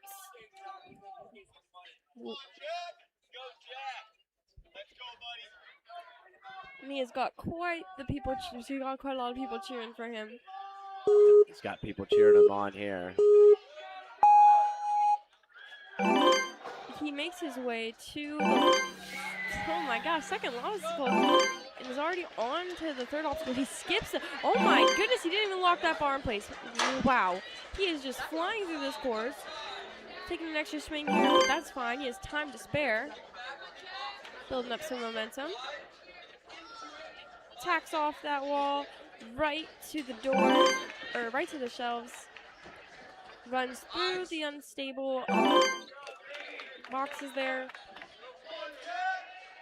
and takes that cane. Oh, and just misses the thing there, but he has some time.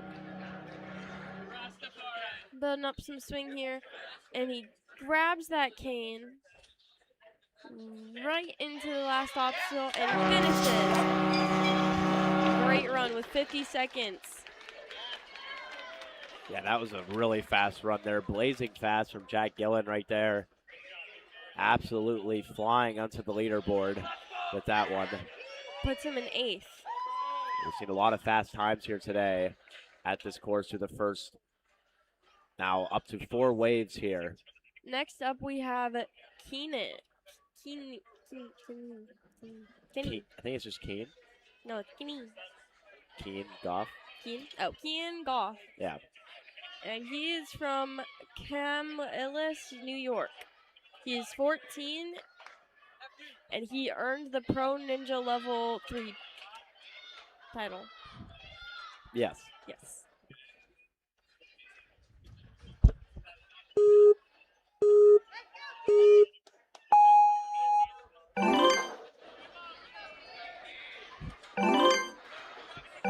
He's on his way to the...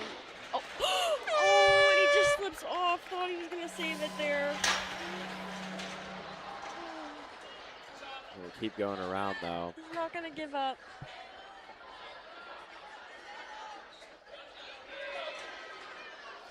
Attention coaches and athletes. The following divisions are now able to check in. He's going to finish it off. Not going to give up, which I love to see. Wave 2 of the Kids Male Tier 2 division. Check-in is open for you guys over at DC Small. So glad he kept going. 25 minutes to see your first runner. So, the Kids Male Wave 2 Tier 2. All right, next up we have Charles Graham. And next check-in is open for young adult male and female Tier 2 divisions at DC Tall. First runners will be going in approximately 30 minutes for the young adult male and female Tier 2 divisions at DC Tall. And finally, check-in is open for Wave 5 of Team Male Tier 1 competitors. You may check in at Stage 1, Tall A.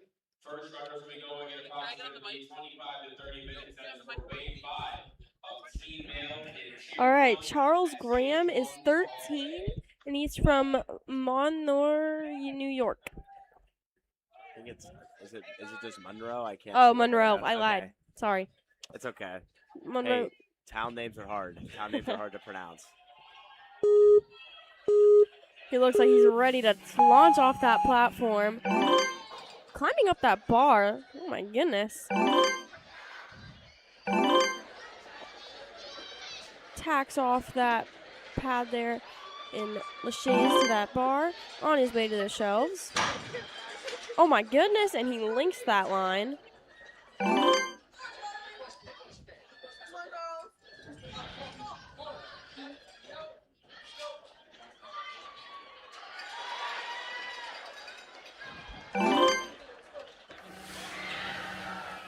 On his way to the last obstacle, he is absolutely flying through this course.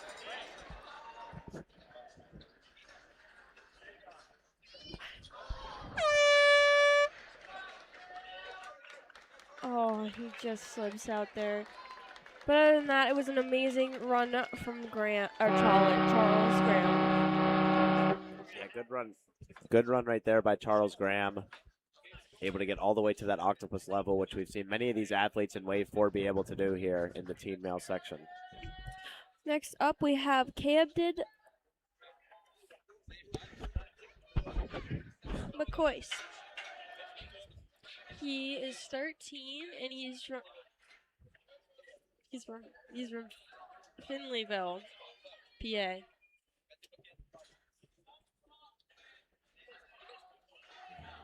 Oof.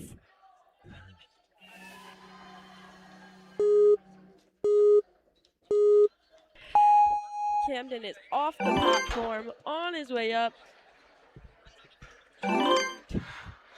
2. Oh my goodness, and he just hangs on there, but he's gonna disengage that ring and onto the platform. Locks that bar in. Makes that listing, and yes! He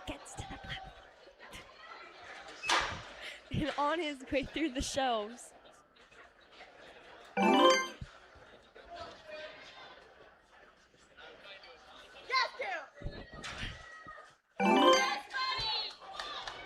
his way to the last obstacle with almost 30 seconds left. Ah! He's flying. Yeah, going real fast right now.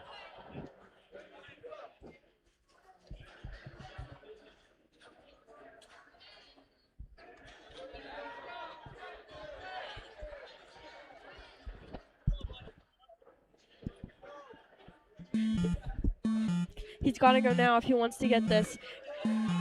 Yes! And he makes it. That's a clear. Let's go. Great run right there. Able to make his way through the course and extend himself to stay into stage 2. Next up, we have Quinn Kiner. Another one from Dexterity. Another one from the area that you are hail from. Yes, and this time we have Tim as his coach. When Quinn is not doing ninja, he loves rock climbing, skiing, parkour, and skateboarding. He also plays the ukulele. He also plays the guitar as well, and he weighs 148 pounds, and he's 5'8". Wow.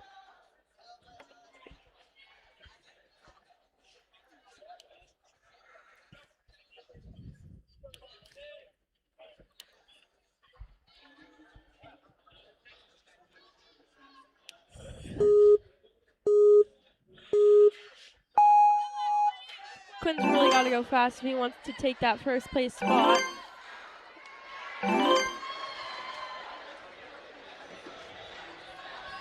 On his way to the shelves.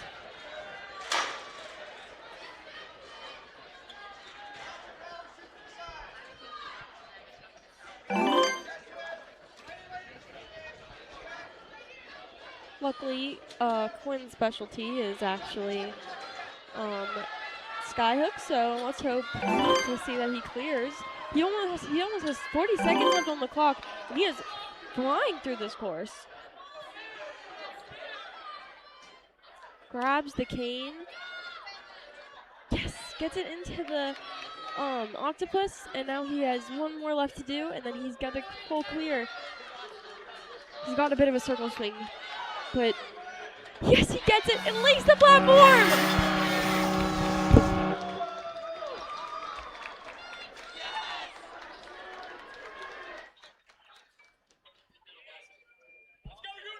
Great run right there by Quinn. Able to get his way through and across the platform and extend his stay now, moving on to stage 2. What? I was just talking.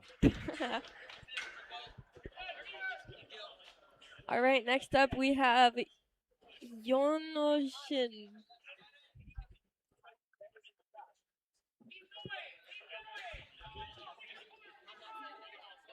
Just say Yonoshin. Yonoshin, yep. He is 5'7", weighs 130 pounds. He started ninja in 2020. And his favorite type of obstacle is generating swing. He's 14. He was born in Japan. Became ninja in Texas. And he has older three brothers that also do ninja. He's going into high school. After summer, he likes sports like football, swimming, and pole vaulting. Ooh, that's cool. And was selected by Japan Obstacle Sport Association, JOSA, as their official. Oh my goodness, I can't even keep up with him. Their official youth athlete. Got a smile on his face though. What a run! Yeah, that was a great run right there. He was so quick. It was hard to keep up right there is how fast he went. I know. I was like had to start rapping.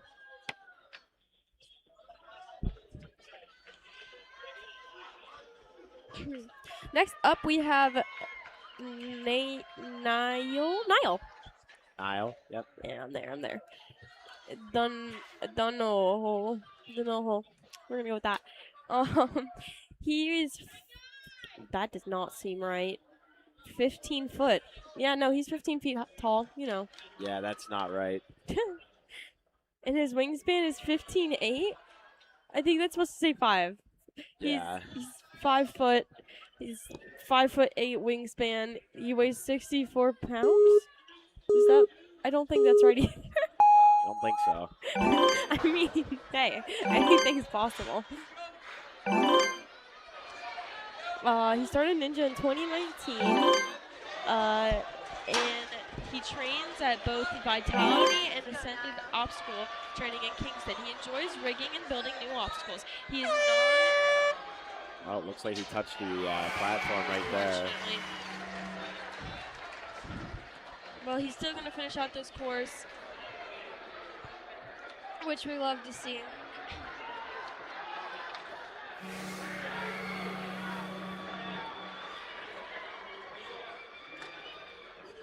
A good run overall from Niall. All right, next up we have Aviv Zaban. Yeah, Viv Zaban running next. He is 5'9". His wingspan is 5'10". And he's wait. Yes, sorry. His wingspan is 5'10". He's 132 pounds. He started Ninja in 2022. And he is from Asia, Israel. That's his region, and he lives in Israel. He's 13 years old.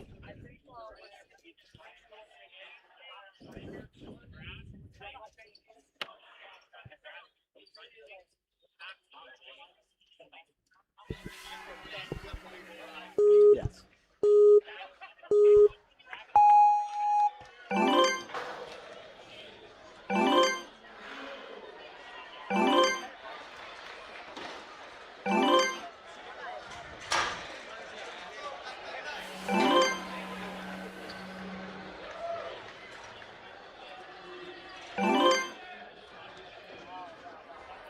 Sorry, I'm not even able to keep up. He has 50 seconds left. Wow. I'm so gone. Sorry. Oh my goodness, he is flying. I'm pretty sure with this it'll put him in possibly second place. No, third. No, What a first. run right there. He goes Oh into my first goodness. place. Wow. What was the time on that one? 34 seconds. 34 seconds. Wow. Absolutely Holy flying right cow. there. Incredible time right there. That is crazy. Oh my goodness. Wow. He's flying on that one. Yeah. Absolutely flying through the course.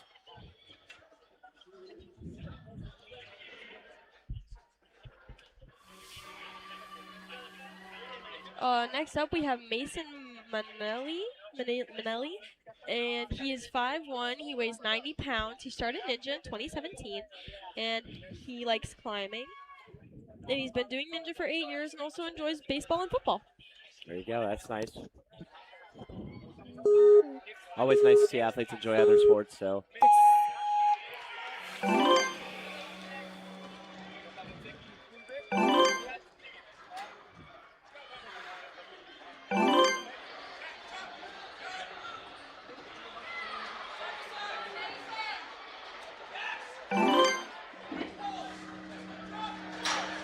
Athletes and coaches, Tier 2. He's on to the shelves. Will start stage shot in 10 minutes. Tier 2. And if I'm not wrong, correct me if I'm wrong, this is going to be our last wave of athletes. I might be wrong. This keeps moving forward pretty quickly here.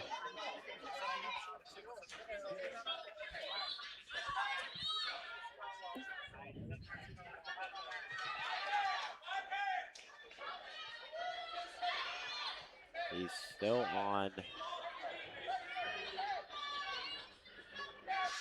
spinning wheel right now. Never mind, we have 7 waves and we're only at number 5. That's right. I thought we were on 4. No, oh yeah, no, you're right. We're on 4. All right, what a good run. We have next up we have Atlas. His coach is Jaden, and he's 14.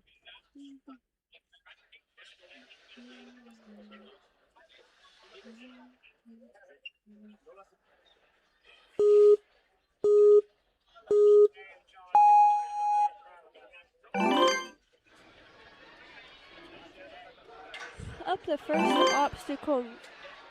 And already on to the pole here. He skips the tack, locks that bar into place, goes to the blue bar there and through the shelves.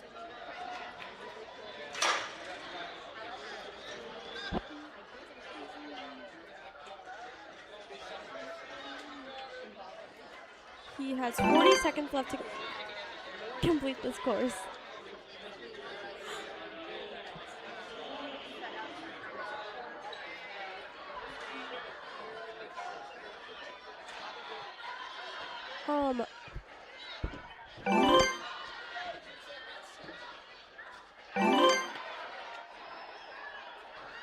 And now that is he's continuing to run forward here. And falls off, not able to get through there, falls onto the ground. And that is going to be the end of his run there. As we will see our next competitor, Andrew Marzano, running.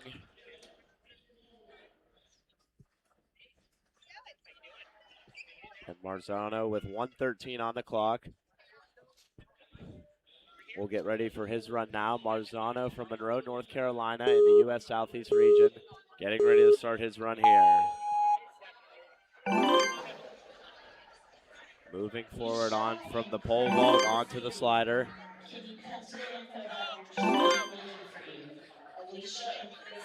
And now he's on the attack right now. Able to get through now onto the shelf drop. Moving through the shelf drop very well right now. Oh, trying to get a reach there for those spinning wheels. All right, push off. And, oh, grabbed onto the wall on accident. That's an unfortunate mistake right there. He's going to continue to finish running out this course.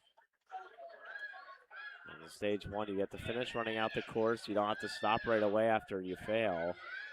And right here for Andrew Marzano, running through the course now very nicely.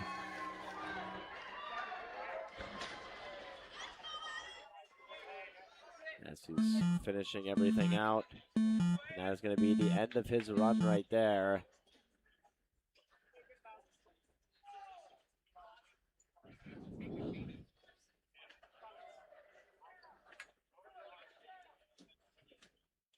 And now we have Austin Wielder running next.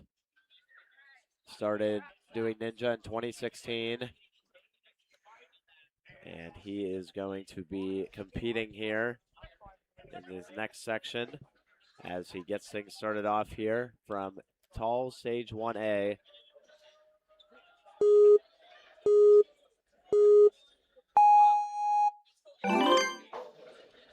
As Gianna is back. Hi guys. Okay, this is Aiden, and he loves all sports, especially Duke basketball, Twins baseball, and Vikings football. That sounds fun.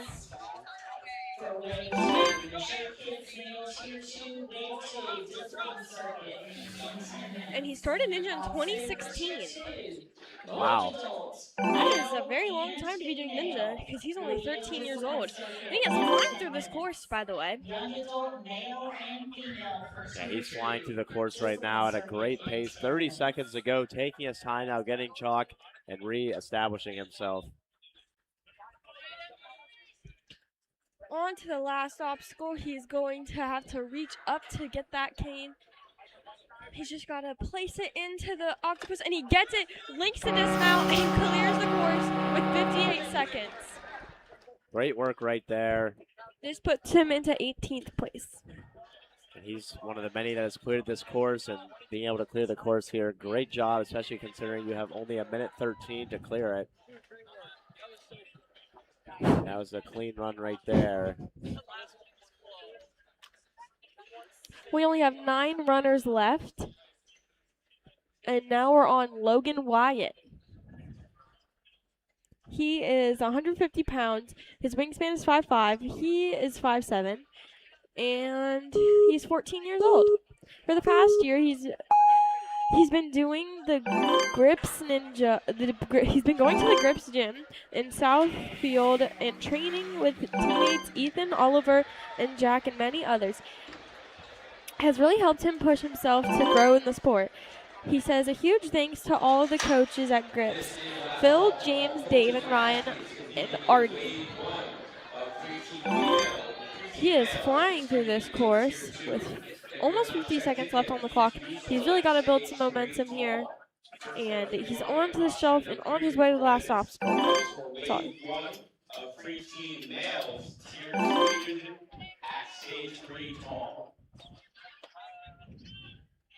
See what he's able to do here. This cane move has gotten some ninjas, but let's see if he can do it. He links it into the octopus. That is crazy. Goes for the actual move, gets it, and clears the course with a 58-second time. A great run. Right, yeah, great run right there from Logan Wyatt. As he was able to fly through the course. And now we have Marco running next here on this stage.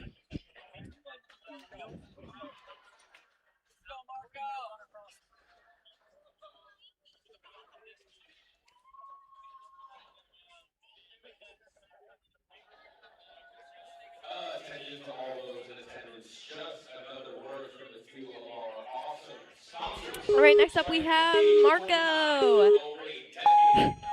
He's got it. Oh, he's coach certified. Seems like we have a lot of people cheering for him. He's 14 years old. And he is flying through this course.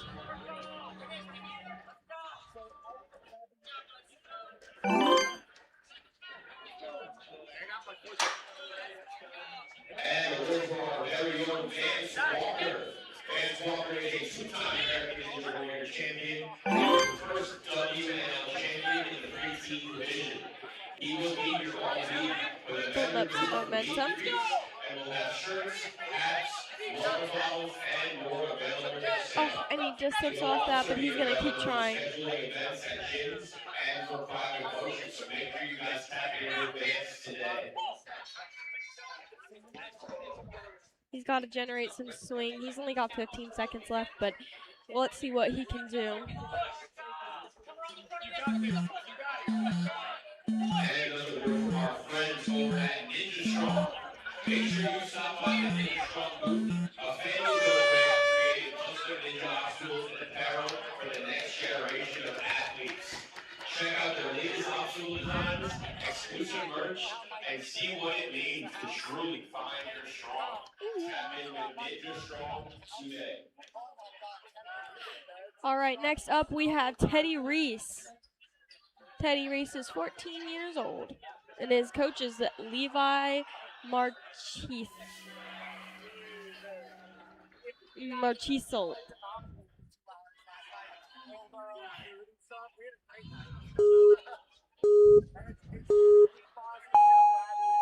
All right, he's off. Oh, saves himself on that pole there, and he's on his way down the slider to the tack there. Sorry. Flying through that on his way to the through the shelves actually.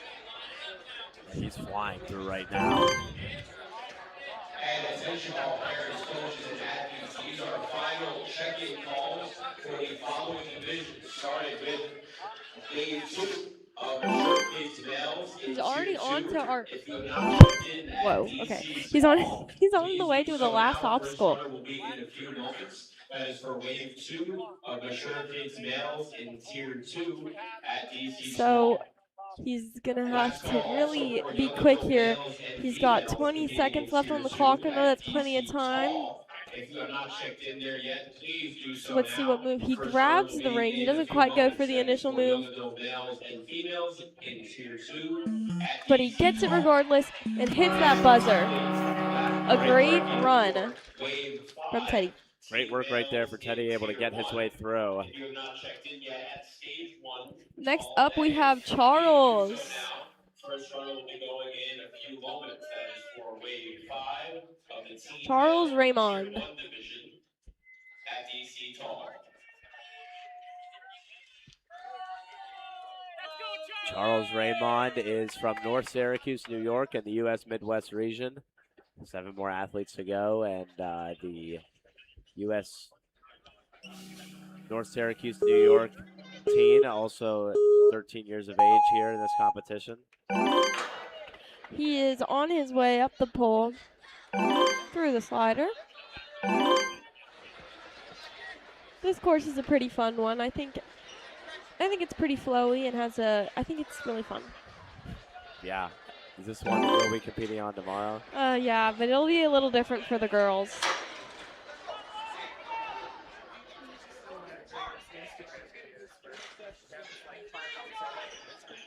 And we have a couple of check-in reminders. To preteen females in Tier 2, you may check in at stage 2 tall if you have not yet. Spinning around that a little bit too much there on the wheel. In Tier 2 at stage 2 tall. Check-in is also open for kids male in Tier 1, grade 2 at stage 1 small. First one will be going in approximately 15 minutes for that one. That is for He's on his last obstacle.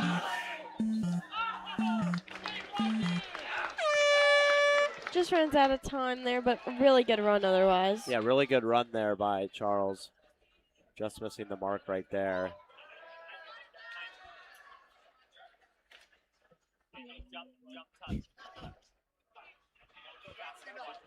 Next time, just go through. Just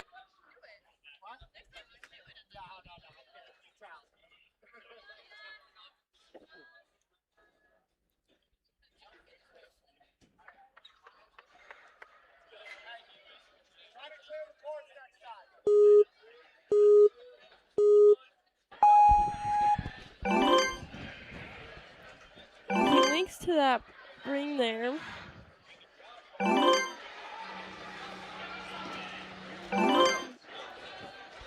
And we only have around 5 runners left. He has 50 seconds on the clock. Just a little pop back. Beautiful.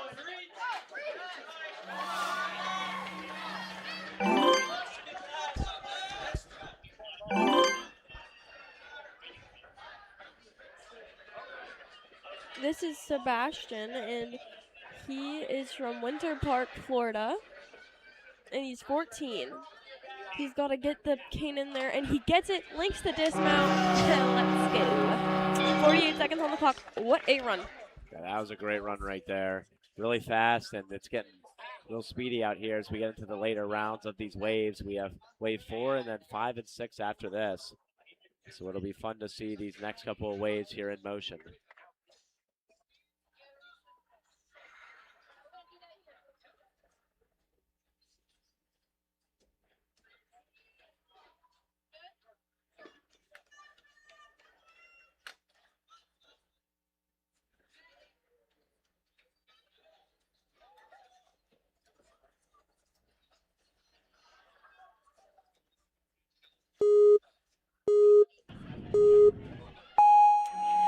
All right, next up we have Sasha. He's 5'5", his wingspan is 5'5", he weighs 110 pounds, and he started in 2021.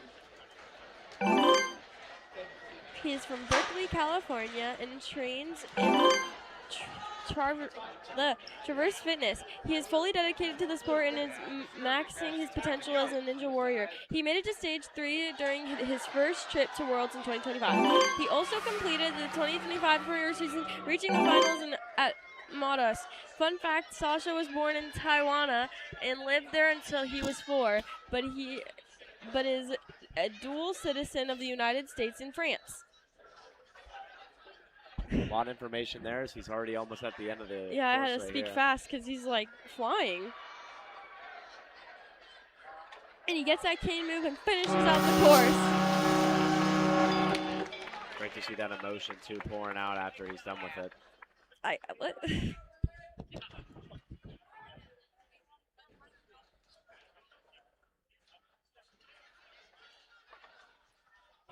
Next up we have Brian Snow. Ryan is 14 and is from Lee Summit. Yeah, from Lee Summit.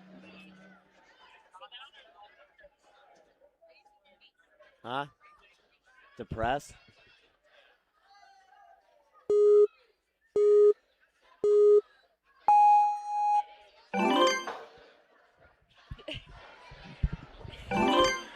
Sliding down the slider, and he's already onto the attack, and then, oh my goodness, he's just flying. This is a quick course. He leaped that full line.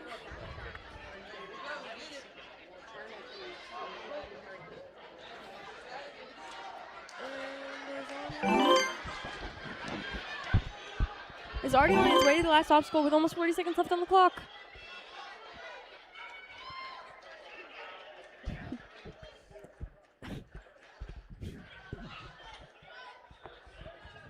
He has to get that cane move.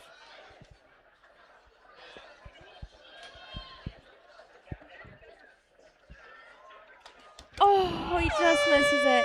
But a great show up from Ryan. Yeah, great run right there. Next up, we have Dylan Fessler. Yeah, we have Dylan Fessler up next. And he is going to be our third to last runner here in this wave. Coached by Henry Kaltek, I believe, or Katurk from Powder Springs, Georgia. He's 13. We only have 3 more runners left. We are almost on this wave, and I don't know if we're going straight into the next or taking a break, but we'll let y'all know.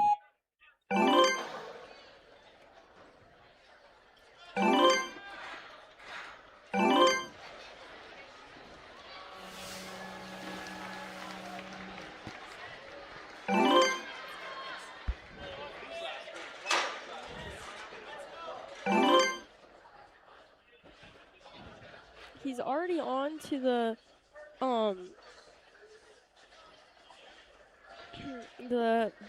hoop. Oh my gosh, the baskets. And he's past that already with almost 40 seconds left to the last obstacle.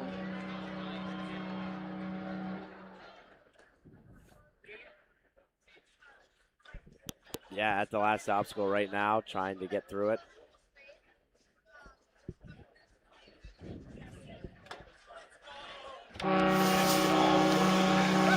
Great job right there. Able to get all the way through and hit the buzzer. Tremendous job. Last up, we have not last up. Second to last is Austin Lyons. I think I said that right. Lions. Yeah. He's 14 and he's from Clay, New York City. I think it's just Clay, New York. Oh, my bad. That's okay, but it's like the same area, the same state, so.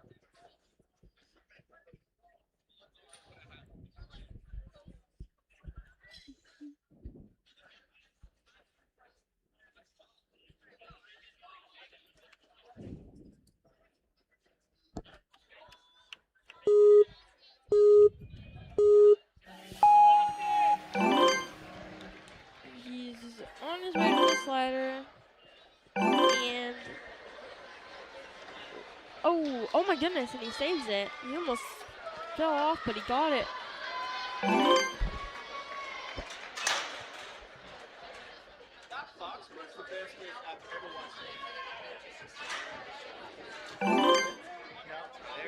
There you go, Shane.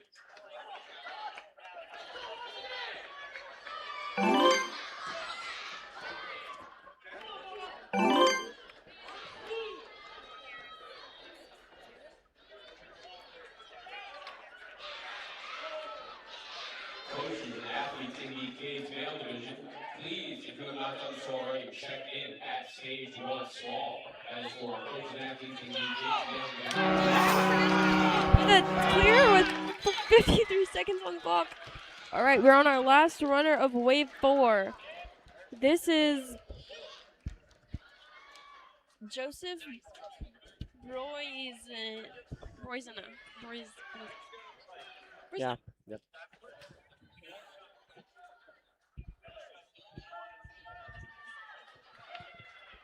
He'll be ready to run here once the course is reset up.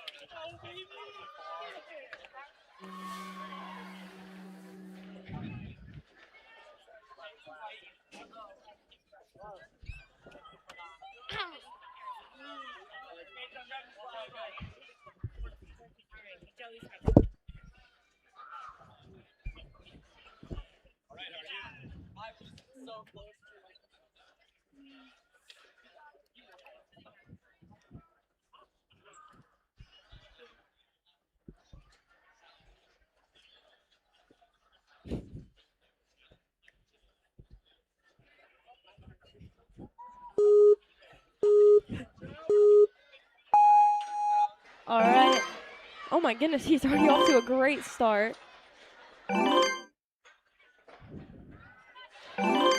And oh my goodness, I can't even keep up. He's almost through our shelves here onto our baskets.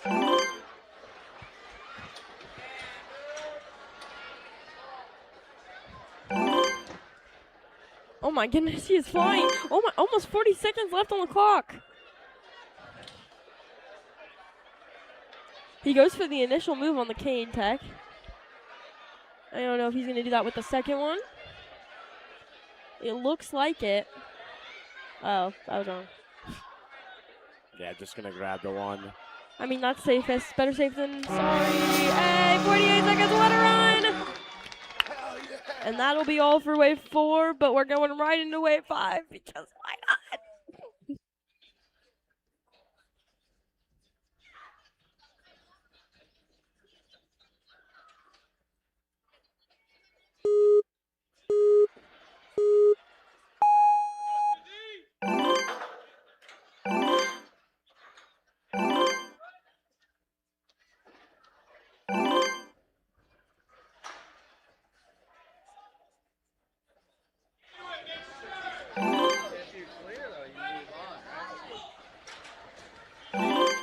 And we are back here as Nathan Smith is running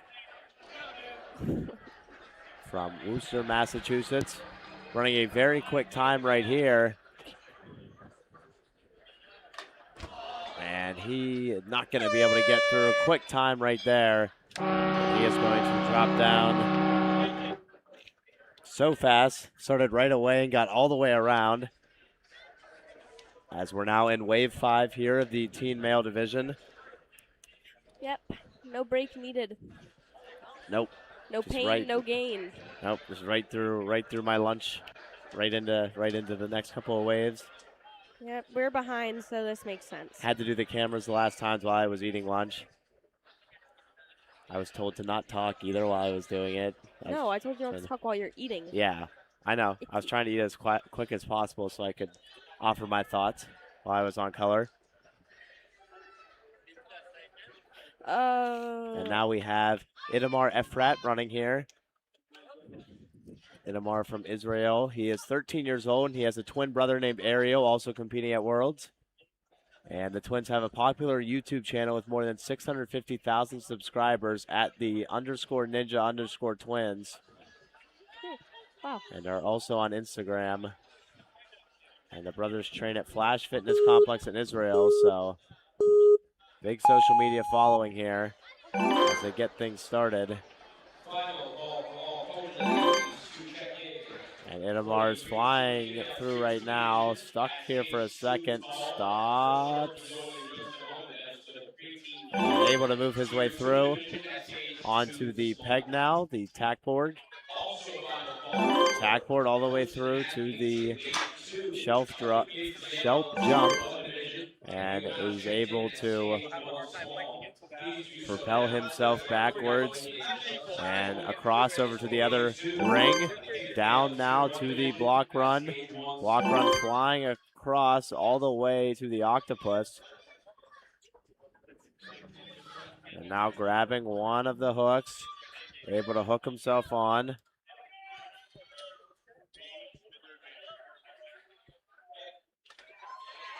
And a great run right there. Able to come through and finish. Great time right there.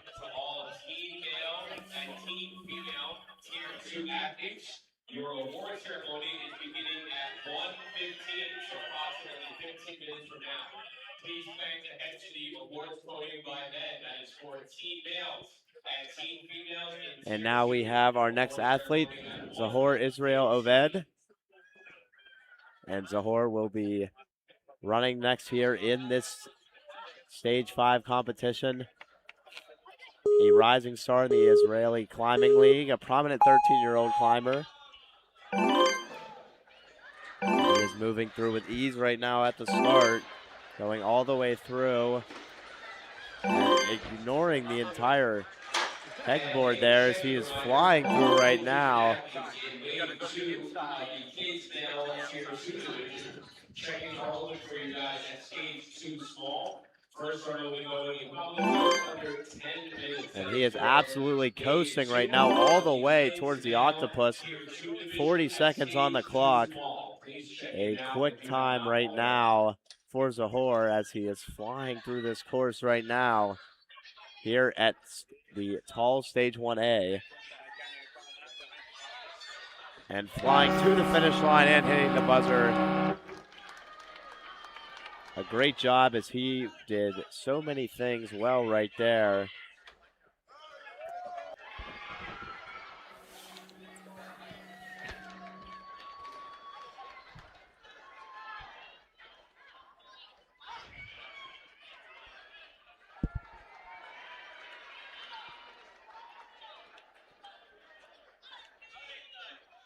And now we will have our next athlete here running. We have Itai Blitz.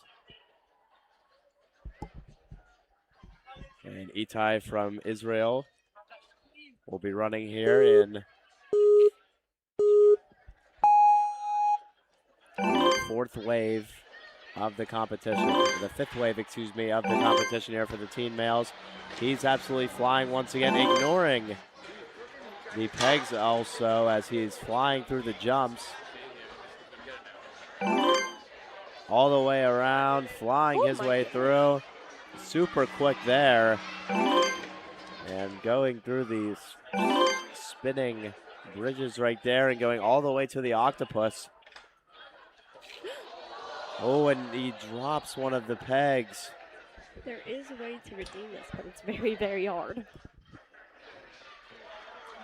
30 seconds, gonna have to. He's gonna have to, I don't know, maybe link all the way, or slichet all the way to the last peg there. Yeah, he's gonna have to jump all the way to the last peg and almost grabs it. Oh my goodness. A great jump and try right there. Try and come across from Itai, and we get to see the replay here from earlier as he was moving his way around. He spins very easily there.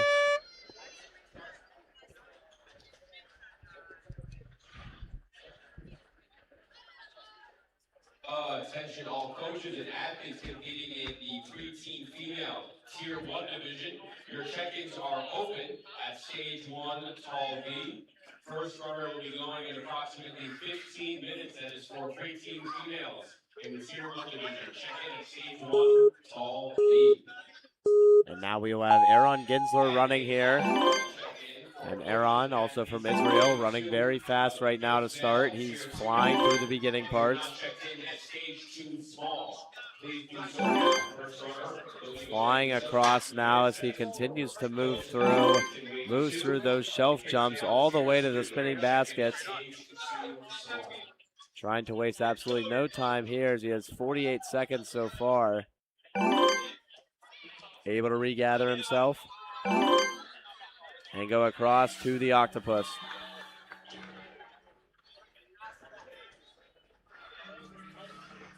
Using that one-arm technique. See if he goes for that one-arm technique again. He will do just that. 26 seconds on the clock. And a great run as he's able to finish. 49 seconds. Very fast time right there for Aaron as he is done with his run right there. We will look at the replay from his run as he celebrates here alongside his coaching staff. Great run right there. And now we will have Vladimir Blanchard from Sorel Tracy, Quebec. Our first Canadian athlete here in the teen male division.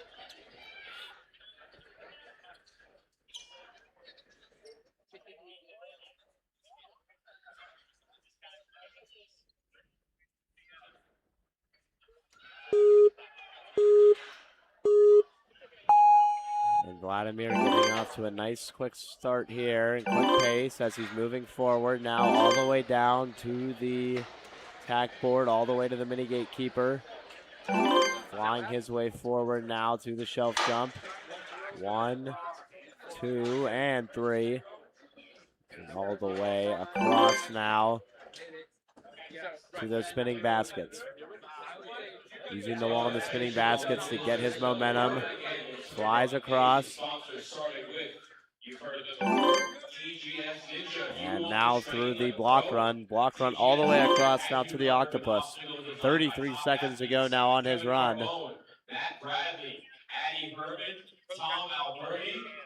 Up and down he goes, and Vladimir Blanchard trying to finish off his run here in great fashion, but he's not able to grab the second prong there. Close to getting to it. And Vladimir's run is done right there.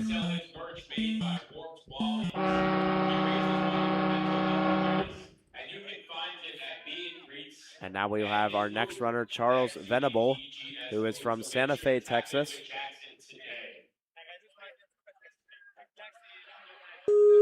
Charles getting ready here for his run.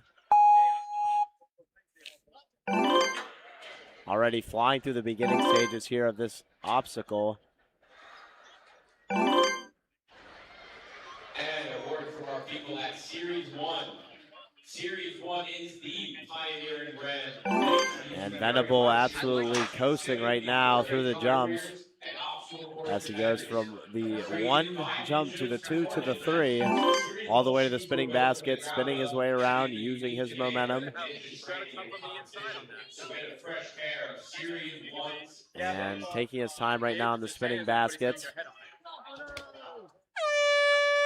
And it looks like that time he took going to end up hurting him here as he falls down. And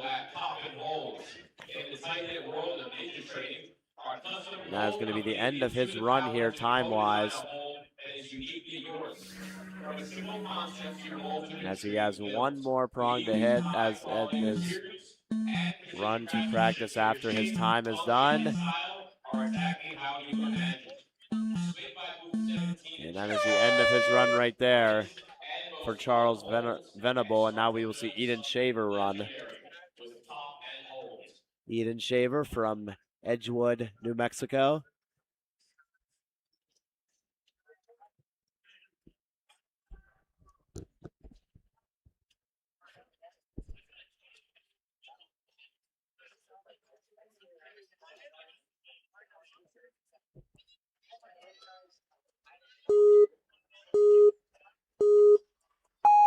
And Eden Shaver now running here.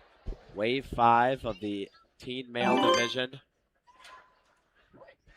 And Shaver moving through the competition stages right now very easily, halfway through, as he is trying to move his way along. And gets across to the shelf jump. Shelf jump, one of those challenging ones. But Shaver able to shave off some time here with that effective usage of the jump. And now onto the swings. The swinging basket. Moves off the shelf onto the block run. Block run all the way across to the octopus. One more obstacle to go here. 22 seconds to get across the octopus and get through. And he is trying to get the second prong right here. 7 seconds and not able to get across. A great run though from Eden Shaver, who was just there by the buzzer. And Shaver's run will be done here. And now we will move on to our next athlete, Josh Folsom. And Folsom from Dorsey, Illinois in the U.S. North Central region, age 14.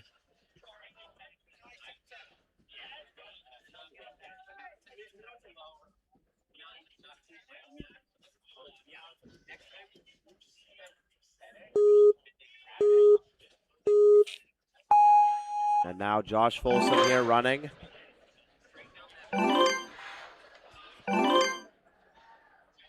Continuing to move across here the course as he's flying all the way down to the shelf jump. Absolutely crazy pace right now that he is setting on. What a great jump that was right there. 47 seconds to go now. He's got plenty of time here to work with. As with 40 seconds, he grabs a hold of one of the octopus pegs, grabs a hold of the other. And is able to coast his way down to the finish line. A tremendous time there from Josh Folsom, the second fastest time here out of all 5 of the waves at 41.02 seconds. Aviv Zaban at 34.26, still the clear number 1 on the leaderboard. And now we will see our next athlete, Sebastian Allen, running here as we are on wave 5 of 6, like I mentioned before. Here in Tier 1 for Stage 1A. We have been here with Tier 1 all day today. Started early this morning.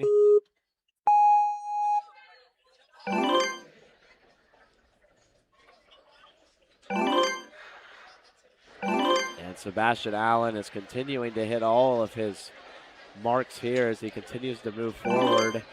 Just past the minute mark on his timer, and he is already on the shelf jump.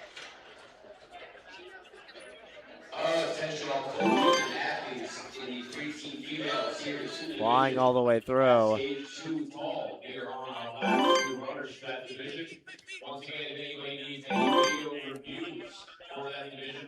And now on the octopus here is Allen. Sebastian Allen gets through one level onto the other. Now reaching for that last pull all the way down, and he's going to hit the buzzer. The great work there from Sebastian Allen, who is able to get across.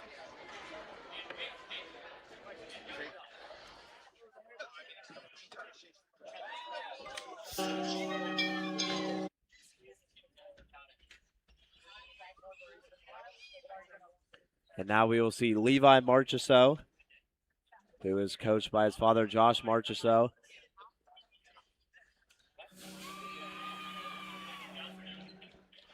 And he is from Marlborough, Massachusetts. 13 years old, a minute 13 now on the clock for his timer before he gets ready to start here, Gianna. Yep. All right. To get started here with Levi's run. Levi started Ninja back in 2019, and he is 13 years old. Most challenging for him is moving with obstacles.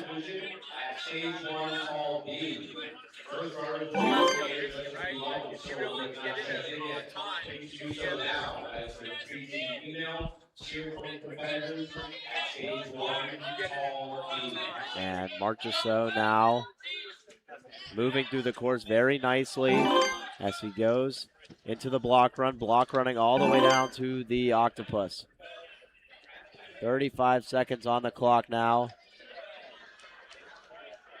as Marchessault tries to get a hold of the next octopus leg to put it on the ring. Using his momentum really well here. Getting super high, able to make the jump right there. Great move. And able to hit the buzzer in time. In 59 seconds. Levi Marchessault, a great run right there. A tremendous jump from Levi. And now we will see Brandon Avila from Sugar Land, Texas.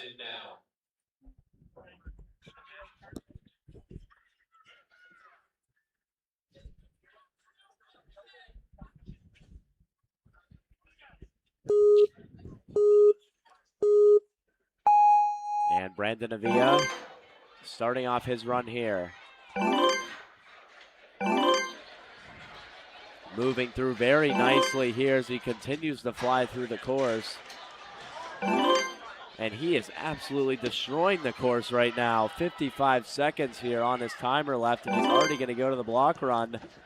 50 seconds, that's easily the fastest we've seen here so far, getting to the octopus. And we'll see if he's able to execute. And no, he drops the hook. And now he's flying super high here, as he's not going to be able to get down. Such a quick time right there. A little bit too quick for comfort on that one. But a really fast time for Brandon Avila right before he's able to finish. Great work right there. As now we will see Harrison James from Harleysville, PA.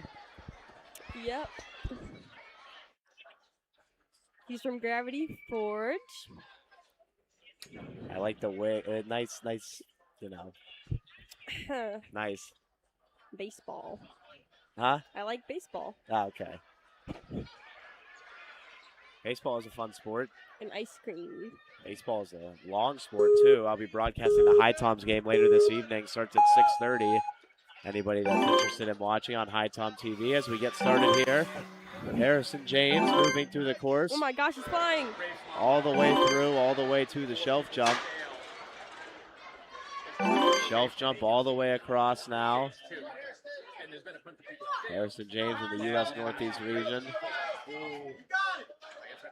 He's absolutely flying right now, all the way across the course through the block run. 45 seconds on the clock. James now trying to execute here in his later stages. And he's able to execute right there. A tremendous run. Harrison James is now in second place at 39.17 seconds. So a tremendous run by James, and we'll get to see a little bit of a replay here from the last two contestants. As James is moving around quickly right there through the course. And now we have Marty Valentine. And Marty Valente from Morrow, Illinois. No, I just look like a girl.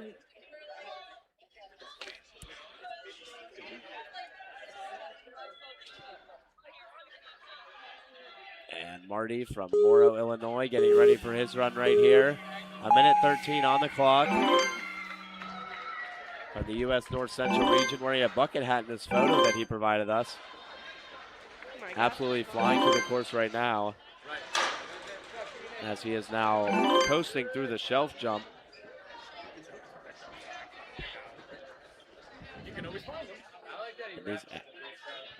These athletes right here absolutely flying.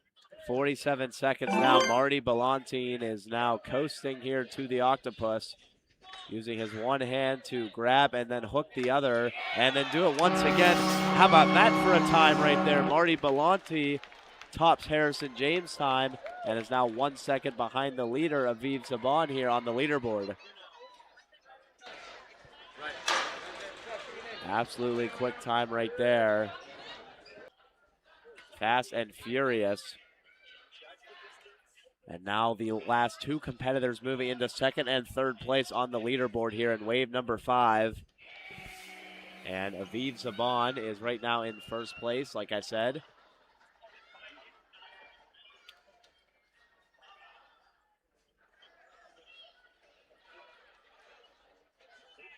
And now we will have our next runner, Brayden Dabrowski. Brayden Dabrowski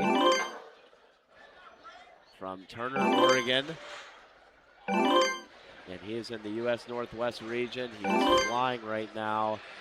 No rest here for him. Absolutely coasting through the course. All the way now to the spinning baskets. And making good work right now on time. Oh, but he's missteps right there. He's gonna still run through the rest of this course, as he tries to finish things off, but he's gonna fall right down, go over and touch the buzzer, and that is gonna be the end of his round right there. So Dabrowski unable to get through the course cleanly, and now we will see our next athlete running, Xander Fogelsong. And Fogelsong, 5 foot, 97 pounds. Started Ninja in 2021. And he's a 13-year-old from Grove City, Ohio. And loves to ninja and parkour. And loves the Minecraft speed run, beating the Minecraft game as fast as he can. One of his favorite activities in video games. Yes, and he trains at Lab Rats, I think is what that says, right? Yes, I believe so. Trains at Lab Rats.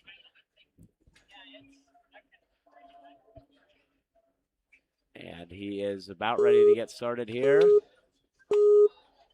And he's off.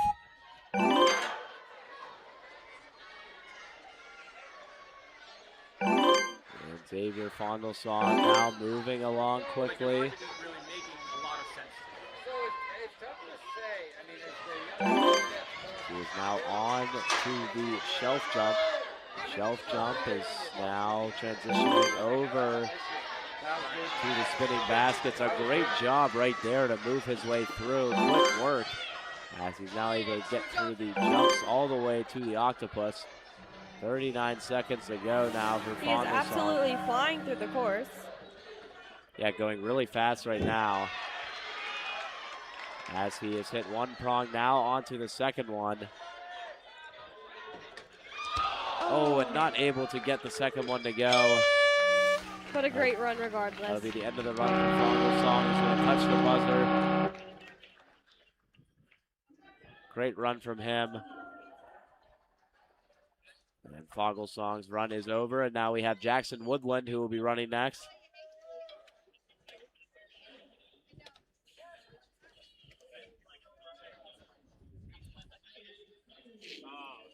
Jackson Woodland, our next runner here in wave 5 of the competition.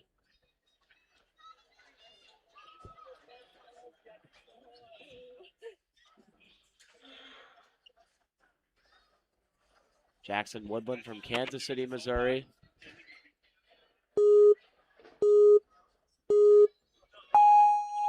And Jackson Woodland moving through very, very nicely now as he starts off his round.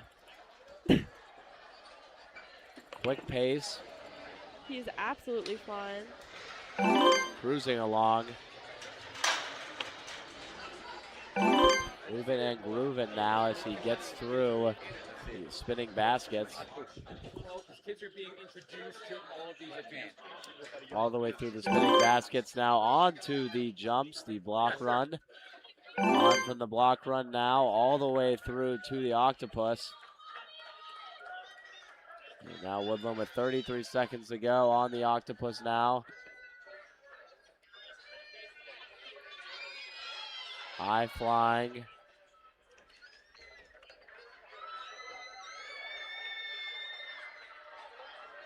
$18 seconds, and he's able to make that jump smoothly. Great work right there by Jackson Woodland. We're going to look at some of the replays from the last couple of runs here. Great job by Woodland as he's able to clear and hit the buzzer. Now we have Elijah Mam running. He's from Urban Playground. Urban Playground in Harrisburg, Pennsylvania, near Mechanicsburg. Yes. Did you still have the wig on? It's not a wig, it's my real hair. Oh. Yeah.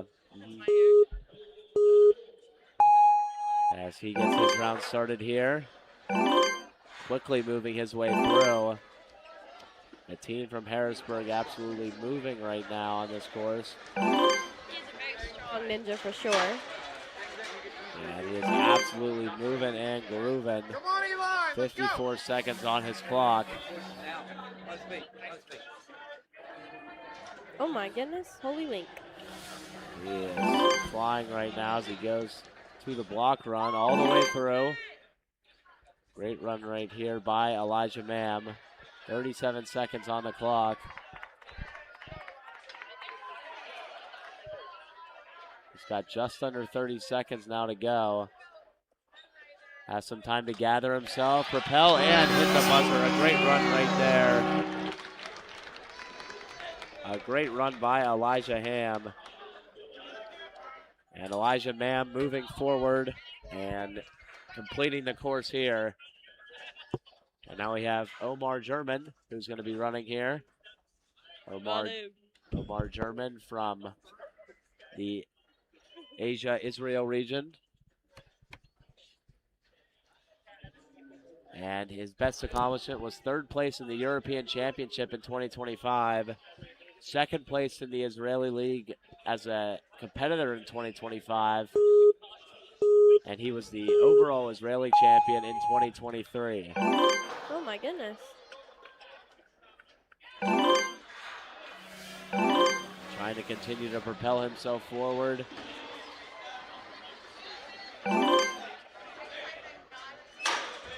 Moving through the shelf jump nicely right here, 53 seconds to go. Then stop himself real quick on the spinning baskets, readjust. Readjust now onto the block run. Moving his way forward. Really fast time right now for Omar. Through one prong now. Trying to get the other. And a great run right there. He just jumped over the buzzer. Oh my goodness. Tremendous work there. And Omar is going on after he completes the stage 1 course. Great work right there. And now we will see Jaden Hamilton. Jaden Hamilton from Phoenix, Arizona. Competes in the U.S. Rocky Mountain region, and he's 14 years old here in this season.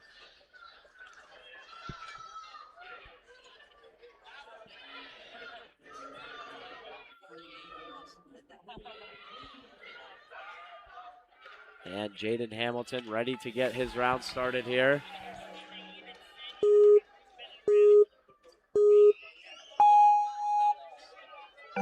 Hamilton moving forward, trying to grab a hold of the rings right here.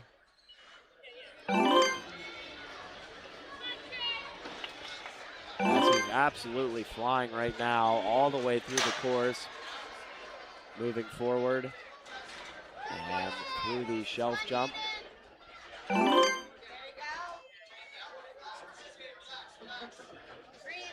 44 seconds on the clock. Now getting through the spinning baskets. Onto the block run.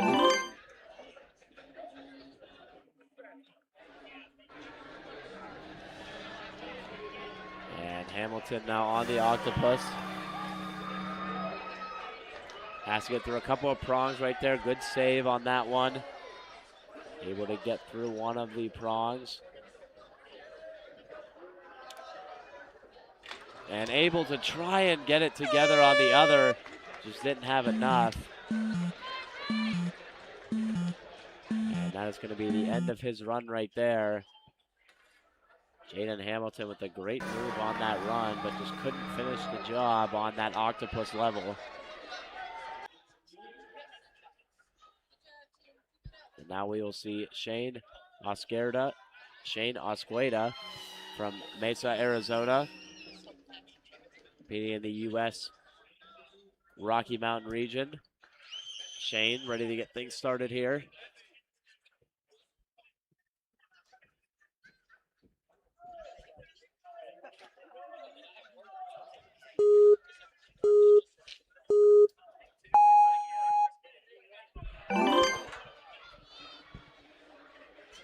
And now Shane trying to reach there for the ring. Get things started and moving underway. As Shane is through the first 4 levels. 47 seconds, slips right there on the shelf jump.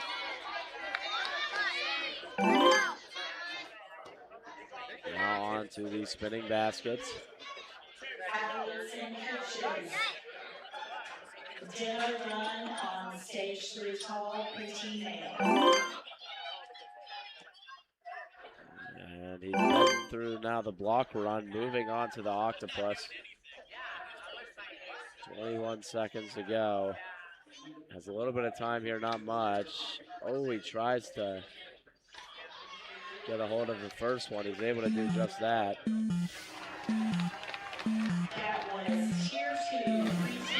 And he's able to move his way down 3 seconds. Got to it, the let's buzzer. go. Great move right there to get down and hit the buzzer.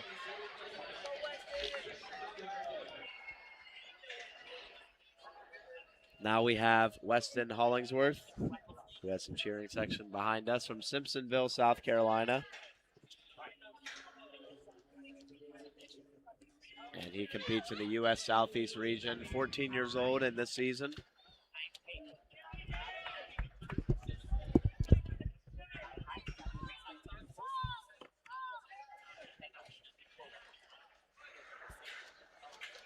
Weston waiting from the clear. And now he gets his round started.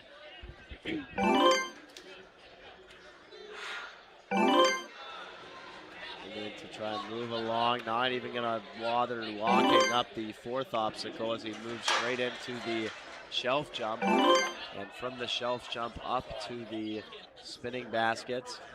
50 seconds to go. And not able to get through as he falls on the shelf.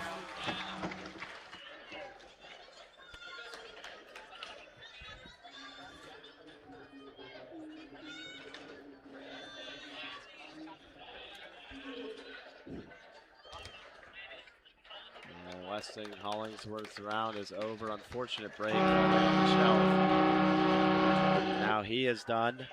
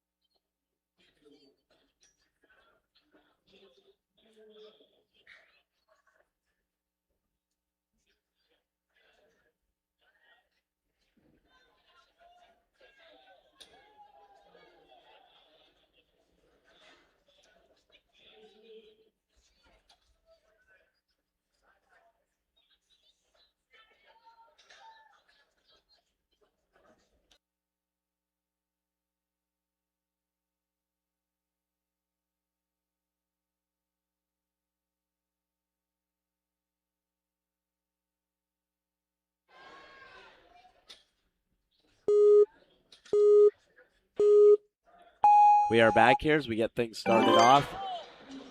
And Cole Mater is now up from Lakeville, Minnesota.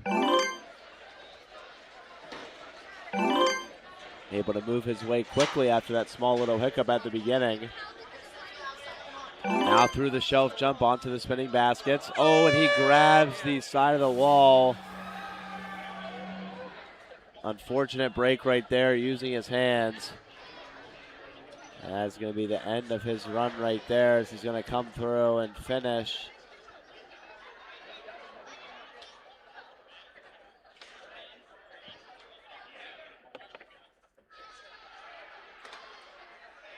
Great run, unfortunate for the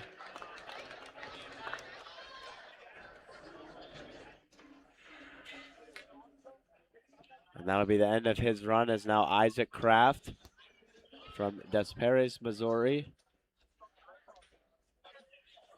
Yes.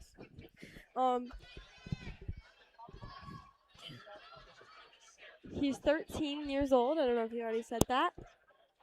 I did not know. Oh, well then there we go. Not much on the bio here for Isaac Kraft. But he is a pro ninja on level 2. Yeah. But this has been a great weekend here so far at the World Ninja Championships. It's very warm outside, but it's pretty cold inside. This is true. It's very cold inside. Again, forgot to bring my jacket here to wear. I need to bring it tomorrow. As Isaac gets things started off here, like you said, pro ninja level 2. Moving very gracefully right here. As he is moving forward. Through onto the shelf jump. Shelf jump all the way down to the spinning baskets, and he's able to successfully get to the spinning baskets.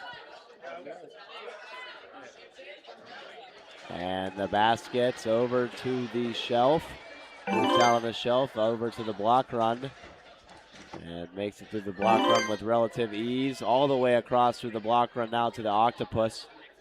The final obstacle here on the course before dismounting to the platform to finish. And it's been a great start here for Isaac on the octopus. Able to grab his second hook right there. Hook it on, and he's able to get it. A great job by Isaac Kraft. Finishing in 58.28 seconds, moving into that 33rd spot on the leaderboard.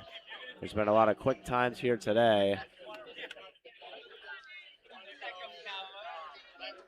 As we get to see the finish right there from Isaac. And now we will see Maximilian Danley. Maximilian from Simpsonville, South Carolina, as well as we had a competitor from there a few ago. And he is Pro Ninja level 4.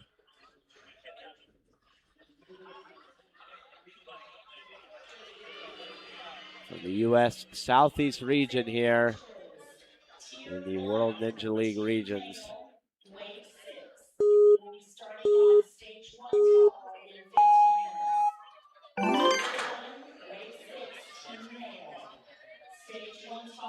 And that little bit of a blemish here going to cost him a couple of seconds, but Maximilian going to try and make it up here. He's moving very fast, so trying to do just that.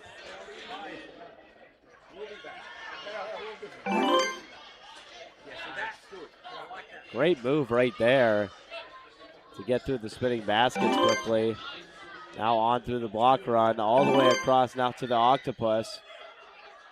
He has 40 seconds left on his clock, and that is a lot of time. Yeah, a lot of time right here on his clock, Gianna, to move through. 30 seconds on the clock right now. Able to get both of his hooks down, and he is able to finish. What a run. Moving into the 7th place position in 46.17 seconds. Maximilian Danley with a tremendous run right there. We'll take a look at the replay here real quick. Great work maneuvering his way around that course. Now we'll see Isaiah Garcia from Tampa, Florida. And he is about to be in his 7th year as a ninja. Started in the 2018-2019 season and just starting high school and football practice. Isaac is a strong safety in Tampa, Florida. Also plays disc golf on the side, as well as doing his ninja activities.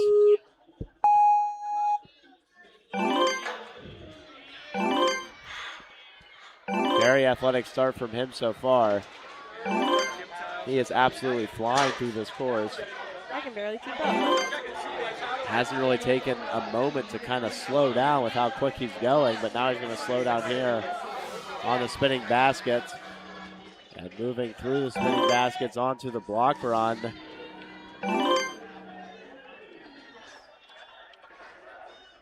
And all the way through right there.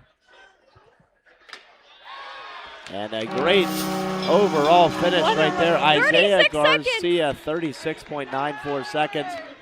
The 3rd fastest time so far on the leaderboard. A tremendous run showing off that football background right there. Very athletic run as we get to see him on the block jump here. He was just absolutely moving the tiptoe motion. And now we will see Brantford T. Mello.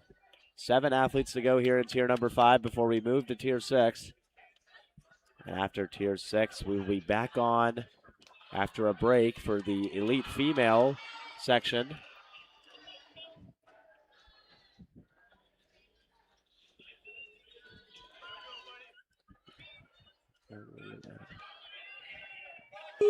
As the course is getting reset right here. Bradford, excuse me, is ready to go. Mellowing his way through the course right now. 1:02 on the clock from Berkeley, Massachusetts. Bradford Mello. Absolutely quick run right here from him. Flying through the course as he goes through the block jump right there. And now on to the octopus. 39 seconds to go.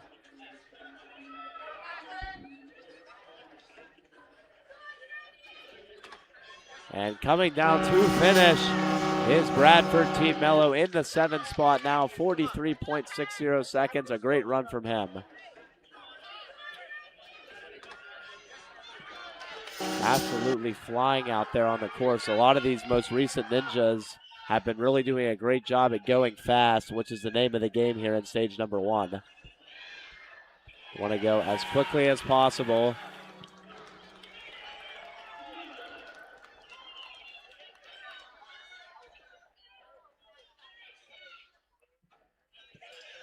As Patrick Duffy from Malvern, Pennsylvania, the U.S. Northeast region.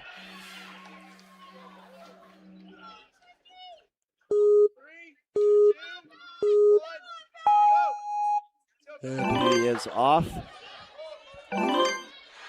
Off and running now through the ring slider all the way across now. Not even worrying. Oh, and it looks like he's going to hit his head maybe on the 4th obstacle, the peg, as he's trying to go down. Now he's going to just finish off his time. After the hit in the head.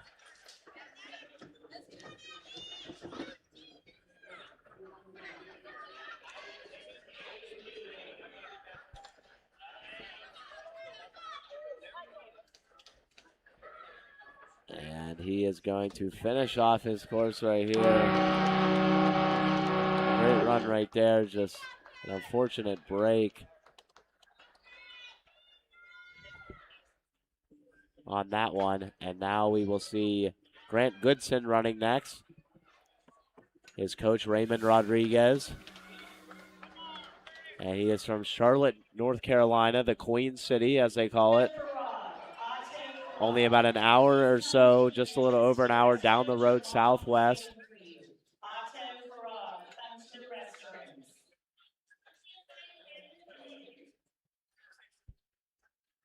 And Grant Goodson will be ready to go here momentarily.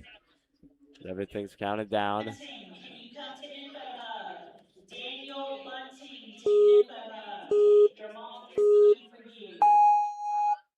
Grant Goodson is off and running. He trains at Illumination Training. 14 years of age from the Queen City, Charlotte, North Carolina. And Goodson is moving right now. Doing a great job through the stages as he's moving all the way to the swinging baskets now. Trying to finish off this course in great fashion. And a tremendous run right there. He's able to get all the way over to the octopus. 25 seconds to go on the clock. Flying back and forth he goes. Easy does it for him. Oh, and he drops the last prong. 5 seconds to go, and he's not going to be able to reach. Great run right there, though, nonetheless.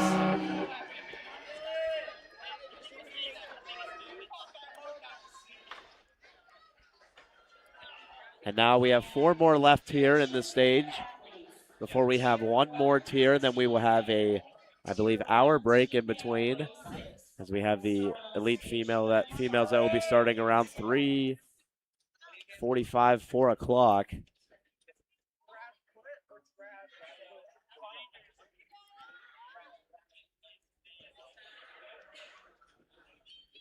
We have 1 more session after this, and then the long break before the elite females run.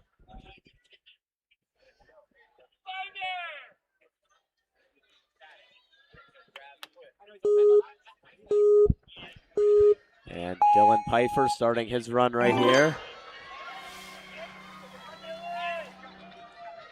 Dylan from Chandler, Arizona, competing in the U.S. Rocky Mountain region. And he is moving and grooving right here. And he is flying right now through.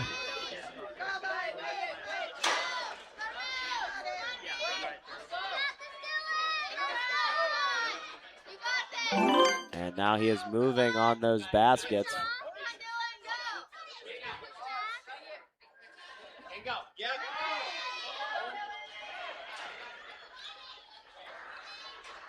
Grabbing the swinging baskets and now propelling off onto the run. Walk running all the way across now. One more obstacle to go, the Octopus, 17 seconds. Time is of the essence here in his run with not that much left. Gonna hit 10 seconds here and not able to get across. Great run though nonetheless right there from Dylan Pfeiffer from Chandler, Arizona. Gonna hit the buzzer and that is gonna be the end of his run. And now we have Keith Gambiani. And Keith Gambiani from Farmington, Minnesota will be running here next.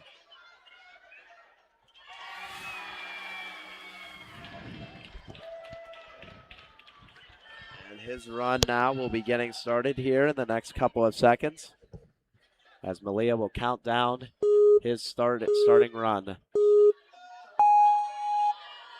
And now Keith moving forward.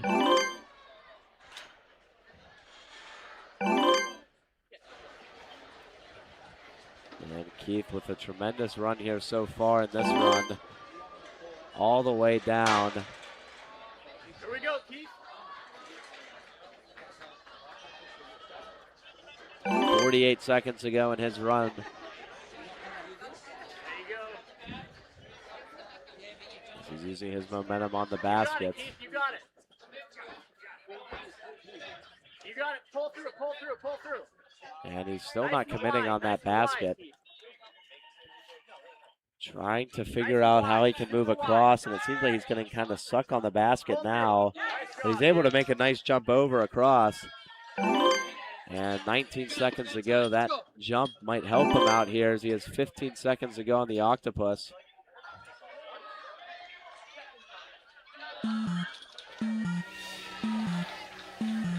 And now with 5 seconds to go, let's see if he's able to get it. 3, 2, 1, and it's right near the buzzer. A great comeback and finish right there by Keith Gambiani. You know what I always say? I love a good comeback story. And that was a great one right there. He had to kind of jump his way forward to propel himself with the momentum on the swinging baskets. And we have There's only 2 athletes left. 2 more here. 2 more athletes and then a 5-minute break before our next or final session. Sixth wave of team male tier 1 competitors at stage 1 tall A.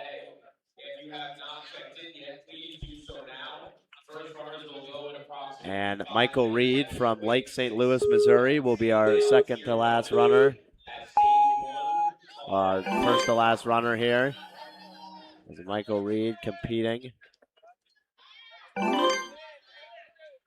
13 years of age from Lake St. Louis, Missouri. Started in 2024 Ninja. Bike Mike is what they call him.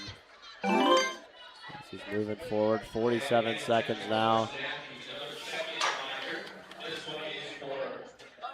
In the silver level competition.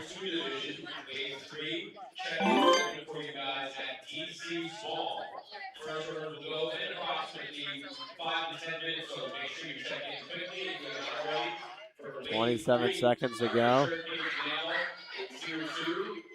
And now he's stuck on the swinging baskets. Check-in is also open for wave 1 of Master GL Tier 1 competitors at DC Fall. And again, the first runner is about 5 to 10 minutes. So If you have not checked in yet, please do so now. Wave 1 for Masters Female Tier 1 Division at DC Tall. And that is going to be the end of Michael Reed's run there. He is going to be done. Finish out the course, though. Great run, though, from Michael Reed, getting all the way over to the swinging baskets. And now Ashton Glavin will be our last runner here. Ashton from Exeter, Ontario, from Canada. His second season here at the Tier 1 competitions. 14 years of age. CTC Obstacles is his training gym. One more remaining before we take our 5-minute break. Tier 2 division. Check-ins are open for you guys at stage 3 tall. First runner will be going in approximately 10 minutes. Glavin now flying around, and he's a Ninja Elite Level 4 athlete. 52 seconds now on the clock, flying through all the way to the block run. 47 seconds to go. Not wasting any time here. And Glavin now trying to get a hold of his second level, and a great finish right there. 38.11 seconds, moves himself into the 4th place position here as he is finishing up right there in wave 4. And now we will take a 5-minute break here before we get back here ready for stage number 5. Tier 1 division at stage 1 small.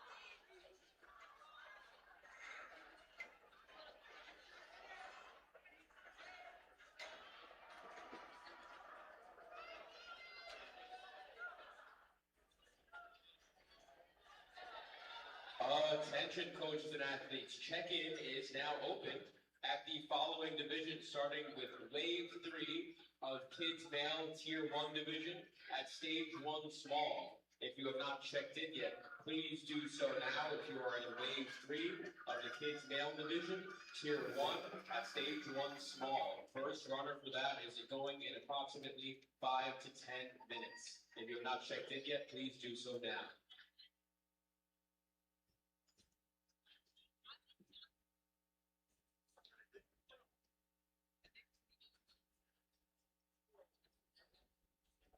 Quick correction, wave 1 of kids male at stage 3 small. First runner will be going in approximately 20 to 25 minutes. So do check in at stage 3 small for wave 1 of kids males, tier 2.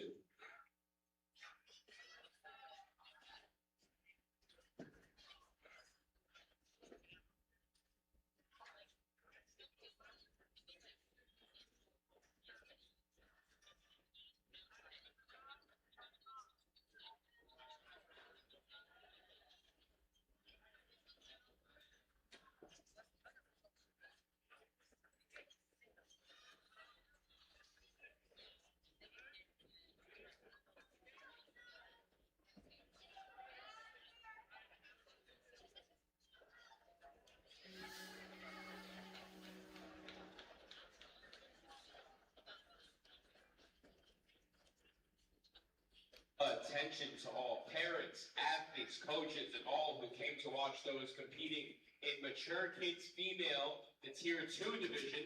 Your award ceremony will begin at approximately 2:15, just under 20 minutes from now. So, mature kids female, parents, athletes, and coaches, please plan to make your way over to the awards podium for your ceremony at 2:15.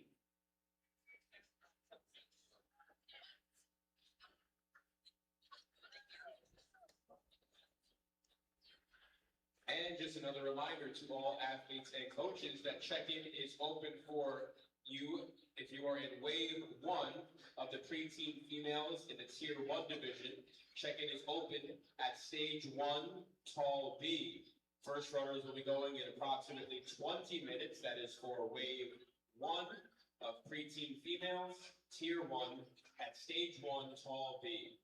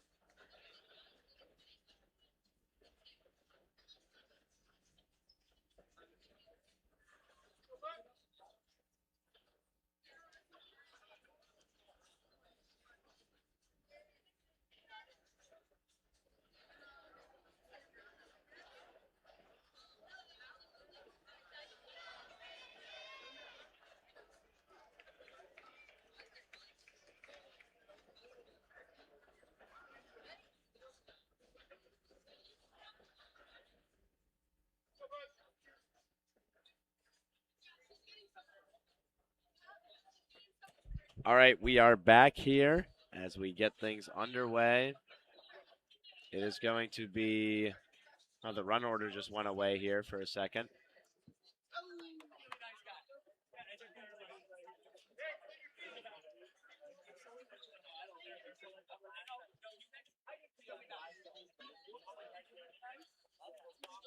As we have Brandon Hernandez from Houston, Texas. That'll be our first runner here in the 6th and final wave here for the teen male wave here. We've had 6 waves here that started at 8 in the morning. And now it's gotten to this point here at 2 p.m. where we are on our 6th and final wave as Brandon Hernandez is absolutely flying right now through this course. Oh my goodness. Constantly just moving fast. He is the grand champion in this wave in the past. 53 seconds off. great work so far as he gets to the octopus.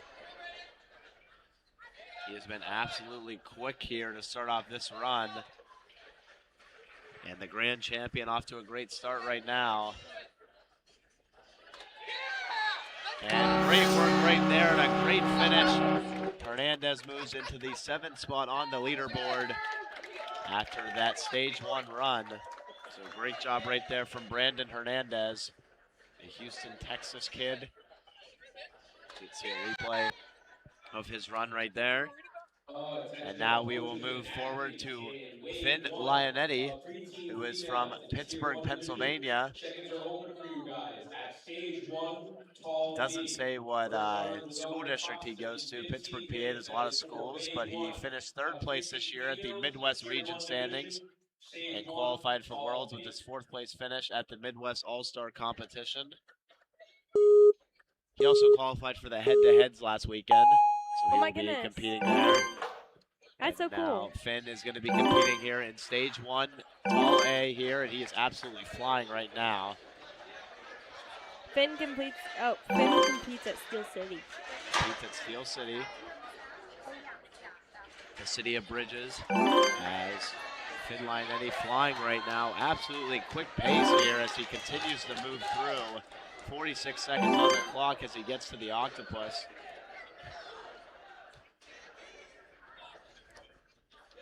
And just a quick pace right here from him. Another reminder to all coaches and athletes that check-ins are open for you at 30 seconds to go, and Finn's not going to be able to go up and grab it. Dang. Unfortunately, fell down right at the end. The Steel City Ninja just misses the jump right there. That's going to be the end of his run right there. Get a look at the replay from earlier when he was flying around the course, kind of hopping his way through. And now we will go on to our next athlete here, Nir Peleg from Cresskill, New Jersey. And Nir going to be ready here to start whenever the course is reset up.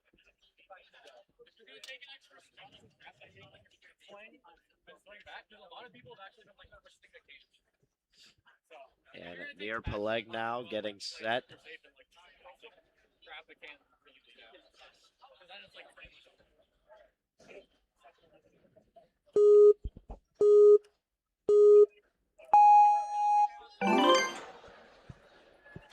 And Nir starting off his run right here, the champion level 2. Showing off why he's at that level right here.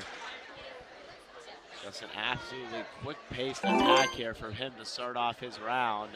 54 seconds, absolutely flying right now, not wasting any time on this course. Buzzing his way through now as he tries to go for the single jump, but he's going to be patient and take it as he gets it. And a lot of these athletes very patient here as they move forward. Nir not able to advance through.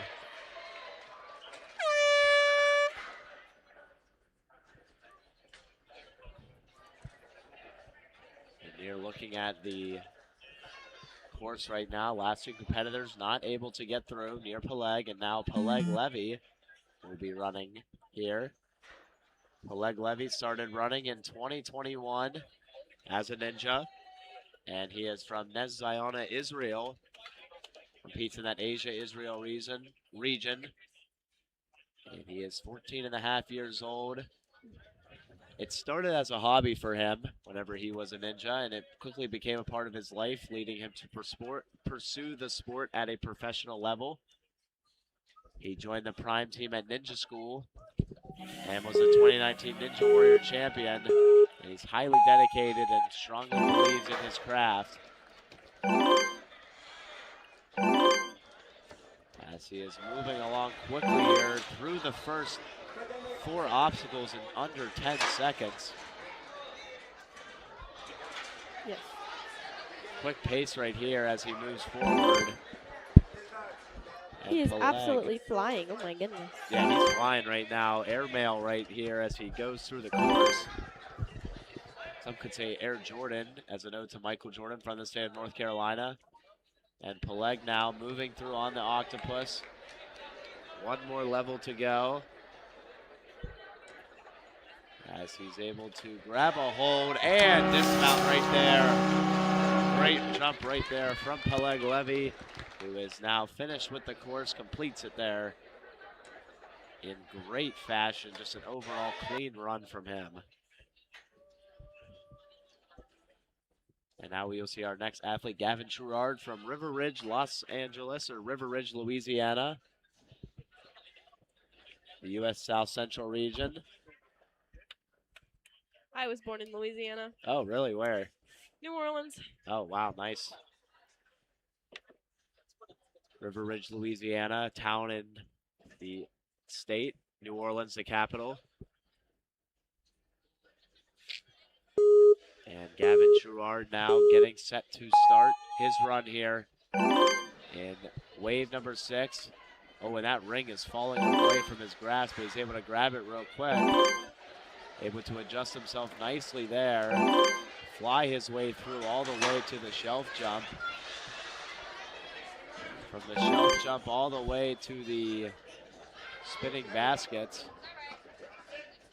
Spins himself back and forth one more time.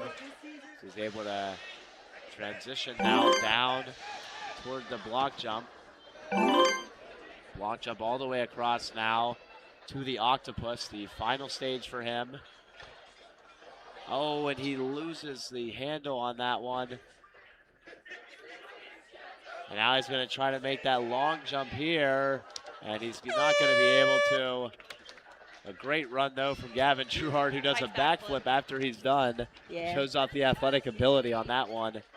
That is the end of his run right here on stage 1.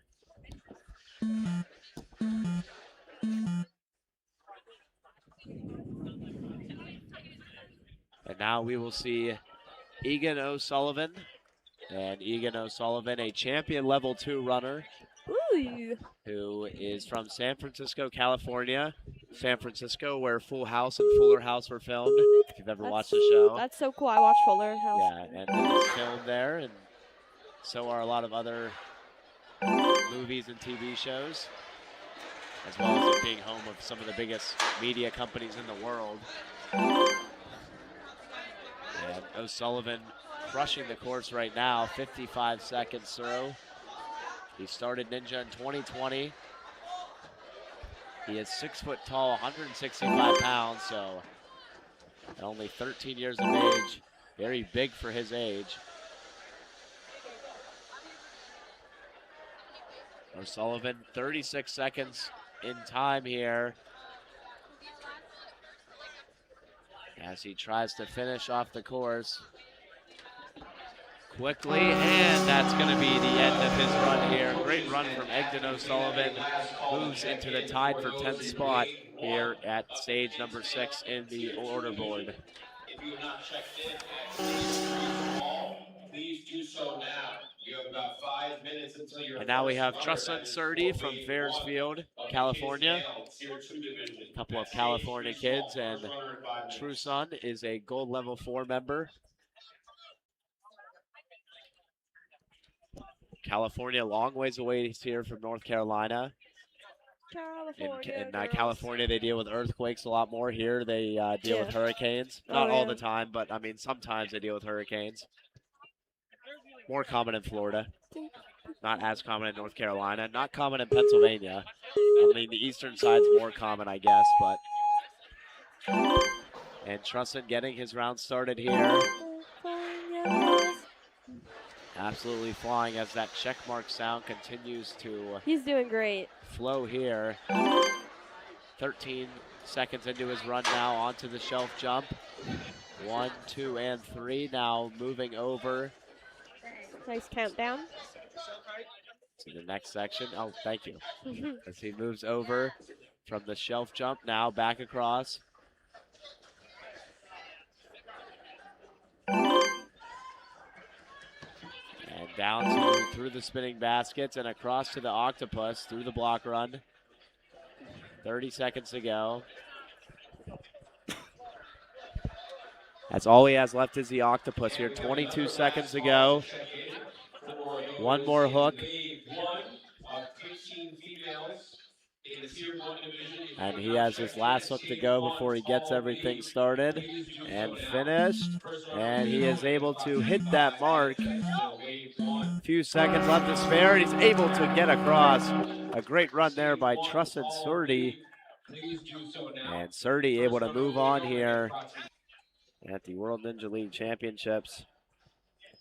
And now we'll have Briggs Yee running here from Naperville, Illinois. Naperville, suburb in Chicago. Chicago is a really big city in the suburbs area, as we get to see him run here in a second. Wave 4, preteen females, Tier 1 division at stage 1 tall meet in 5 minutes. My apologies.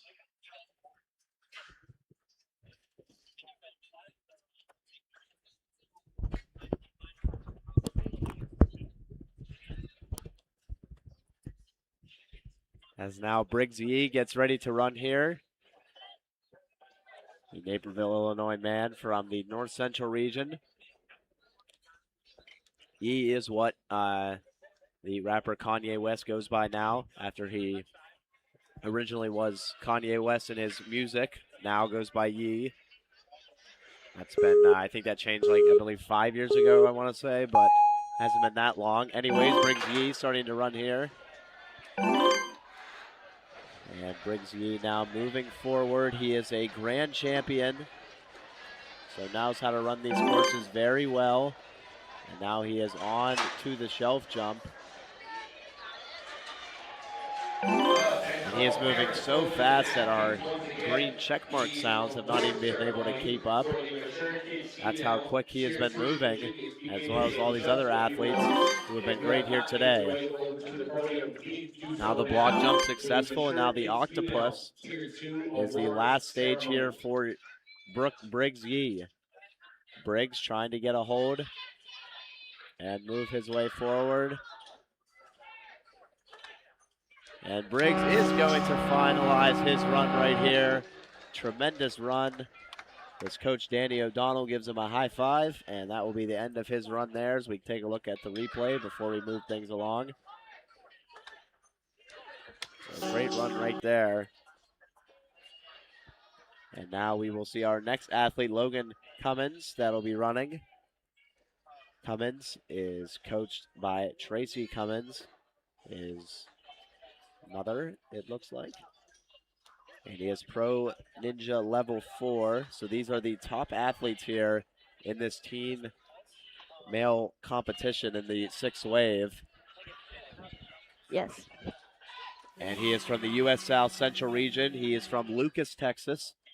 Oh, very nice, very nice. Yeah, Lucas, Texas. Lucas, who is working here this weekend as well, World Ninja League, my roommate and co-broadcaster with the High Toms and Yep, it's me, Lucas. High Point. Yep.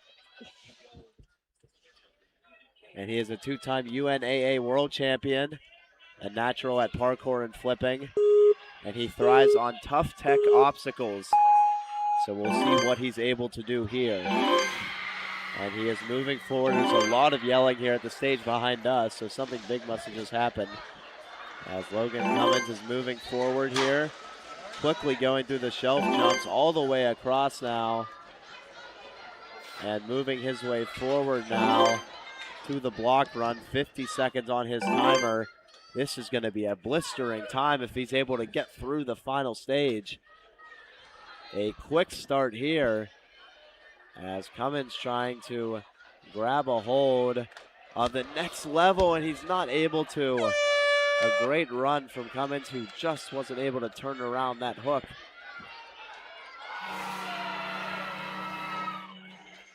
And now we will see our next athlete, Sebastian Poneru.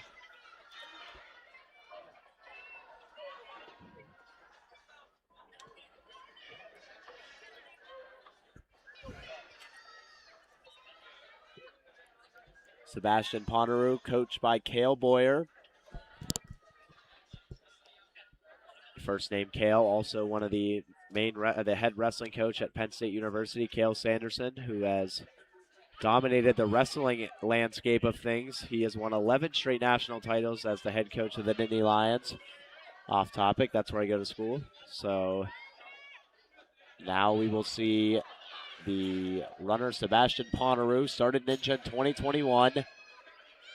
His Instagram is out_of_this_world_ninja_CBoss. And this is his 5th season at the Tier 1 competitions. He's from Miami, Florida, 13 years of age. He's a big fan of water slides.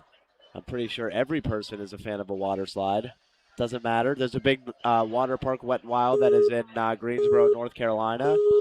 That is really nice. So last weekend. As Sebastian Potter is moving through the course nicely. He is champion level 3. So he's very used to running through these courses as well. And a lot of these guys here in this course have been running really fast here times at the beginning. It's just been closing out the course that has been the issue. And right there, narrowly avoiding touching the wall was Ponaru. And he is going to continue on his course run right here all the way to the Octopus. Ponaru now moving on from the first stage of the Octopus, trying to hook on. And he's able to. Now gets the second pole. Gets the second hook, trying to figure out how to put it on, and he's able to hit the podium. A great run from Sebastian Ponaru. The Miami, Florida man's able to hit the buzzer and advance in the 25th position.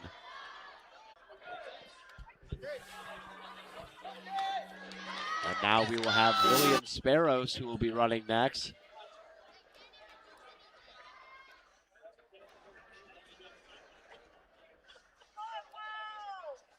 And William Sparrows is from Erie, Pennsylvania, in the U.S. Midwest region. 14 years of age, his 10th season at Tier 1 competitions. Erie, Pennsylvania, right alongside the namesake, the lake right next to it, Lake Erie, is where I have been multiple times. Visited family up there. Erie, PA, a great place, and here, William Sparrows trying to have a great run. Ninja Elite level 4 as he's moving through the course nicely right now. About the same pace all the athletes are getting through the first half of the obstacles in about 13 seconds, giving themselves plenty of time. They're smart ninjas as they give themselves plenty of time to work through the more lengthy obstacles as they move through the rest of the course. And now propelling off and going through the nice little steps onto the Octopus. And a great job right there from William, who is able to hook on. Now able to grab hold. Grab hold of it, the other on the hook, and able to hit the buzzer. A lot of emotion right there in the end, and you love to see that right there. A lot of emotion between Coach John Hart and William Sparrows. Great job right there. And now we will see our next athlete, Bronson Allen from Waterford, Pennsylvania. And he competes in the U.S. Midwest region as well. 5'9", 126 pounds. Started Ninja back in 2021. It's his 11th season at Tier 1 competitions. The most challenging obstacle for him is foot dexterity, so this first one and the middle one might be a bit of a challenge for him as he's able to move his way through here on stage number 1.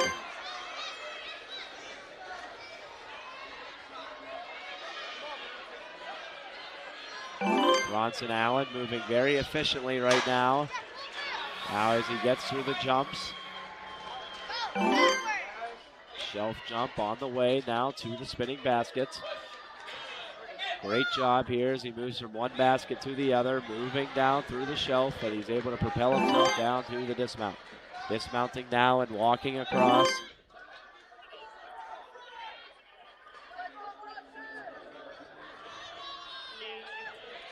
And Bronson Allen now with just a couple of more levels to go here on the Octopus. We'll see if he is able to get the last hook onto the ring, and he is able to do just that, lands on. And John Hart coaching Bronson Allen as well, so the last two competitors being coached by the same coach, and both doing really well. As we move through, look at the replay here on our screen. Great work by Bronson Allen. And now we will see Noah Davis from Seminole, Florida, who will be running here.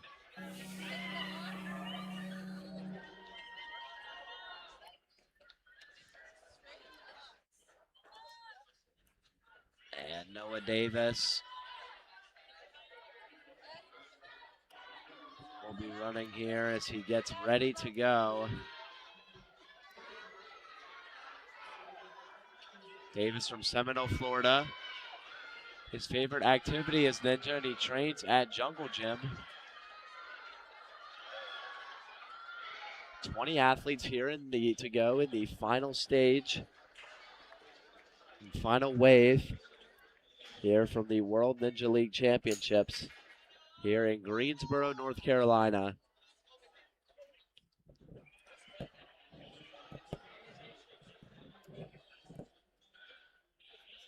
As it is pretty cold inside right now. I'm in shorts and a t-shirt. Nice and comfortable though, I guess. That's how hot it is outside.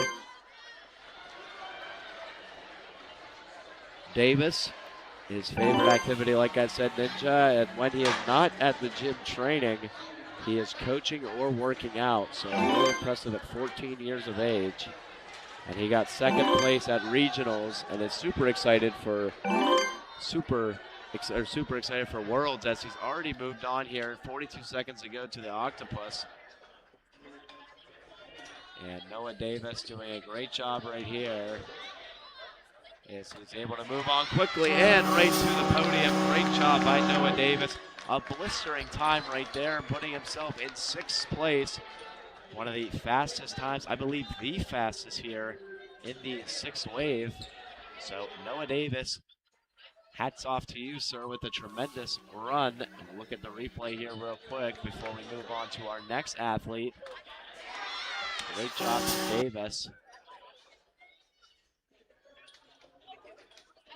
And now we will have our next athlete, Miles Knight. Miles Knight, coached by Drew Nestor in the teen male division.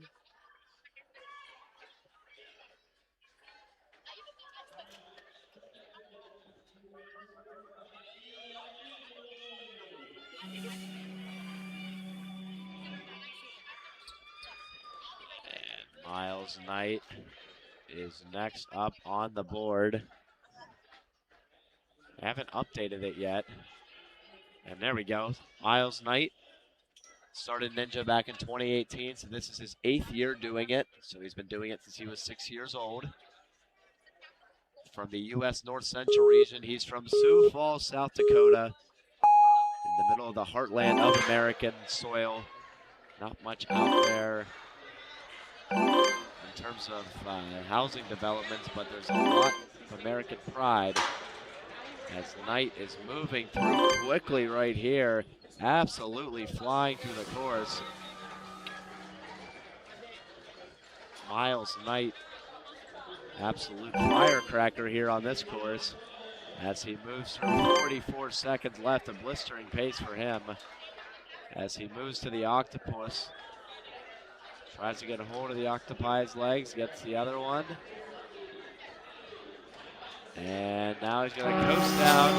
A great time right there, falling into the 9th spot in the leaderboard.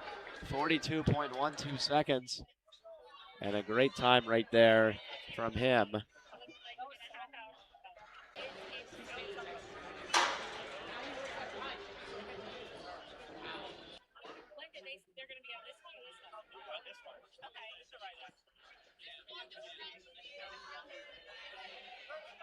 Now we have Quincy Hellman from Bridgeport, Connecticut. Quincy is coached by Theodora Denosi.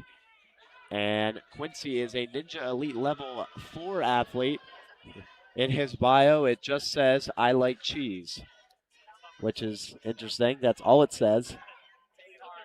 That's it. Just I like cheese. That's what it says. I like cheese. You know what? Me too. Yeah, me three. And as we move forward, Quincy Hellman moving here as quickly as he can. Tough to keep up with this blistering pace of athletes as they're moving forward. Quincy Hellman wasting absolutely zero time here on these obstacles as he is through in 55 seconds to the 6th obstacle left. Incredible effort here by Quincy Hellman. And he is flying right now through this course. Now on to the last obstacle here. Has a chance to finish with a really good time here as he slides through 39.98 seconds in the 6th spot on the leaderboard. Great run right there. One of the best times we've seen here in this wave. And he is going to be very happy with that one.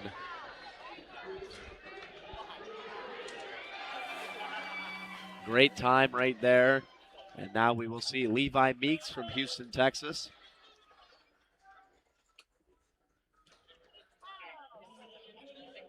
And Levi Meeks moving his way forward here. The Houston, Texas man from the South Central region. Houston, very good at basketball in college. Their head coach, Kelvin Sampson, one of the most tenured basketball coaches in the sport. He has been super successful leading the Cougars to multiple NCAA tournament berths in a row, as they have continued to be a staple in basketball. And Levi Meeks is becoming a staple of this course as he is flying through 50 seconds left as he got to the final obstacle, the octopus. He is flying right now. Absolutely fast time right there. Levi Meeks finishing in 33.88 seconds, which if it holds would be the fastest time, and it does hold. That is the fastest time now of the course so far. Levi Meeks, blistering pace. The Lee's Summit man absolutely crushing the course. So we take a look at the replay right here. I mean, he was wasting absolutely 0.0 seconds on this race. And he quickly moves into first place. And that was a fast, that is a 0.6 second difference now between first and second place. So Aviv Zaban, who had over a second lead in that first place spot for the last couple of waves, has now lost that lead to Levi Meeks. Meeks will be definitely a contender moving forward here the rest of this week. Tremendous run, tremendous speed. As now we see our next competitor here, Liam Rehack from Lee's Summit, Missouri, in his 9th season at the Tier 1 division from the U.S. Heartland region. And Rehack going to try and one-up Meeks after that last run to see what we can get here. As Rehack taking his time and trying to maneuver through the course. Rehack moving through 1, 2, and 3, and 4 in a row. Great run right there on the 5th and into the 6th obstacles now. The spinning hats. Our spinning hats obstacle now. Back and forth Liam goes. All the way down now to the block run. Block run moving forward to the octopus. Trying to conquer the octopi. As Rehack with 30 seconds. 18 now on the clock as he's going to try and close things out here. Trying to reach up for that second hook. And he's still not able to do it. Trying to go back and forth. And he's, able to reach all the way up. But falls down. Great run there by Liam Rehack, who was flying earlier on this course through some of the other obstacles here. Great run here for him. Now we will have our next athlete, Savion Jones, coached by Drew Nestor. He'll be our next athlete running here in the 6th and final wave of the teen male athletes. And Savion Jones is a Ninja Elite Level 4 athlete from the U.S. North Central region from Ankeny, Iowa. So from that central nation in the United States, the great farm state of Iowa. And Jones moving here, trying to move as quickly as possible. As he's going for time here. 1, 2, and 3. Down now. As he's 3 down on the shelf jump. Shelf jump doing it all by himself as he moves forward through the swinging baskets. There's floating hats here on the course. Number 1, tall A. And Jones is flying through once again as he goes through the block run all the way down to the octopus. 33 seconds to go. Just needs to get through this one to complete the course. And able to make a great adjustment right there. And Savion Jones trying to build up momentum here to swing. 12 seconds.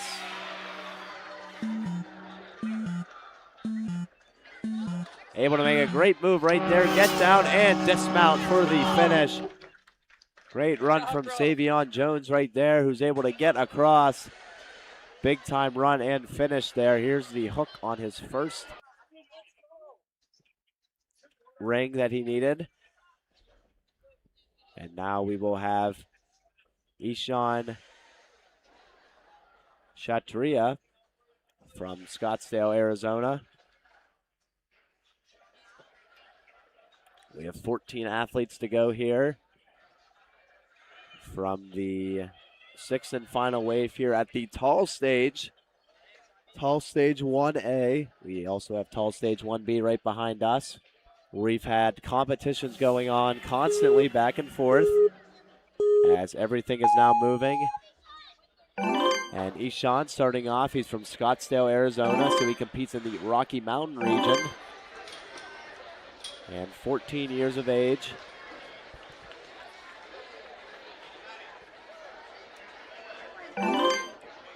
Able to dismount right there.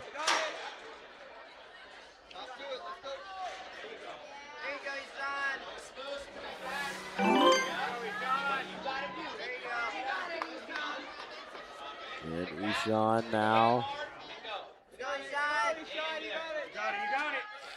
trying to move his way around the spinning baskets. Able to get through, although I think spinning hats or floating hats is a cool name as well.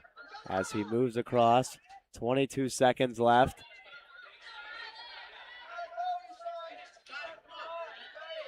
.15 on the clock as he now has to move a little bit quickly here on the last obstacle. One more to go, 8 seconds on the clock. 3 seconds, 2, 1, and oh, just misses the buzzer. Great run right there, no, nonetheless from Ishan. Tremendous work on the course. Great work. Just missing it. He should be able to make the cutoff whenever they go through the math formula after this is all done, after a run like that. And now we will have Ryan Leichner coming up from Orlando, Florida. Rylan Leichner is the baseball ninja. Oh my gosh. I know, he is the baseball ninja. He is from Orlando, Florida, and he's been training at Obstacle Ninja Academy since 2018. Dang. World Ninja League Season 8, he was 9th place in the Mature Kids World Championship bracket, clearing all 3 stages. Ooh. And he finds new donut shops in each city he visits. His favorite is the Jelly Donuts in Huntersville, North Carolina. That's fair. He plays catcher and second base in baseball as well. So big-time athlete from Florida. Ryland now moving through the course very nicely. Doing great job right now. The baseball ninja moving his way through the course effectively, like a pitcher that is dealing a quality start on the mound. Patiently going through the course. 30 seconds now to go as he reaches his final obstacle, the octopus. Trying to finish the octopus, the 8th and final obstacle here in stage 1A. Justina Ricchini here on the play-by-play. And the second prong from Ryland is good, and that is a successful jump right there. The celebration afterwards.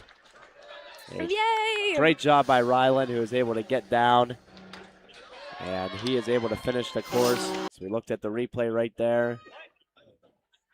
Once again, Justina Ricchini and Gianna Dellinger, who's doing a great job filling in today. She's doing a tremendous job here. She did a little bit of play-by-play while I was eating my lunch. Hey, guys. As well as the color commentary, as I almost lose my headset. And now we have Frederick Rowland from Quebec City. I'm not going to say the town he's from because it's too hard to pronounce. I believe it's Saint-Hyacinthe. Nope, that's probably not it, but it's probably close. And his coach that is with him is Mathieu Saint-Ors. And it's his 8th season at Tier 1 competitions.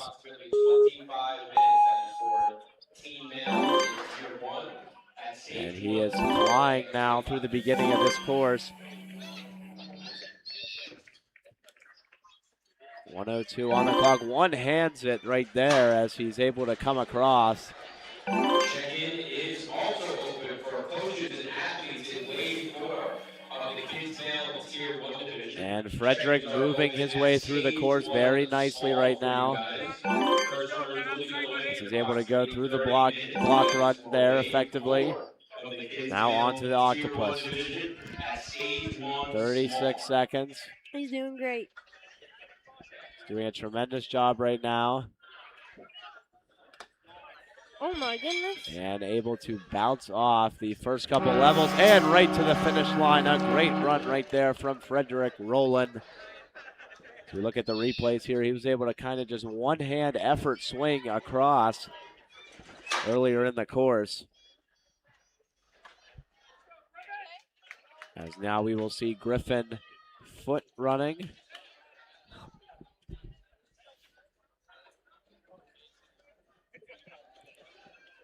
Griffin Foot is from Tigard, Oregon, 13 years of age. His favorite obstacles include linking hatches, speed balance, and salmon ladder.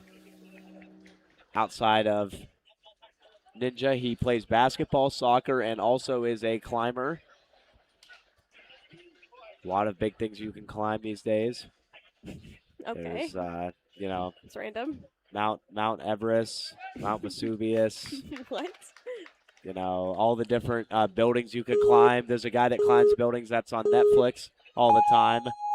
Okay. I forget the exact nature. I forget what the show's called, but anyways. He's doing great right now, flying through the first couple obstacles. Yeah, Griffin Foot on a mission right now early as he continues to move through.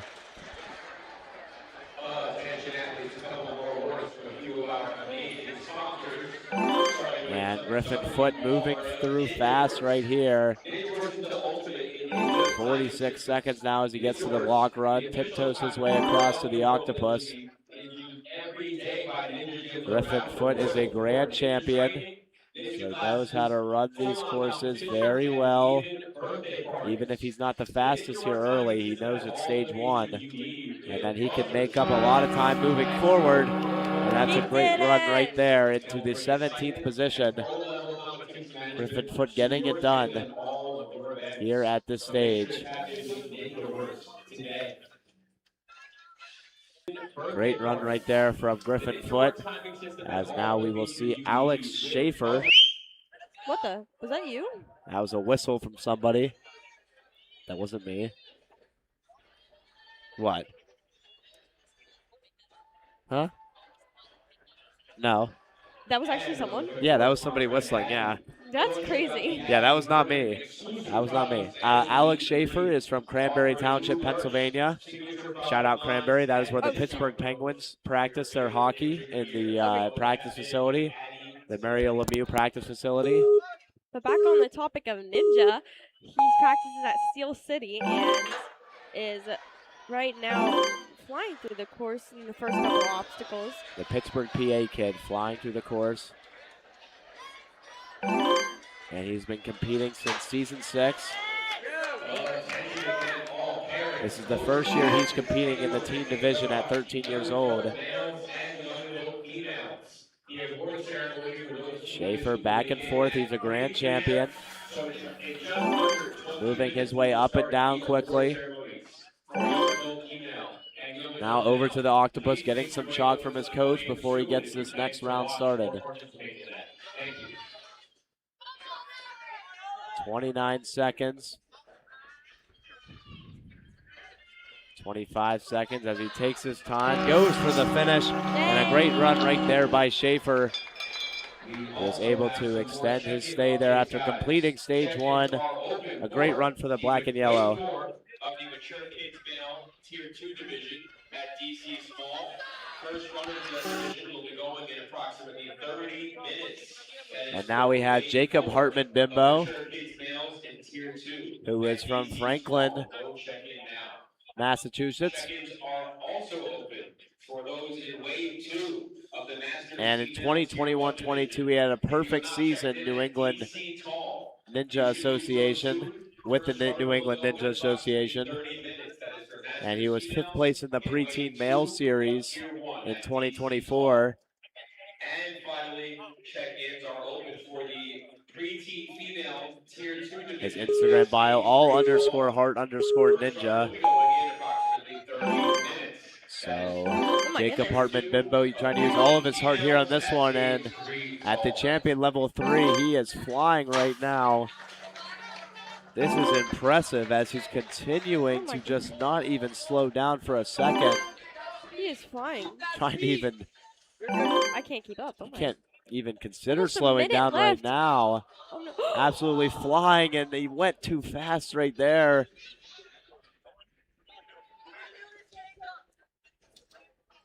As he is now going to fly way high and not going to be able to finish.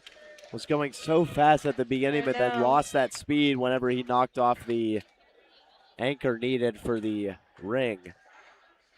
Definitely. And now we will have our next athlete, Ariel Efrat, running.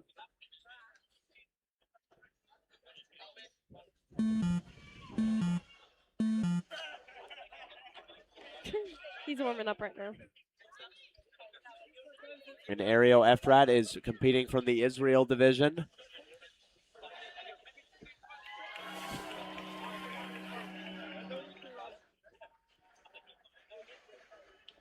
He is the twin brother of Itamar, who we saw earlier this competition. The boys have that popular YouTube channel, the Ninja Twins. And we'll see how Ariel's able to do here in this competition.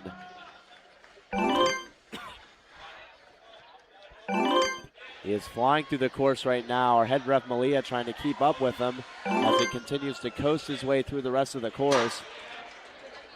55 seconds to go. He is now on the spinning baskets.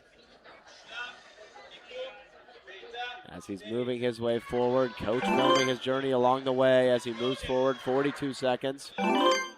Now on to the Octopus, the final stage.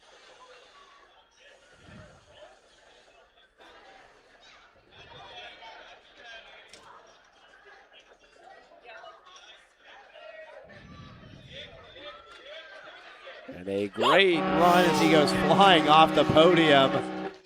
Oh my goodness. Tremendous style right there in the end as Ariel goes flying onto the podium and gets a hold of the buzzer. A 49.33 second run right there. Great run right there from Ariel Efrat, who is now done. And now we will see our first runner here, Jack Goodman, from, I believe, yes, Jack Goodman here. Started in 2021. And his favorite format is the challenge course.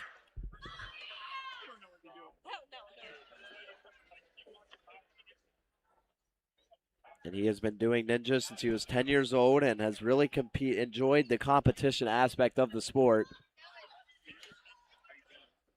Wait. And Jack Goodman getting ready to go here.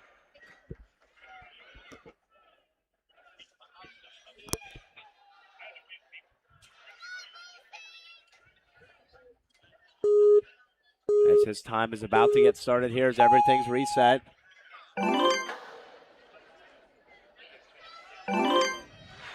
Goodman trying to fly through the rest of this course here. 7 more athletes to go before we will have an extended break here, longer than 5 minutes as we move forward. Goodman moving through the stages of the course now on the shelf jump, moving over to the swings. And swinging back and forth now with the spinning baskets. He is continuing to move forward here. Through the spinning baskets, over across to the octopus.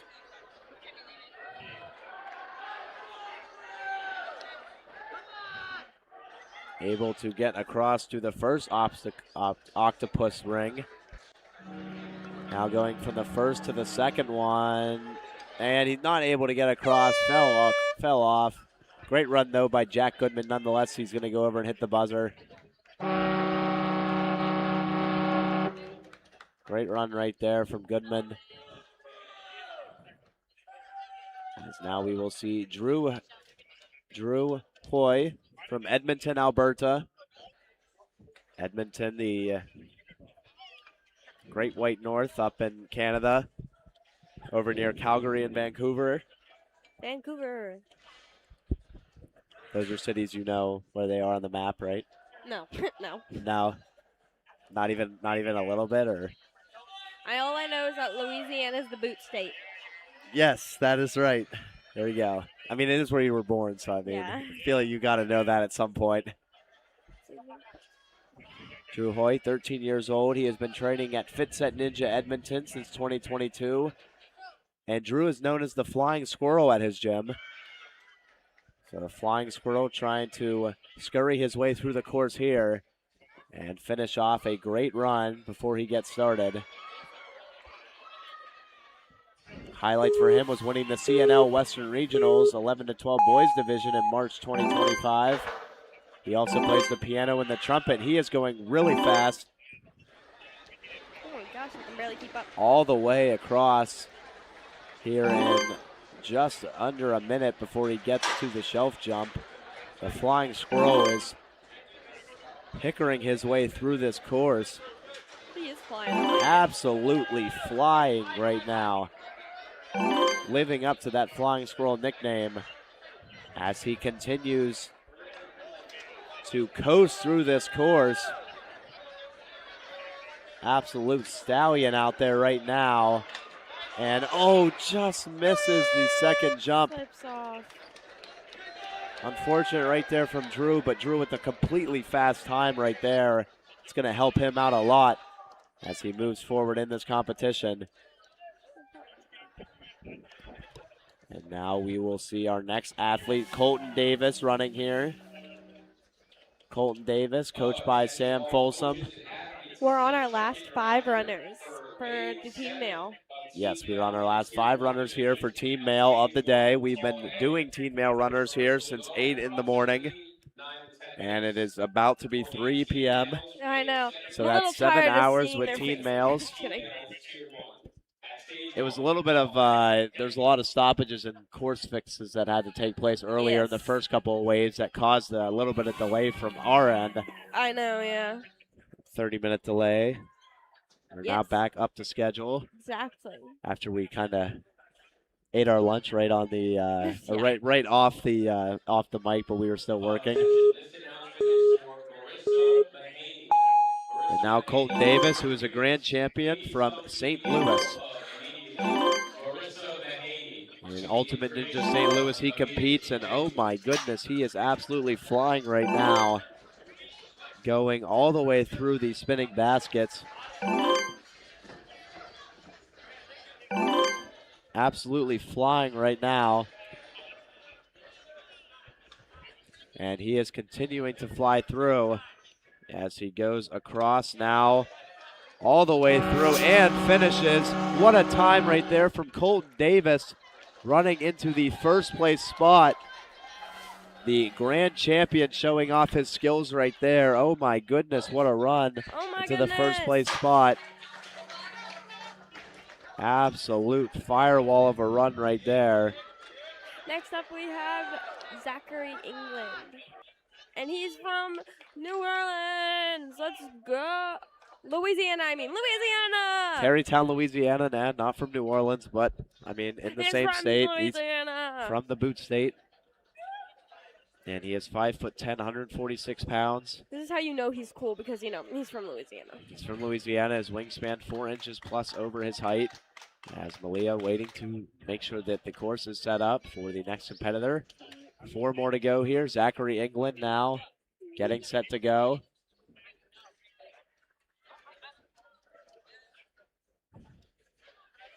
And Zachary England waiting here. He's got his green shorts on with the white shoes. Trying to get another fast time here on the course. England coached alongside Father Terry England here. And Zachary is moving very nicely right here. Flying right now as he is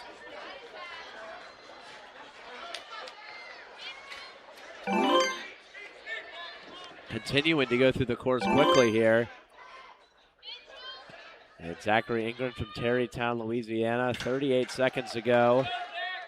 Trying to get through the octopus and land it cleanly. And just misses the last landing right there. Had everything working there. Just an unfortunate break. Let's take a look at the replay from earlier in his round where he was just coasting through. Great run there from Zachary England. And now we will see our next athlete. Next up we have, Brandon. Is Brendan Daintrad. I tried. Oh, someone stole my mother's chalk bucket. And we have another wave, I believe, after this. As Brendan Daintrad is going to be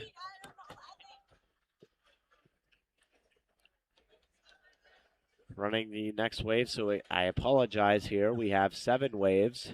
So after the next couple of athletes, we will have, I believe, 17 athletes in the 7th and final wave.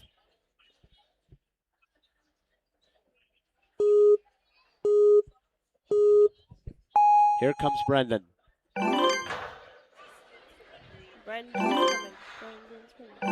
Running down nice and smooth here, and oh my goodness, he is flying. Brendan is absolutely flying here through this course.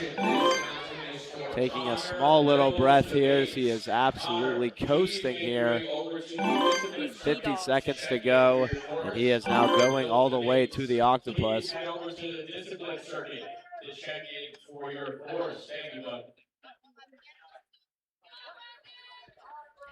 37 seconds to go now from Simi Valley, California, competing in the U.S. Southwest region, and he is going to coast through for a finish. Great run right there from Brendan Daintrad. A tremendous run.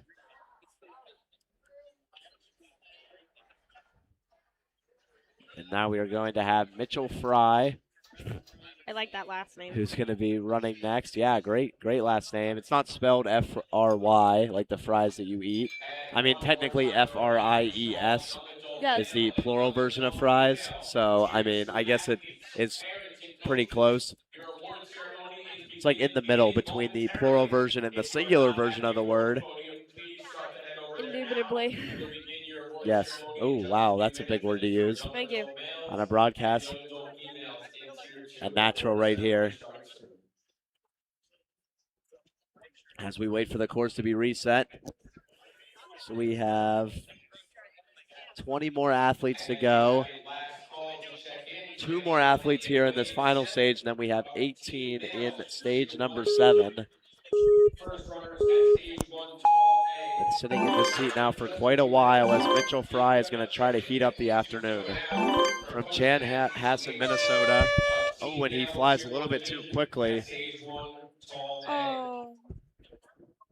He just missed the bar. Quick check-in reminders to all coaches and athletes in wave 4 of the kids male tier 1 division. That's going to be the end of his run right there. Small. If you have not checked in yet, please do so now.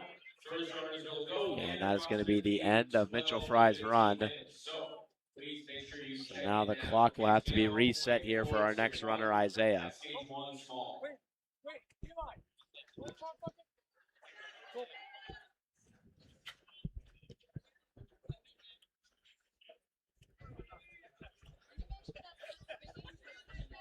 As now we have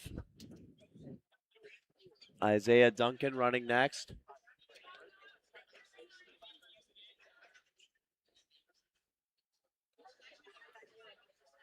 And Isaiah Duncan from Springdale, Arkansas. Competes for the Flipside Ninja Park in Arkansas. Loves to read. Always great to read. As Isaiah Duncan moving forward here is Coach Sean Wheeler going alongside with him. Duncan is moving. Duncan moving like the toy chest from Home Alone as he flies through this course, trying to toy with the course. 48 seconds to go in his run. As he's moving through the block run all the way across now, flying through to the octopus. Tier 1 at stage 1 tall lead. First runners in 25 minutes. And a great run right there so far for Isaiah Duncan. 27 seconds ago, hits the dismount and able to hit the buzzer. A tremendous run right there from Isaiah Duncan. Was able to get through, and I have a feeling a lot of these athletes that are going to be coming up here are going to be moving up here.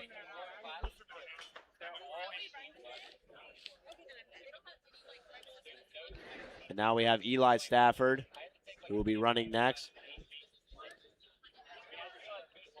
Eli trains at the comp team at Rock Solid in Apex, North Carolina. His favorite ninja type course is hybrid, and he loves latches, having a PR of 14 feet.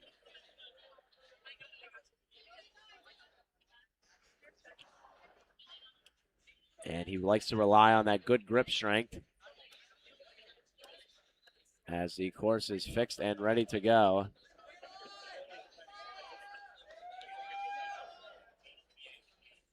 And another reminder to all athletes and coaches in wave 2 of the Masters female tier 1 division. And Eli Stafford running right here, moving through quickly and effectively. 1:03 on the clock as he's moving through nicely here. 10 minutes that is for wave 2 of the Masters female tier 1 division at DC Tall. And now he is moving really well, Eli Stafford. 47 seconds to go. Trying to finagle his way to the finish line as he goes onto the first latch. Now trying to get a hold of the second crane. Moving forward to the second latch and getting over to the dismount. Great run right there from Eli Stafford.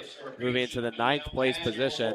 And right now the times are getting closer and closer together. Hard to separate yourselves on the leaderboard.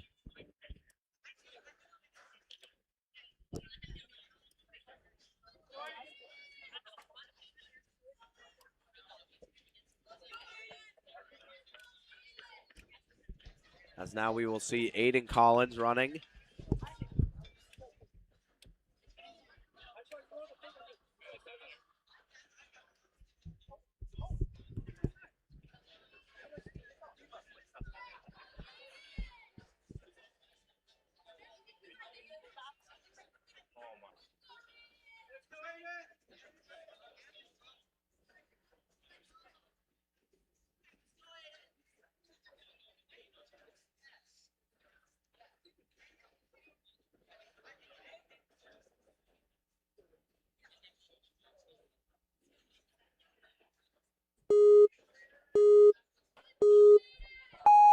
Now we have Aiden Collins running here from McKinney, Texas.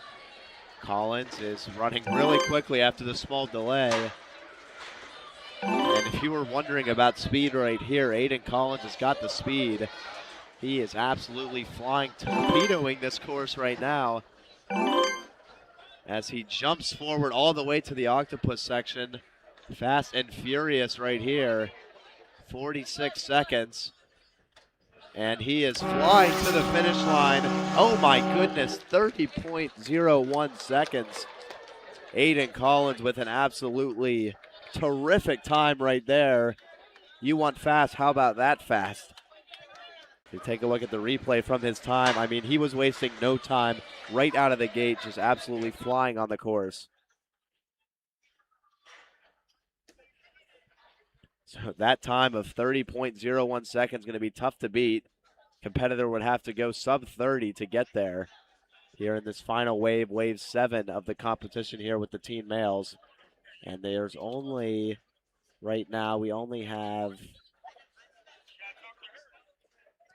16 more athletes to go. So 16 competitors that are going to try and beat that time here before we move on from stage 1 in the tall A section.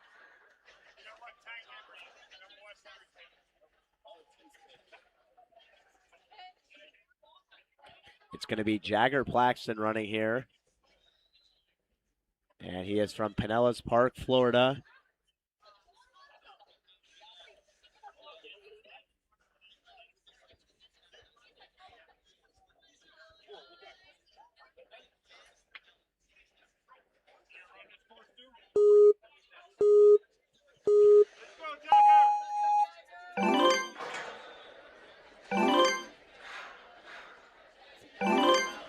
He is flying right now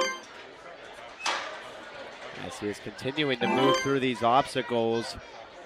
Jagger Plaxton from Pinellas Park, Florida, moving like Jagger as he continues to fly through this course. Not many have the moves like Jagger right now as he's trying to hold on here and get a good time across. 41 seconds as he reaches for that second hook. Able to get it on the second time, get across, and moves into the 7th place position right there. Not going to be much faster times than that here moving forward. A great run there from him as he's able to get across the Florida man. Great run right there. And now we will see Oleg Prokodin from Moscow, Russia.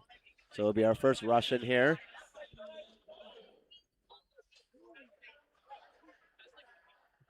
First Russian in the tier 1 for the teen males, coming in the 7th wave.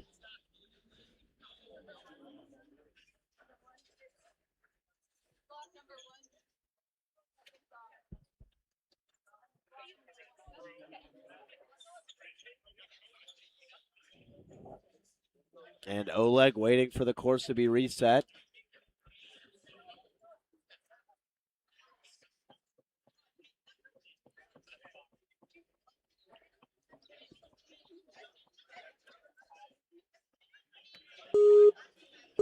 As he gets set to take on the course. Oleg Progodin is ready to go. And he is flying right now currently as he goes over to the shelf jump. 1, 2, 3, 4. Easy does it there for Oleg as he moves forward now, continuing to fly onto the block run, flying his way through all the way to the final competition, the octopus. And loses control of the first hook. And that is going to be all it does for him. And that is the end for Oleg right there. Great run, unfortunate though, break for him. As now we will get to our next athlete here, Caleb Rhines. Caleb Rhines, coached by Hunter Garrod. And Caleb Rhines ready to go here after the course is reset.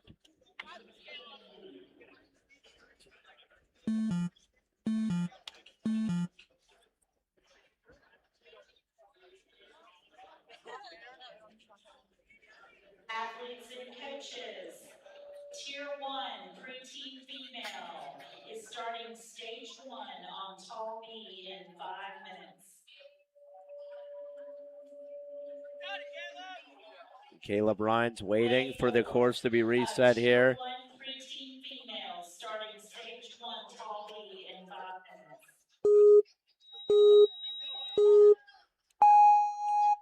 minutes. As now he is going to get everything started here. Caleb Rhines, 14 from Minnesota. He is flying. Oh my goodness. As he is now moving through at a great pace. Absolutely flying as he moves around the spinning baskets from one to the other. Ninja Elite Level 1 athlete as he moves across. 41 seconds left. And he's able to make a great move right there and go across over to the second ring. And Ryan's now moving down and able to hit the buzzer. Flying straight down. Everything is working right there. As we take a look at the replay here from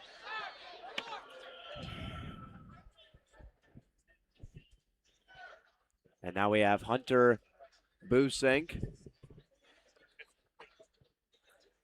Hunter Busink from Canada, from Ancaster, Ontario. And his favorite format course is the challenge course. Hunter Busink, one of the remaining 12 athletes here we have on the course. And after that, we have about a half an hour in between this one and the elite female section. And Busink getting ready to go here as he's going to try and get off to a fast start on this course. As we've seen on some of the other levels, Busink rolling, wheeling and dealing now as he moves forward. The Canadian in the all red and white for his country as he moves forward on the shelf jumps. 1, 2, 3, easy does it. And he is able to move forward here and come across. Now moving on to the block run. Block runs onto the octopus. And not able to hook on to the octopus. Great run right there by Busink. It's going to come up short though, and now we will have Grant Ross running next. Grant Ross coached alongside Adam Ross.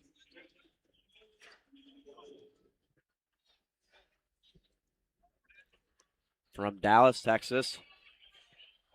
Competes in the U.S. Central region.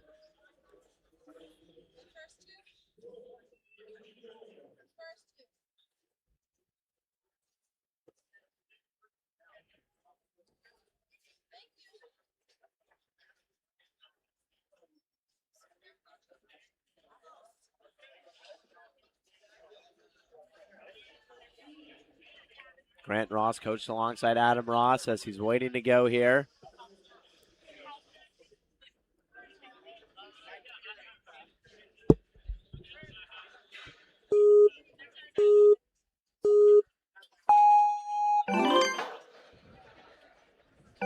And Ross moving forward here, 106, Ninja Elite Level 4 athlete.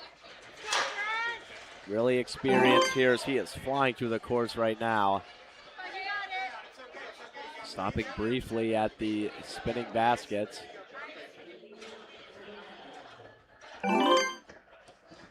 Knowing exactly what he needs to do to go across. Now on to the next section.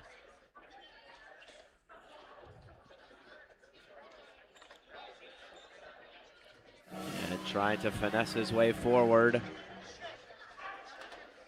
As he is able to go down and hit the buzzer.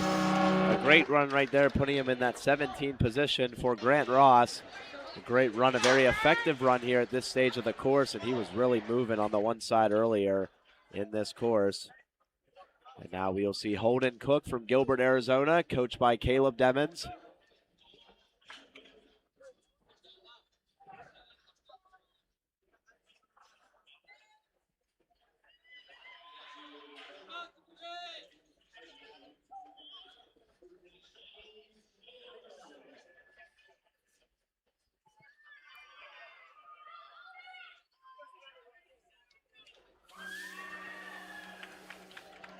Now we will have Holden Cook from Gilbert, Arizona, the gold level 4 athlete from the U.S. Rocky Mountain region, who is going to be one of our final 10 contestants here as we move along from the World Ninja League Championships.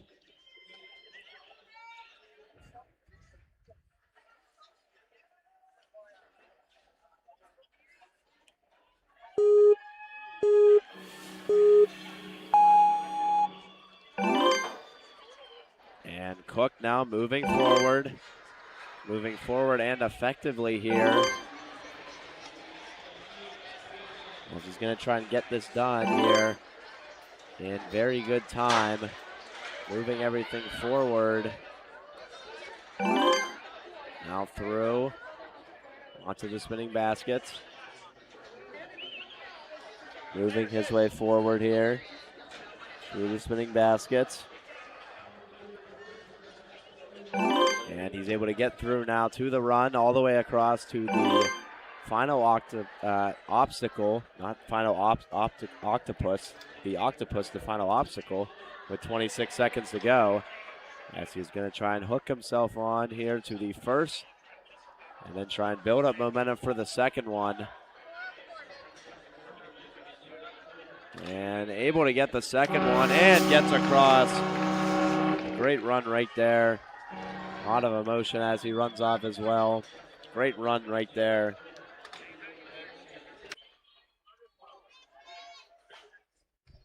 And our next athlete can't run yet, Jackson McGee, but he is from Kennesaw, Georgia, and he's ready to roll. Get in the fast lane because he's ready to rumble. That's Jackson McGee, who is from... Camera one's down. Oh, it's back. And Jackson McGee's 14 years old. He will be a freshman in high school in the fall, a member of Team Ninja Fit. And he has 3 World Ninja League wins this season. He has a ninja course in his backyard as well, or backyard, basement, and his bedroom. So he has a lot of experience training on some of these courses. He is able to move on gracefully here as he moves forward.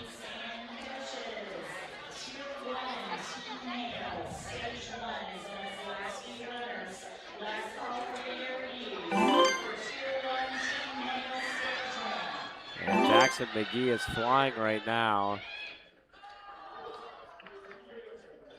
as he tries to hook on here as he finishes up.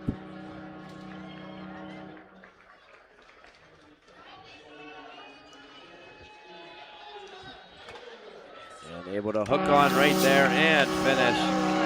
Great run right there from Jackson McGee, who's able to finish smoothly there at the end. And now we will have our next runner here competing. It is going to be none other than Max Phantasma. And that is a fantastic last name. Probably has heard that one before. As he is ready to compete here.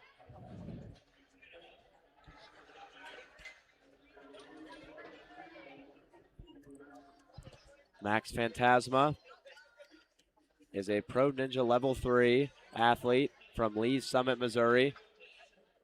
We've got a couple Lee's Summit, Missouri kids here already at this competition. 5'4", 119 pounds.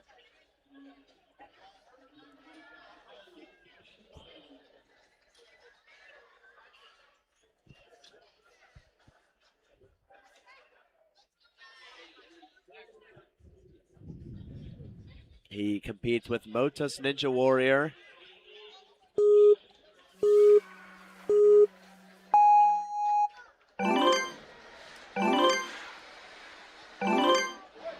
He's absolutely flying through the course. Yeah, he's flying right now, absolutely crushing did you see it. that save? One-handed save right there on the course.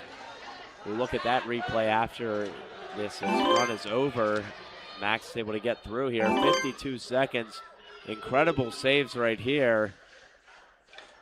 And able to hook on right there. Hook on to the second one, and a crazy fast run. Max Phantasma A 28.97 second run, That the is fastest crazy. run, and we talked about how it was going to be tough to beat Aiden Collins' 30.01, and Max not only cleared 30 seconds, he cleared 29 seconds. And we look at this replay right here, Gianna, where he had to save and hold his hand up goodness. without falling. Incredible save right there. Now he's in first place thanks to that save, so incredible work by Max, as it is going to be the final 6 athletes here at the stage. Ben Rabinovici, I'm pretty sure. I'm Italian, so that should be how, that should Me be right. too. Yeah, that should be right.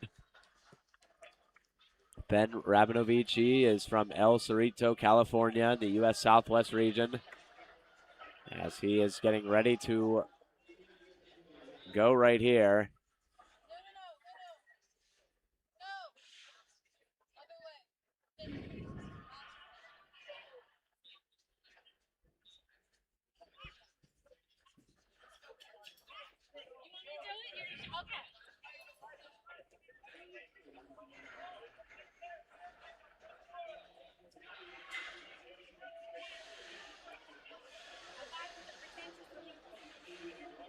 And now Ben is going to be ready here to get his run started.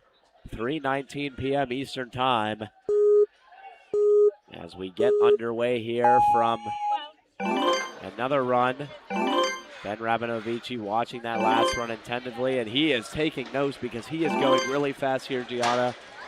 Oh my gosh, He yeah. might miss you if you don't see him, because he is just absolutely flying. Oh my goodness. No slowing down this train as he is going all the way across. 53 seconds. Oh my gosh. Oh, The Pro Ninja Level 2 he's going to go for the big move. Oh, is going to go quickly here. And going to the buzzer. 30 seconds. Woo! And the third place position, 30.88 seconds. Ben all yours. Rabinovici has sole possession of third place here on the leaderboard as we move forward here. And the elite female will start at 4 p.m. So after these next runners go through, these next 6, we will have about a 25-minute to 30-minute break, which we have not had today overall, so positive to say the least, as Zach Ramos will be running next from Portersville, Pennsylvania. Ramos in the 2026 teen division was a World Ninja League Midwest Region Tier 1 champion 2 years in a row now, clean sweeps both years. So this is an athlete that is strong at all levels. John Hart is his coach.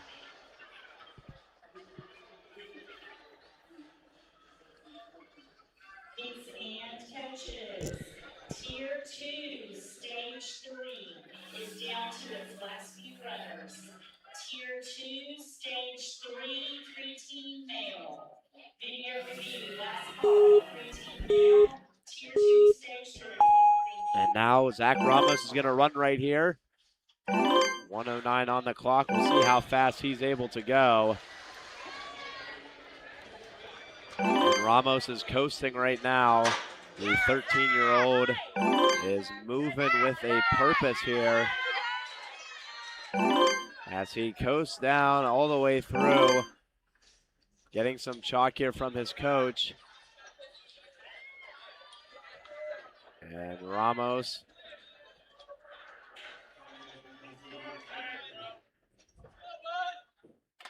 moving very well all the way through, and Zach Ramos with a great time right there in the 11th spot at 38.53 seconds, showing how strong of a runner he is here at this World Ninja League final.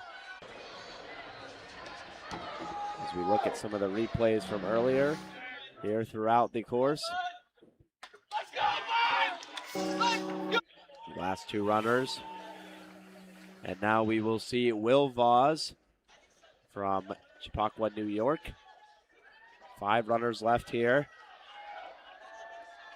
Will Vaz, also a grand champion, the 2025 head-to-head champion, and second in World Championships 2 years in a row now, 2025 and 2024. In the U.S. New England region. In 2023, he was the World Ninja League strongest ninja for his position. or for his age group, I should say.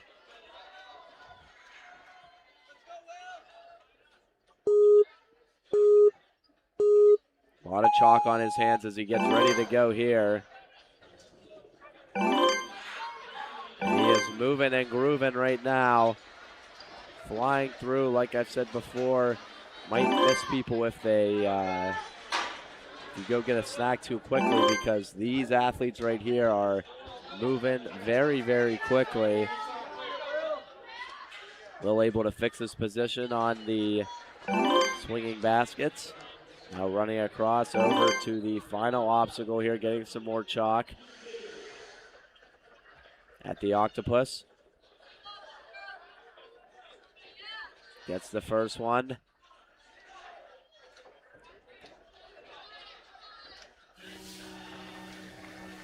25 seconds left on the time. He's going to coast in plenty of time. Great finish right there. Finishes in 51.69 seconds. And a quick run right there. As we will now see Lucas Savage from Morganville, New Jersey. Morgantown, West Virginia is the university where West Virginia is located in. And then Morganville, New Jersey is a town that is on the, I don't know if it's right near New York City, but it's probably close to the area. Around there. Let's say around there. He started Ninja in 2019. Yeah, started that year on Gravity Forge Ninja team and coached by Jackson Erdos. Who's going to be out there with him here as he runs through. Does he have a coach? Lucas Savage, yes. Jackson Erdos, I believe, is down there. Maybe he's not out there with him, though. Yeah, it doesn't look like it. But Lucas Savage, no coach, no problem here as he is flying right here through the course. Oh, there's his coach. Oh, right there, yep. Wasting absolutely no time. 50 seconds to go. Coasting now.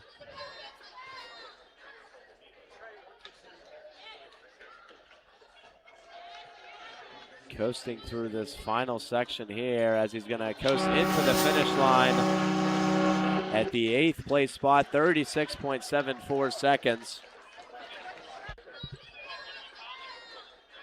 Shoot. And that is a quick time right there.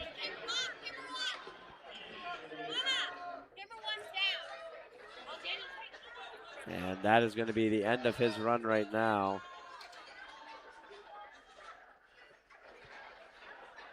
And we will see Daniel Charleston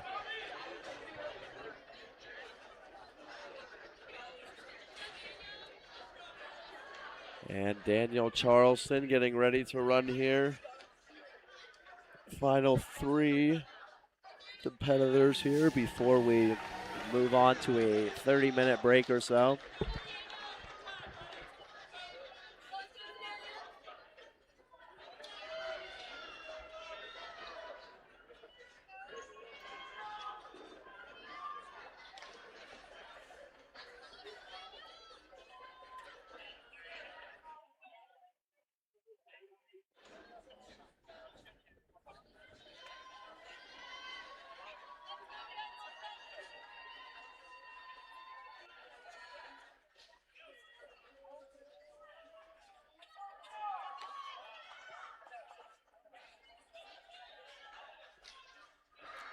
Daniel Charleston here getting set to start here from York, Pennsylvania.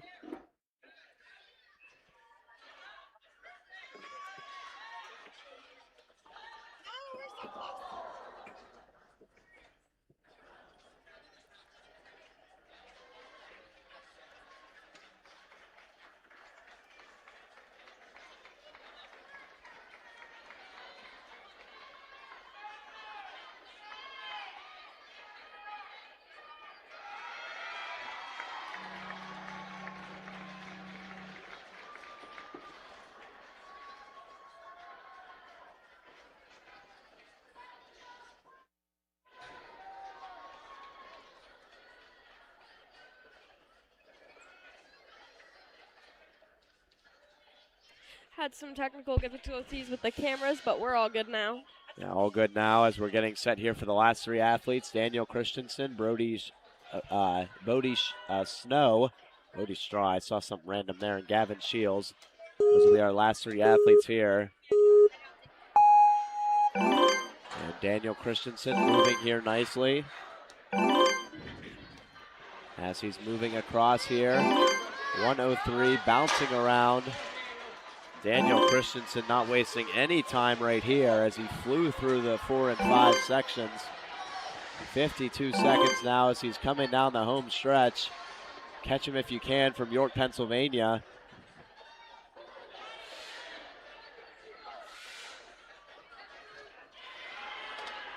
And you can't catch Daniel. He is flying through the course. Falls into the 5th place position at 33.34 seconds. What a run right there. And this right here shows just how quickly he runs. Blistering pace. And now we will have Bodie Snow running here. Snow from Portland, Oregon. The grand champion who is the U.S. Northwest region. 14 years old, his 13th season in Tier 1 competitions.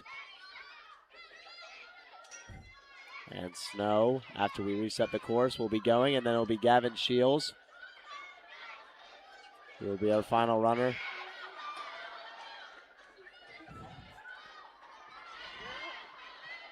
Camera 1's down.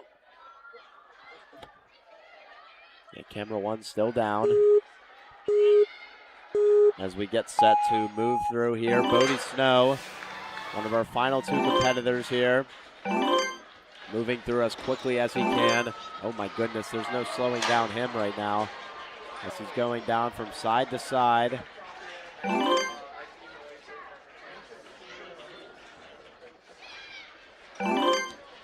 Quick, quick, quick, like the gingerbread man as he goes forward and quickly onto the octopus. As he's able to handle this jump right here. One more jump to go, and he is able to come down and finish. Bodie Snow with a 8th place spot on the leaderboard at 35.35 seconds. And now we have one more athlete to go, and then we will have a 25-minute break. 25-minute break before we get started here again with the elite female section. So make sure not to go anywhere as we will step aside for a brief moment. And we have Gavin Shields running last here in this group. Jordan Thurston, his coach from the U.S. New England region. Shields, the grand champion. Attention all parents, athletes, coaches. If anyone has found a white grenade with a red button in the center, can you remember the words, a white grenade with a red button in the center? Please return it to the info hub. And Gavin Shields, the last athlete to run here. And he is getting started here. Quick runs. And he is a grand champion from Kingston, Massachusetts. Trying to show off his style here as the last athlete to run.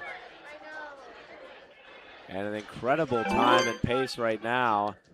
As he is absolutely flying right now. Hold the phone.